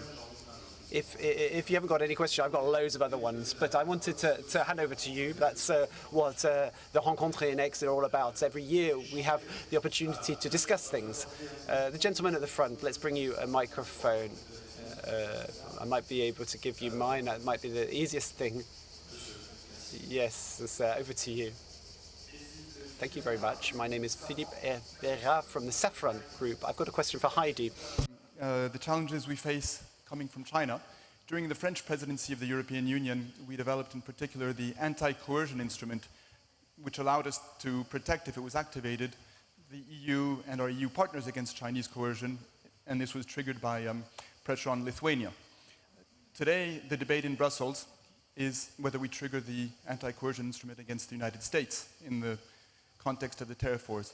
This is a debate we can have within the EU, regardless of where we arrive. It is not a debate we will be able to have, obviously, within the G7. So my question is, the anti-coercion instruments you mentioned and the economic security instruments you mentioned, can we and should we think about them in the G7? Because even if there is a life after Trump, the US will not be seen in the same way as before. So I absolutely take your point. Le point que vous soulevez est excellent. Il faut de la confiance de la part des partenaires de confiance pour que la sécurité économique fonctionne. J'ai une lueur d'espoir que je perçois à partir de la réunion au Canada. C'est la participation des États-Unis en ce qui concerne l'accord sur les minéraux critiques. On parle des pratiques de soutien au secteur privé, la manière de régler les problèmes en ce qui concerne les minéraux critiques. Les mesures anti-coercition de l'Union européenne, je n'ai pas de conseils à vous donner à ce sujet-là, mais je dirais que le monde d'aujourd'hui est un monde qui a changé. Une expérience de très grande échelle est menée aux États-Unis. On verra ce que ça donnera en termes de commerce international, en termes de sécurité économique et de sécurité nationale. Je pense que c'est un moment pour que l'Europe s'investisse en elle-même et qu'elle recherche de nouveaux partenaires. Et on peut pour cela passer par le G7. In the US, and President Trump is there at the moment, the Democrats, I'm sure, will come back at some point. The dependencies that both sides have on each other are very, very real. So there are French companies providing parts that are essential for American cars. The American auto supply chain would collapse without some certain French companies. There are pharmaceutical companies in Ireland that are essential for the European market as well as for the American market. And those dependencies are very, very real. The American pharma product chain could not survive without pharma here, and I think the car chain could not survive as well. So we've got those realities are always there, and I think will certainly be to the fore of the minds of those on both sides that are discussing trade between the EU and US as we speak at the moment. Avant de donner la parole à Laurence Boone pour la... Before I hand over to Laurence Boone to wrap up this debate, I just want to turn back to you, Nicolas Dubourg, one last time to talk about the issue of investment. That's your area of expertise, that's your DNA. So with respect to the investments that we've talked about, what are the key conditions required, the key prerequisites in order to generate investment in the defence sector, to generate success? I know that some political parties oppose this, parties of the far left generally, who have a voice in the national debate. How can we encourage investment in national defence and say it's necessary, it's not destructive at all? La première, je pense qu'il faut qu'il y ait une adhésion. There are a lot of conditions. First of all, countries and citizens need to buy into these projects. So is it about having a pedagogical approach? Yes, pedagogy is what I'm talking about. It's a way of generating investment in useful financial products. It's a highly structured and highly planned market. The defence industry has long-term contracts. So as a financial stakeholder, it's very important to have a long-term visibility. It's important to understand the programs that we're investing in. The field of investment is very broad. It can be extremely industrial. There's a manufacturing industry. There's investment in tech. There's new technology that requires investment, and that's a more risky investment. We can talk about cybersecurity, AI. It's a very broad investment field. From our point of view, it's a very interesting market. We're not trying to be opportunistic, but I think it is an attractive and interesting market. But there's some key conditions, fundamental conditions. First of all, when you're an investor, you need to be ready to sell an asset at the right time. So selling a defense-related asset does have a certain number of constraints attached to it. There are some areas of business which are very perspective and particular, and which may end up evolving. So you need to know the rules in the sector. The industry is working hard. We need to create a financial ecosystem, and ideally on a European level, in order to boost investment. Thank you very much to all of you. Laurence, I'm going to hand over to you to wrap up. I think instead of concluding, you need to open the discussion further, because there's a lot more to be done. Thank you very much to all of you. It's been very interesting. I think there's been a very clear point, a point that we're all clear about, is about the threat from Russia and the need for us to rearm. I think that the discussion has focused quite a bit on that. And for Russia, we know that the threat is concrete.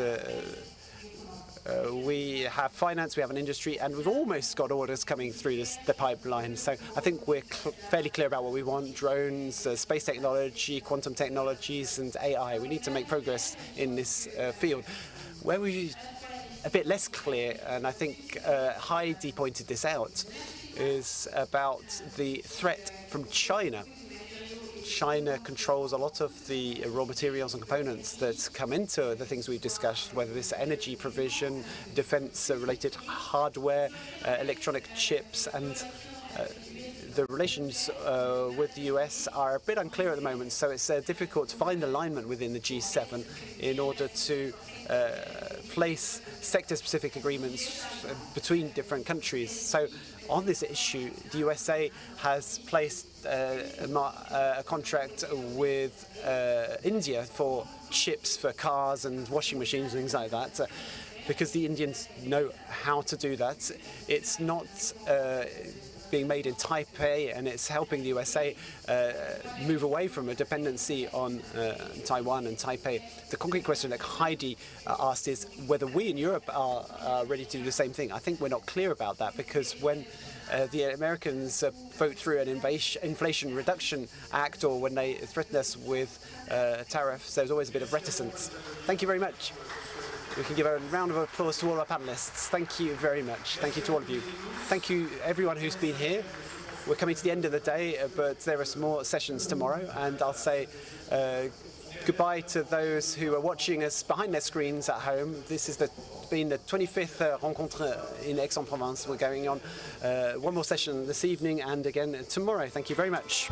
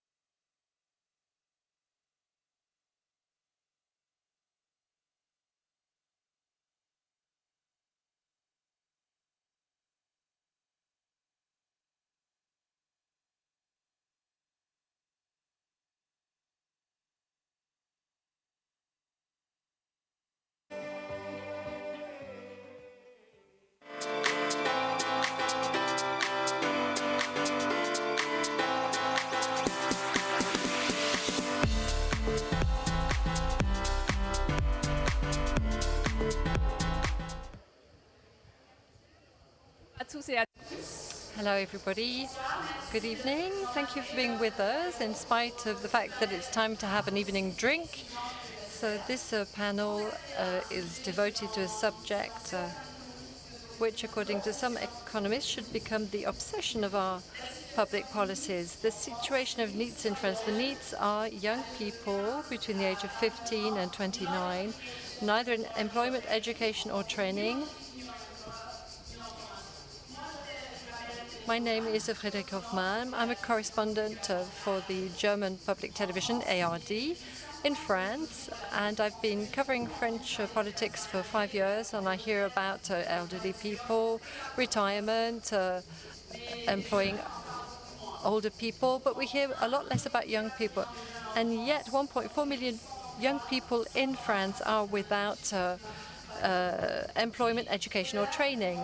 That's quite striking, and beyond the individual prospects, this creates a structural problem for the future, and it's an incredible cost for our society. How can we better support these young people in a context where things are changing very quickly from an economic point of view, where there's an awful lot of divides and unemployment? Nathalie Chousseau, you are an economist and a professor at the University of Lille. You're vice president of the Scientific Council. You work for the Cercle de l'Économiste, and you are the coordinator. So then we have Claire Edon, a defender of rights, a former journalist, Laurent Frex, PDG of Nestlé, Eric Labaye, president of the consultancy Idel Partners, president of the Monetary Committee, and former president of the École Polytechnique, and Manfreda Ramphila, an activist and honorary president of the think tank, the Rome Club. So we're opening our panel with Nathalie Chousseau. Nathalie, as an economist, you've worked a lot on the question of NEETS, and underlying that acronym, there are some very diverse realities. There are young graduates who are moving on. There are those who have family responsibilities. But among these profiles, it's the dropouts that you are most worried about. Why is that? Thank you very much. Yes, effectively, who are we talking about? And how many of them are there?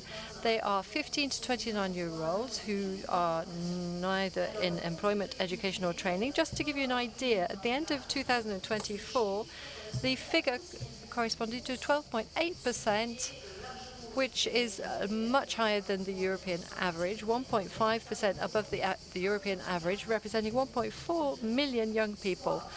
Now, that's over 1 young person out of 8, and 29% in priority districts of cities. Now, effectively, the real subject here is, among these NEETS, we have young people, Friederike, who I'm not worried about because they have just graduated, so they're looking for jobs. So that's 16%. That we've got those looking for an ideal job. I'm not worried about those. And then there are others who want to go around the world or work for an NGO. So the subject, that's not where the real subject lies. The real subject lies among the dropouts, young people who leave the educational system, the initial educational system, without having any diplomas, without having any form of qualification that might be the equivalent of a high school leaving certificate or a professional diploma. So just to give you an idea, the flow of these dropouts represents 80,000 young people a year, so between 80,000 and 90,000. Now, among these, that represents 60,000 people under the age of 18. And of course, as an economist, what I'm interested in is the flow, but also the stock. When we do the calculation, we reach 1 million of dropouts, 160,000 up to the age of 25, and the rest between 25 and 29. If I look at the figures, 29% of these NEETs have no diploma, and 26% have either a technical diploma or a professional diploma. Now, how can we explain this substantial number? The first point is that social origin plays a role here. 43% of the NEETs have a worker for a father, and 12% have an employee for a father. Now, I'm not surprised by those figures. You know that France is one of the OECD countries where social origins are important for school results, and they explain 20% of the results of our 15-year-olds. So the school is reproducing inequalities. Now, we can look at the French map of schools and public mid-schools and look at their social position, an indicator that represents the social situation of pupils faced with training. What do we see? We see that people from low-income families are all in the same public schools. It's especially true for mid-schools. And inside the the poorest districts. Now, the absence of social mixity doesn't allow to make any corrections to this situation. But all that doesn't matter, some people say. But young people are the future of our country. Secondly, that costs 22 billion euros. And if we add the fact that, if we integrated these needs socially and economically, that would have produced a gain of 0.04%. in terms of growth. So what should we do? Well, we've set up a certain number of systems, public schemes. First of all, we've made progress. We need to point that out. There's an obligation for training between 16 and 18. So we've got a better way of identifying the dropouts. And there's a reporting obligation. Those who run these public schools have to report who drops out. So we're also promoting apprenticeship. We have apprentices, but most of these apprentices have already been through higher education, so they're not dropouts. We've also set up another scheme called the Young Recruitment Contract, which is run by the employment agency, and we have it is like EPID, so to help young people to be socially inserted, and then there are production schools that are interested in support and insertion of these young dropouts. So what do we have to do? Well, we have to do three things. First of all, we've got to start by reducing social determinism at school level in order to encourage access to the qualification of young people from underprivileged backgrounds. We've also got to continue to develop schools, second chance schools, production schools, and especially in France, in areas where the number of NEETS is very high. I told you about the fact that we had 29%, but if you look at certain rural areas in the Hauts-de-France, there are areas where you have between 30 to 40% of NEETS, which is really very high. And then one last thing, we need to strengthen partnerships with local companies, especially to meet the needs of sectors under pressure, whether we're talking about production schools or EPI. This is something that works. Thank you, Nathalie.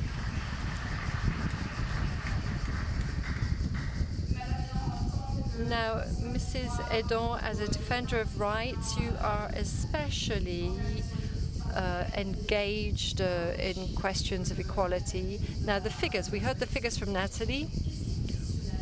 What did they say about the reality of equal opportunities in France? Well, yes, I'm going to focus on why do they become NEETs and what should we prevent them, what should we do to prevent them from becoming NEETs. Now, so we're talking about all skills, public services when they ask for benefits or when they're in difficulty from the point of view of their schools. You said that 60,000 of these NEETs were under the age of 18, so these are things that we can work on. We are an external control body for defending rights. We look at who is confronted with the law and order because they've been demonstrating. We act as a warning system. So few young people know that we exist. So an important point is to go out to meet them, to find out what their difficulties are. For example, you talked about local missions. We have local area representatives who are present in the local mission organizations. Now, the institution has 260 agents, so mainly legal experts. They deal with claims. But we have 600 and odd delegates who are volunteers who deal with quite a lot of the applications. Now, because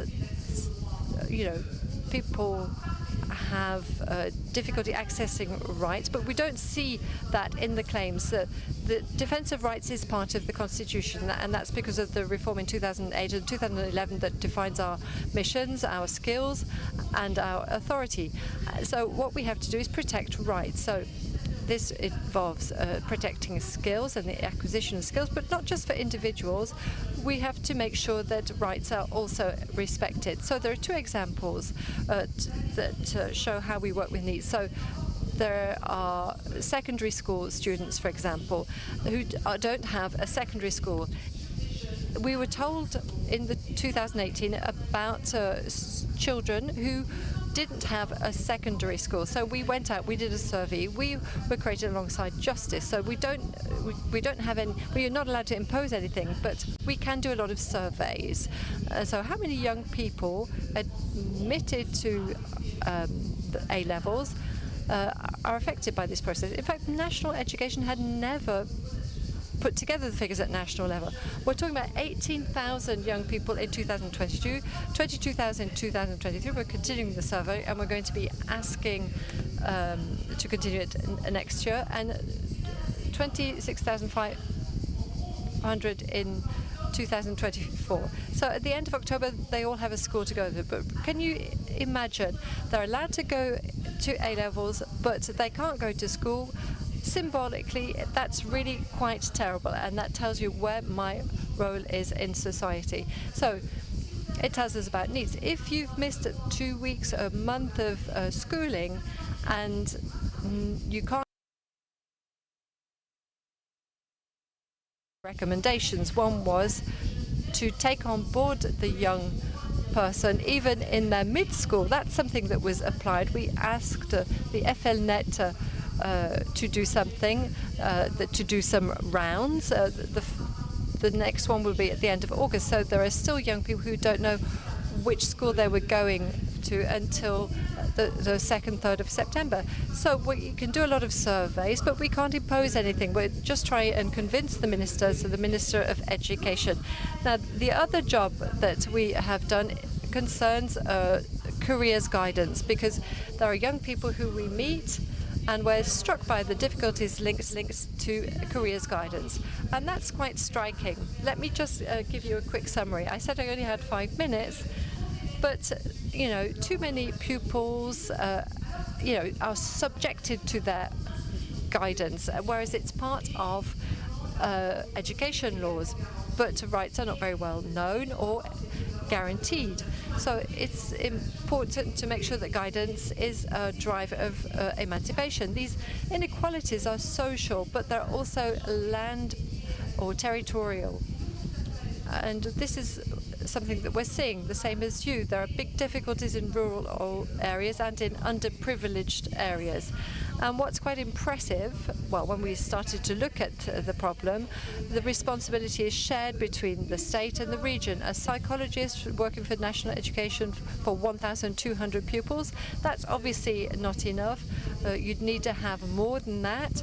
And we're also seeing the question of the central role of internships when children are 13 and 14, 15.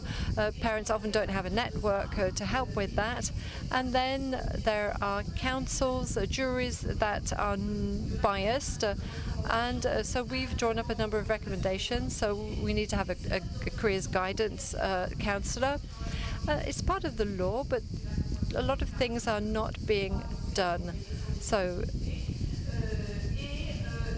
And then there's also the responsibility of the schools themselves when it comes to internships. The obligations shouldn't just rest on the shoulders of the young person, but also on the school. So there are different ways to address these questions by doing surveys and drawing up reports. Laurent Flex, you are the CEO of Nestlé. You've launched many initiatives geared towards the employment of young people at a European level and at a global level. How Nestlé as a company can better contribute to the integration of NEETS, young people without any skills. I'm delighted to be part of this discussion panel. The company is part of a solution. What are we talking about? Education for employment and youth employment for those who are outside the system. Allow me to highlight a point that hasn't been yet underscored. It's a global phenomenon. Everywhere in the world, lots of countries are faced with those young people who are dropouts, who are left out. And we, an integrated young person, can contribute to the community from an economic viewpoint, from a social viewpoint. This is something that we tend to forget.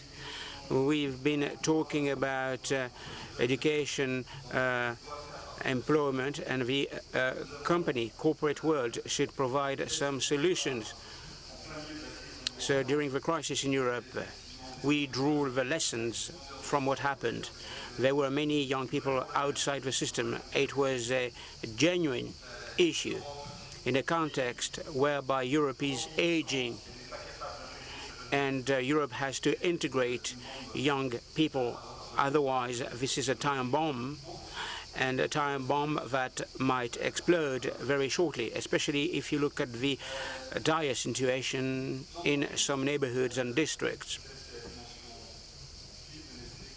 So maybe it has to do with the Swiss dimension of Nestlé, but the companies have a role to play regarding the educational models.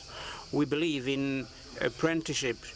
So 2/3 of Swiss students go through an apprenticeship training program. It's a career path of choice, and the employment rate in the end is 100% for these people. We think that this model is relevant at a global level, so this model should enable young people to be integrated into the system. They should be given training and practical experience. Why apprenticeship is the right model, the right scheme? Because this model combines theory and practice. So in terms of apprenticeship, in terms of learning, there's no better way to combine theory and practice. So we launched this initiative 12 years ago. We focused on the employability of young people to boost and foster the apprenticeship model, to give opportunities for young people, internships. They are lacking some professional experience. Even though they graduate from a high school, they need to follow some internships in order to get a job. Moreover, we decided to stress two major issues: entrepreneurship, to help young people to develop their entrepreneurship skills, creation of value, creation of opportunities, and the third topic that is connected with our business activities, to help young people to be entrepreneurs in the farming sector, in the agricultural sector, not only in France and in Europe. You have to know that less than 7% of farmers are under 35 years of age, and the average age is about 60. So there's an issue, there are some needs, there are some requirements. It's important to help, to support, to give guidance to these young people so that they can be integrated into the farming sector. This is a major avenue for Nestlé, and this sector has to renew itself with regenerative practices. We need to develop new skills. So this has to do with apprenticeship. There's a paradoxical situation. We have lots of young people without any jobs. You have jobless people, and at the same time, the companies are complaining about not being able to find the skills. So it's important to get an apprenticeship system. An apprenticeship system is part of a solution. When we launched this initiative, we said that we may have an impact, even though it's a drop in the ocean. Let us work with the value chain. Let us work with our partners in order to have a multiplying effect. the Alliance for Youth that we launched 10 years ago in France, and the impact is visible. 10 million young people have been integrated in one way or another, and they managed to get access to economic and social opportunities. The two are intertwined, and our commitment is continuing. Very shortly, we will make an announcement. This initiative will be expanded, and this is a daunting issue. By way of anecdote, China has stopped communicating the rate of unemployment for young people, 20%. So China doesn't communicate anymore about an employment rate because the figure was 20%. Thank you.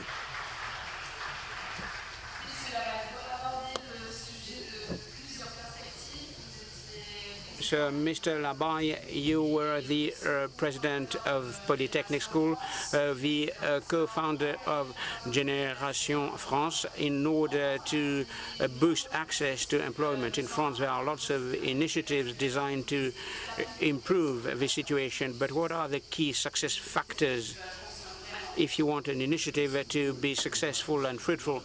Hello, everyone. Allow me to share the lessons from Generation. Generation is a non-profit making organization, and I've been working with them for the past 10 years, and we launched it 10 years ago. And I was with McKinsey at the time. At global level, we looked at education for employment. And as you pointed out, in all the countries in the world, we are faced with the same issue. We are working with decision makers to improve the facilities, but we need to be on the field. We need to walk the talk in order to improve things. Hence the creation of this generation with lots of philanthropists. And our mission is to enable young people, whatever his or her background, to get back to work. And there's a second element, the FLASH method, rigorous methodology, and we monitor our performances. We design those training programs, and we have to make sure that young people are integrated into a training program. A few elements regarding the methodology. I will be sharing the results with you. The results were quite good in France and globally. We are in 17 countries. In the United States, Spain, Italy, UK, Ireland, Africa, Ghana, Kenya, we're in Asia, India, Thailand, Singapore, Hong Kong, and Australia, amongst others. And what is the method all about? Very simple, but very rigorous, something that we've highlighted. We need to identify the skills. We need to work with the companies in the field, in a given region, in a city. What are the needs? What are the skills? Second element, there shouldn't be any prerequisites in terms of recruitment. There are some interviews, of course, there are tests, but there is no prerequisites in terms of diploma or degrees. It's a matter of motivation, tests on basic skills, intrinsic skills that will enable you to follow a training program. Third element, to develop short-term training programs, immersive, intensive, from 3 months, 3 weeks, and 3 types of skills. You have technical skills, soft skills. You need to be able to talk to a customer, but they're mindset skills. So basically, to take into account the midterm. What we want to make sure is to foster a career, so each of the learner can cast a future-oriented eye. I will be able to learn all my life. So what is important is to have a mindset-oriented skill.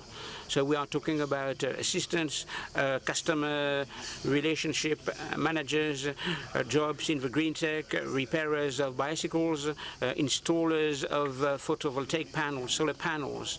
So in 3 weeks, in 3 months, you can train all these people with all the skills. The fourth element, during the training program, it's important to work with the companies and with the young learners to undergo interviews. And for companies, I will welcome people with atypical profiles. How companies can screen people with a different profile. So field work is being done during the training program, and there's a key success factor, mentoring. We have a mentoring process 6 months after taking up a position, and there will be a whole community that will help the learners during the whole training program. Last but one element, we need to think about the midterm horizon. So to get a sustainable job, not just a first job, a career, an employment, a job rather. So when we look at the learners who have found a job, they will get a sustainable job, economic security, and of course they will enjoy their job. 87% of young people have said that I'm very enthusiastic about my job, I'm very happy with the job that I've got. So work and employment enables them to be confident again. It's important to monitor performances, insertion rate, integration rate. So the program was created in 2014, 17 countries, 130,000 young people who've undergone these training program. The 3-month integration rate is 60%, 6 months 90%, and 5 years 75%. So for those who have followed the 5-year training program, they've been promoted. So what is important is to fine-tune the programs, to pay attention to what the learners tell us, the satisfaction rate, and the last element in terms of monitoring the cost. So 3,000 young people over the past 3 years, 650 employees who are working with us, and the cost is about 3,000 euros, a 3-week training program, a 3-month training program, 3,000 euros in terms of cost, and for the society, for the state, 6,000 euros in terms of savings. So public sector will invest to the tune of 95%. You have philanthropists who will help us, and for the state can save 6,000 euros. There's a multiplying effect. Young people have been able to find a job again. Young people can enjoy economic stability and well-being at work, and for society as a whole, it's a positive economic benefit, in addition to the human and humane benefit. By way of conclusion, there are resources, there are methods whereby it's possible to integrate people, to give opportunities, and of course we need to go on along this path, and we need to expand to other countries so that people can find a job again. Thanks a lot.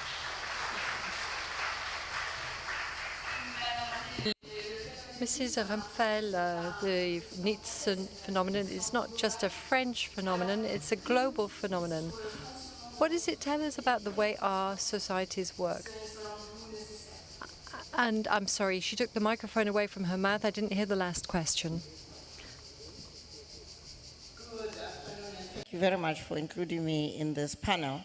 I agree with everything that my co-panelists have said.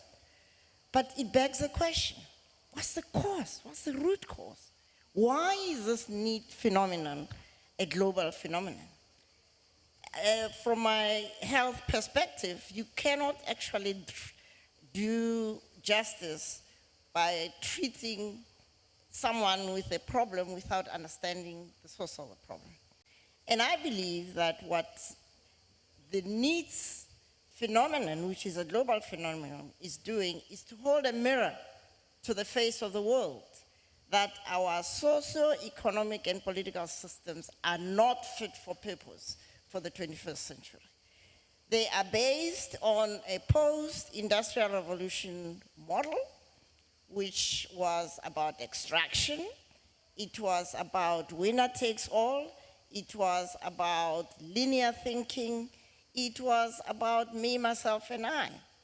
So young people fall off this bus because the bus is not designed to have everybody in it.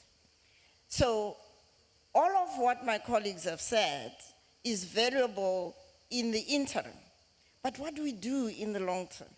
I come from a country, South Africa, which is only 30 years old, but we have 37 to 40% of young people who have fallen off the bus.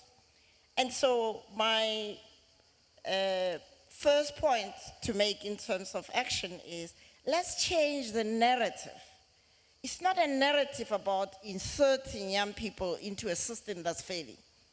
The narrative should be about, while we are dealing with the short-term help for individual students, what do we do to stop the system from malfunctioning? What kind of reimagination of the system do we need? And a key part of the system is the education system. There was talk about mindset change, but the educational systems we have across the globe are based on the educational philosophy of exactly what I've talked about, the extractive linear thinking. So if we want to stop the phenomenon of NEETS becoming part and parcel of the reality of the world, which is in polycrisis anyway, we have to go to the source. And education is an entry point that should help all of us to do the work that needs to be done to help young people, not to be helped when they've fallen out of school or dropped out, but to get the kind of education that, first of all, affirms them as people. Not the narrative that they come from underprivileged or poor circumstances. They're not underprivileged. It's the system that creates privilege and underprivilege. And if we don't move away from that narrative of underprivilege, we will be talking about insertion. It's not as if young people are sitting out there and dying to be part of a system that has failed them. There are surveys that have been done, for example, across the world about what young people think. And they fundamentally, more than 60% of them said that what is needed is a change in the political and socio-economic system to transform it into one that affirms our interconnectedness and interdependence. So I believe we need to get to the root cause. Merci beaucoup. Madame Edon, le facteur... Vous avez déjà parlé de ça dans votre introduction. You already talked about the educational factor in your introduction, Mrs. Hedon, but how can we change the school system in France to create more equality? I find what has been said very interesting. It's a failure of our society, or societies in the plural. We're not the only country facing this problem. We're not very good at things, though, because in these other studies, our school system is good at working with an elite, but not with everybody, all classes. So how do you fight against that? And that's, you know, it's all about succeeding at school. And there are other things too. Housing conditions, the working conditions of parents, everything's very much interlinked. You've got to be in the right conditions for learning. If you're in a small space, for example, what support is provided by schools? What about a mixity as well? Diversity, this is another question that has to do with succeeding at school. So there are lots of different questions, but this is telling us something, and I think you've all underlined this, the way we can leave on the side of the road a part of our society, which is terrible when it's young people, because we can do things, we can implement actions. I think, you know, we've got to tell ourselves this. If we fight against the idea of having young people who are without training and without employment, yes, that comes at a cost for society, but these young people are a cost in themselves. So that's not what I mean. We've got to work on the long term as well, on school success. And the right to education is part of all of our democracies. What we're seeing, so children drop out of school, but the right to education is still not a complete reality. Natalie, you said that territorial inequality plays a crucial role when it comes to training the elite. In your opinion, what can be done to improve the situation? Well, first of all, I completely agree with what's just been said. For me, the first thing is to act on school success. Our educational system It doesn't teach absolutely essential knowledge for succeeding at school, and only only the children of professors, the children of elite manage that success. We consider as equal in the eyes of the law children who are not equal simply because they're not prepared by their family culture to assimilate an educational message. So we haven't changed that at all. It's even worse. The situation has become worse.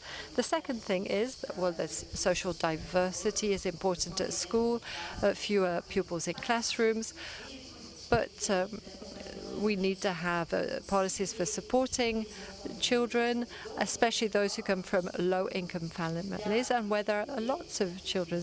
There are priority districts, but there are also rural areas where there are people who are very much enclaved and hemmed in, and that's where we need to really focus. Those areas need to be targeted, and when we can't manage, we need to invest massively in production schools, in second chance schools, to pick up these dropouts as quickly as possible. And we need to work with companies as well. I'd just like to come back to something. In the examples that we saw, the examples of our school children without secondary schools, some are sent to schools an hour away from their home. Can you imagine? You're not in the best conditions if you have to travel an hour to school every day, and that's something that has to be thought about as well. Yes, we live in a world where there's a shortage of labor, so that might be something good for inserting NEETS.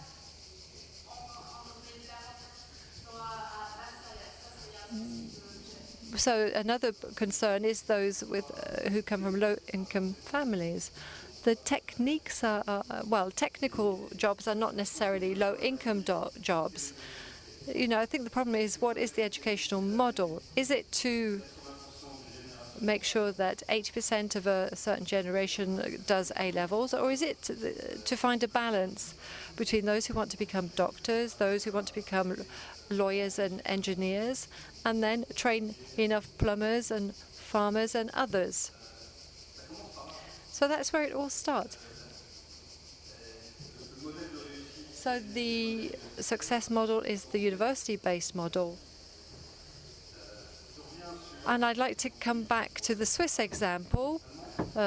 We were talking about the German example. Two economies that are doing well with low unemployment rates, that are focusing on the insertion of young people or the insertion of NEETS, but who are also promoting technical training. In Switzerland, the path that leads to university concerns 40% maximum young people. And there's a bridge at the end of an apprenticeship to university. Can you please put the microphone in front of your mouth, please? And that means that, well, let me come back to something. First of all, it means that the load is shared between the public authorities and companies who cover part of the costs, but it means that we can train young people for jobs that the companies need. So they train the pupils to work on jobs that they need. And that's what guarantees success.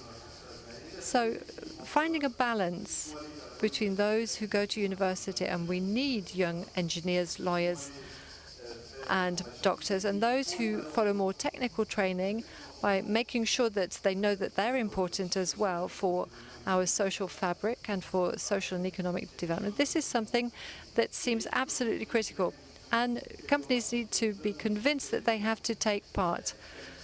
We did our calculations in terms of investment, the investment required for the development of young people. And what is the return on investment for Nestle?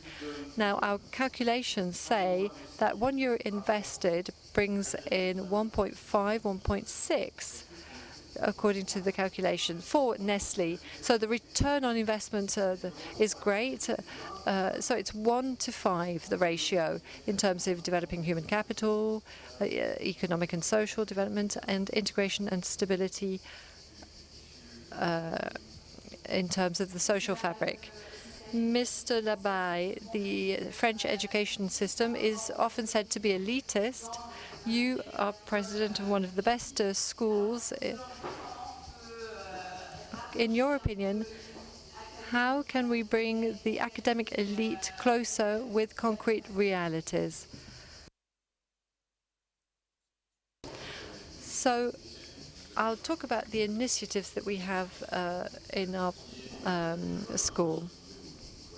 And I'd like to follow on from what my neighbour said with respect to the link between companies. This is a characteristic of the German-Swiss system. So companies and schools. It's important to have role models, and it's important to show young people how they can fulfill their aspirations. And this is an important element. So we went to see young people of the age of 15 and 16 when young people start to think about their future. We went to see them to show everything that's possible in terms of aspirations, scientific careers, other careers. But, you know, you can have aspirations and the world is, you know, your oyster. You know, some people question internships. So this link with alumni is also important. We didn't do this in the center of Paris either. We did it in rural areas, in priority districts, etc. So I think, you know, showing young people that there are possibilities. We often realize that, you know, they don't understand what is possible, what the potential is. So that there's a responsibility there. Perhaps young students from elite schools should go out and inspire others and tell them that lots of things are possible. It's not, you know, when you're 13 and 14, you don't know what's out there. You know, the family can show you part of the opportunities, but, you know, we need to have more of a wide-angle lens. So we are in contact with companies. Well, no. In France, the contact with companies comes a lot later, whereas in Switzerland, it's as of the age of 10. So we've got to open young people up to the socioeconomic world as early as possible so that they can fulfill their aspirations. Thank you. Let's talk about inspiration. There's a sentence that marked me. We don't need charity, but we need real change. We don't. How, according to you, can we give back hope to young people in our societies? I want to take the conversation global because I come from Africa, and when we talk about the family background, we could as well talk about the country background. And there is a tendency in global fora to think about what we call at the Club of Rome most of the world as places where you send development aid. It's actually not true. The figures that have been crunched by economists show us that in fact there is a net flow of resources from the poorest parts of the world to Western countries. Second, there is a tendency whether it's investments or loans are made, that countries, which are most of the world, are charged exorbitant interest rates. 500 times what you would pay for a loan in Europe, you pay if you are in Africa or Asia. And the idea is it's a measure of the risk. But who risk perceived by who? Because the perceiver looks at Africa and Asia and other places as high-risk areas, poor countries that are unlikely to return the investment. And we have just heard figures about the return on investment. Actually, if one were to do the return on investment in those countries if they are unburdened from the debts and other things that impact the quality of education young people get from most of the world, the quality of healthcare that people get in those areas, and therefore the quality of jobs and other basic human rights that people have. I want to appeal to my fellow panelists and to all of you here in the audience. We need a reset of the global system. This system is based on privilege, on elitism. It cannot sustain an ever-growing global population. We see wars and conflicts in my continent and also now in Europe and other places, and those wars and conflicts are all about resources, the extraction of resources, and the understanding of power as power over rather than power to enable people to do what needs to be done. Because the essence of being human is to be connected to others, to be interdependent. But also as a human race, we have introduced these ideas that because someone has got a different complexion, has got a different set of hair, therefore they are different. Diversity is not about that. We are one human race. Yes, we express our cultures differently, and that enriches us. It's not a problem. It is an enrichment. But we need to infuse that mindset, that philosophical orientation in our education systems, from preschool all the way to universities. And then we can build a world that doesn't leave people behind. That the term NEETS is actually it's a curse upon a world that is leaving its own children behind. And we need to do better. And we have the resources to do better. Merci beaucoup. Est-ce qu'il y a des questions du public? Oui, nous avons des microphones. Questions from the audience? Yes, we have some roving mics, I think. You, Mr. in the front row, go ahead. Thanks a lot. A question to the Ombudsman. You've talked about disabilities that could be a barrier for the NEETS, and there are some systemic barriers that prevent them from getting access to jobs and employment. Have you formulated some recommendations? Yes, over the past few weeks we've been impressed. Parents of young people turn to us. They had an adaptation system to disability, more time, the possibility for these young people to use a computer. And during the exams, the young disabled people couldn't use a computer, for example. And there was a pretext. They said the young person is successful because he succeeds because he has a computer, not vice versa. So from time to time we are told the young disabled person will get a benefit, will get an advantage. So this is something that we've seen. What is important is to give some information to universities. What is important is adaptation to disabled people. The issue of disability is the first factor of discrimination in employment. You have people who are on a long sick leave or they are in a disability situation, and the workstation is not adapted in the corporate world.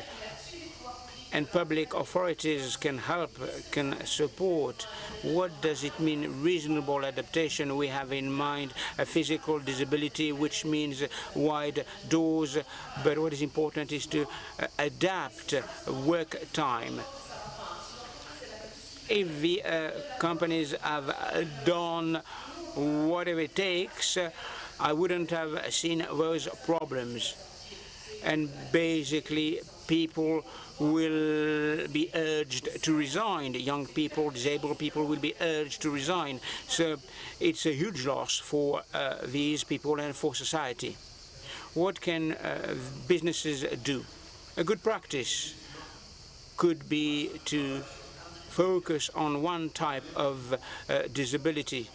Basically, you can adapt the workstation, the work environment. Have an example of a plant where people are focused on auditorily challenged people, deaf people. So management learned sign language, and there was mutual support amongst the teams, and you can be connected to the educational system. You can create a kind of cluster that can work well. So we have some companies with people who are deaf. So this is almost the end of the discussion. So Natalie, can you summarize the discussion? I will provide you with a quick summary.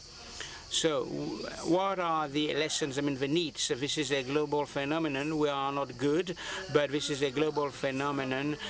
Businesses have a key role to play in terms of education when it comes to implementing technical schemes that have been beefed up and adapted to the needs. I infer that we know how to do it. There's a return on investment, so we will be more optimistic. And, of course, what's at stake here?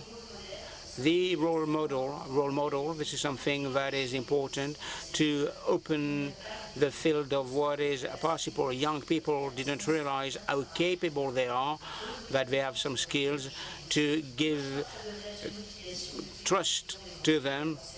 This should be an obligation of the major or French schools or French higher education establishments. A global reset to reform the educational system. We are in a global system that does not cooperate and which is non-inclusive within the countries and across the countries. And you're right, between the countries of the West and the countries of the South. And I can tell you that we still have some work to do. And of course, people shouldn't hesitate to turn to the defender of rights, to the ombudsman. Thanks a lot to all of you, and thanks a lot. Have a nice evening. Enjoy your evening. Thank you.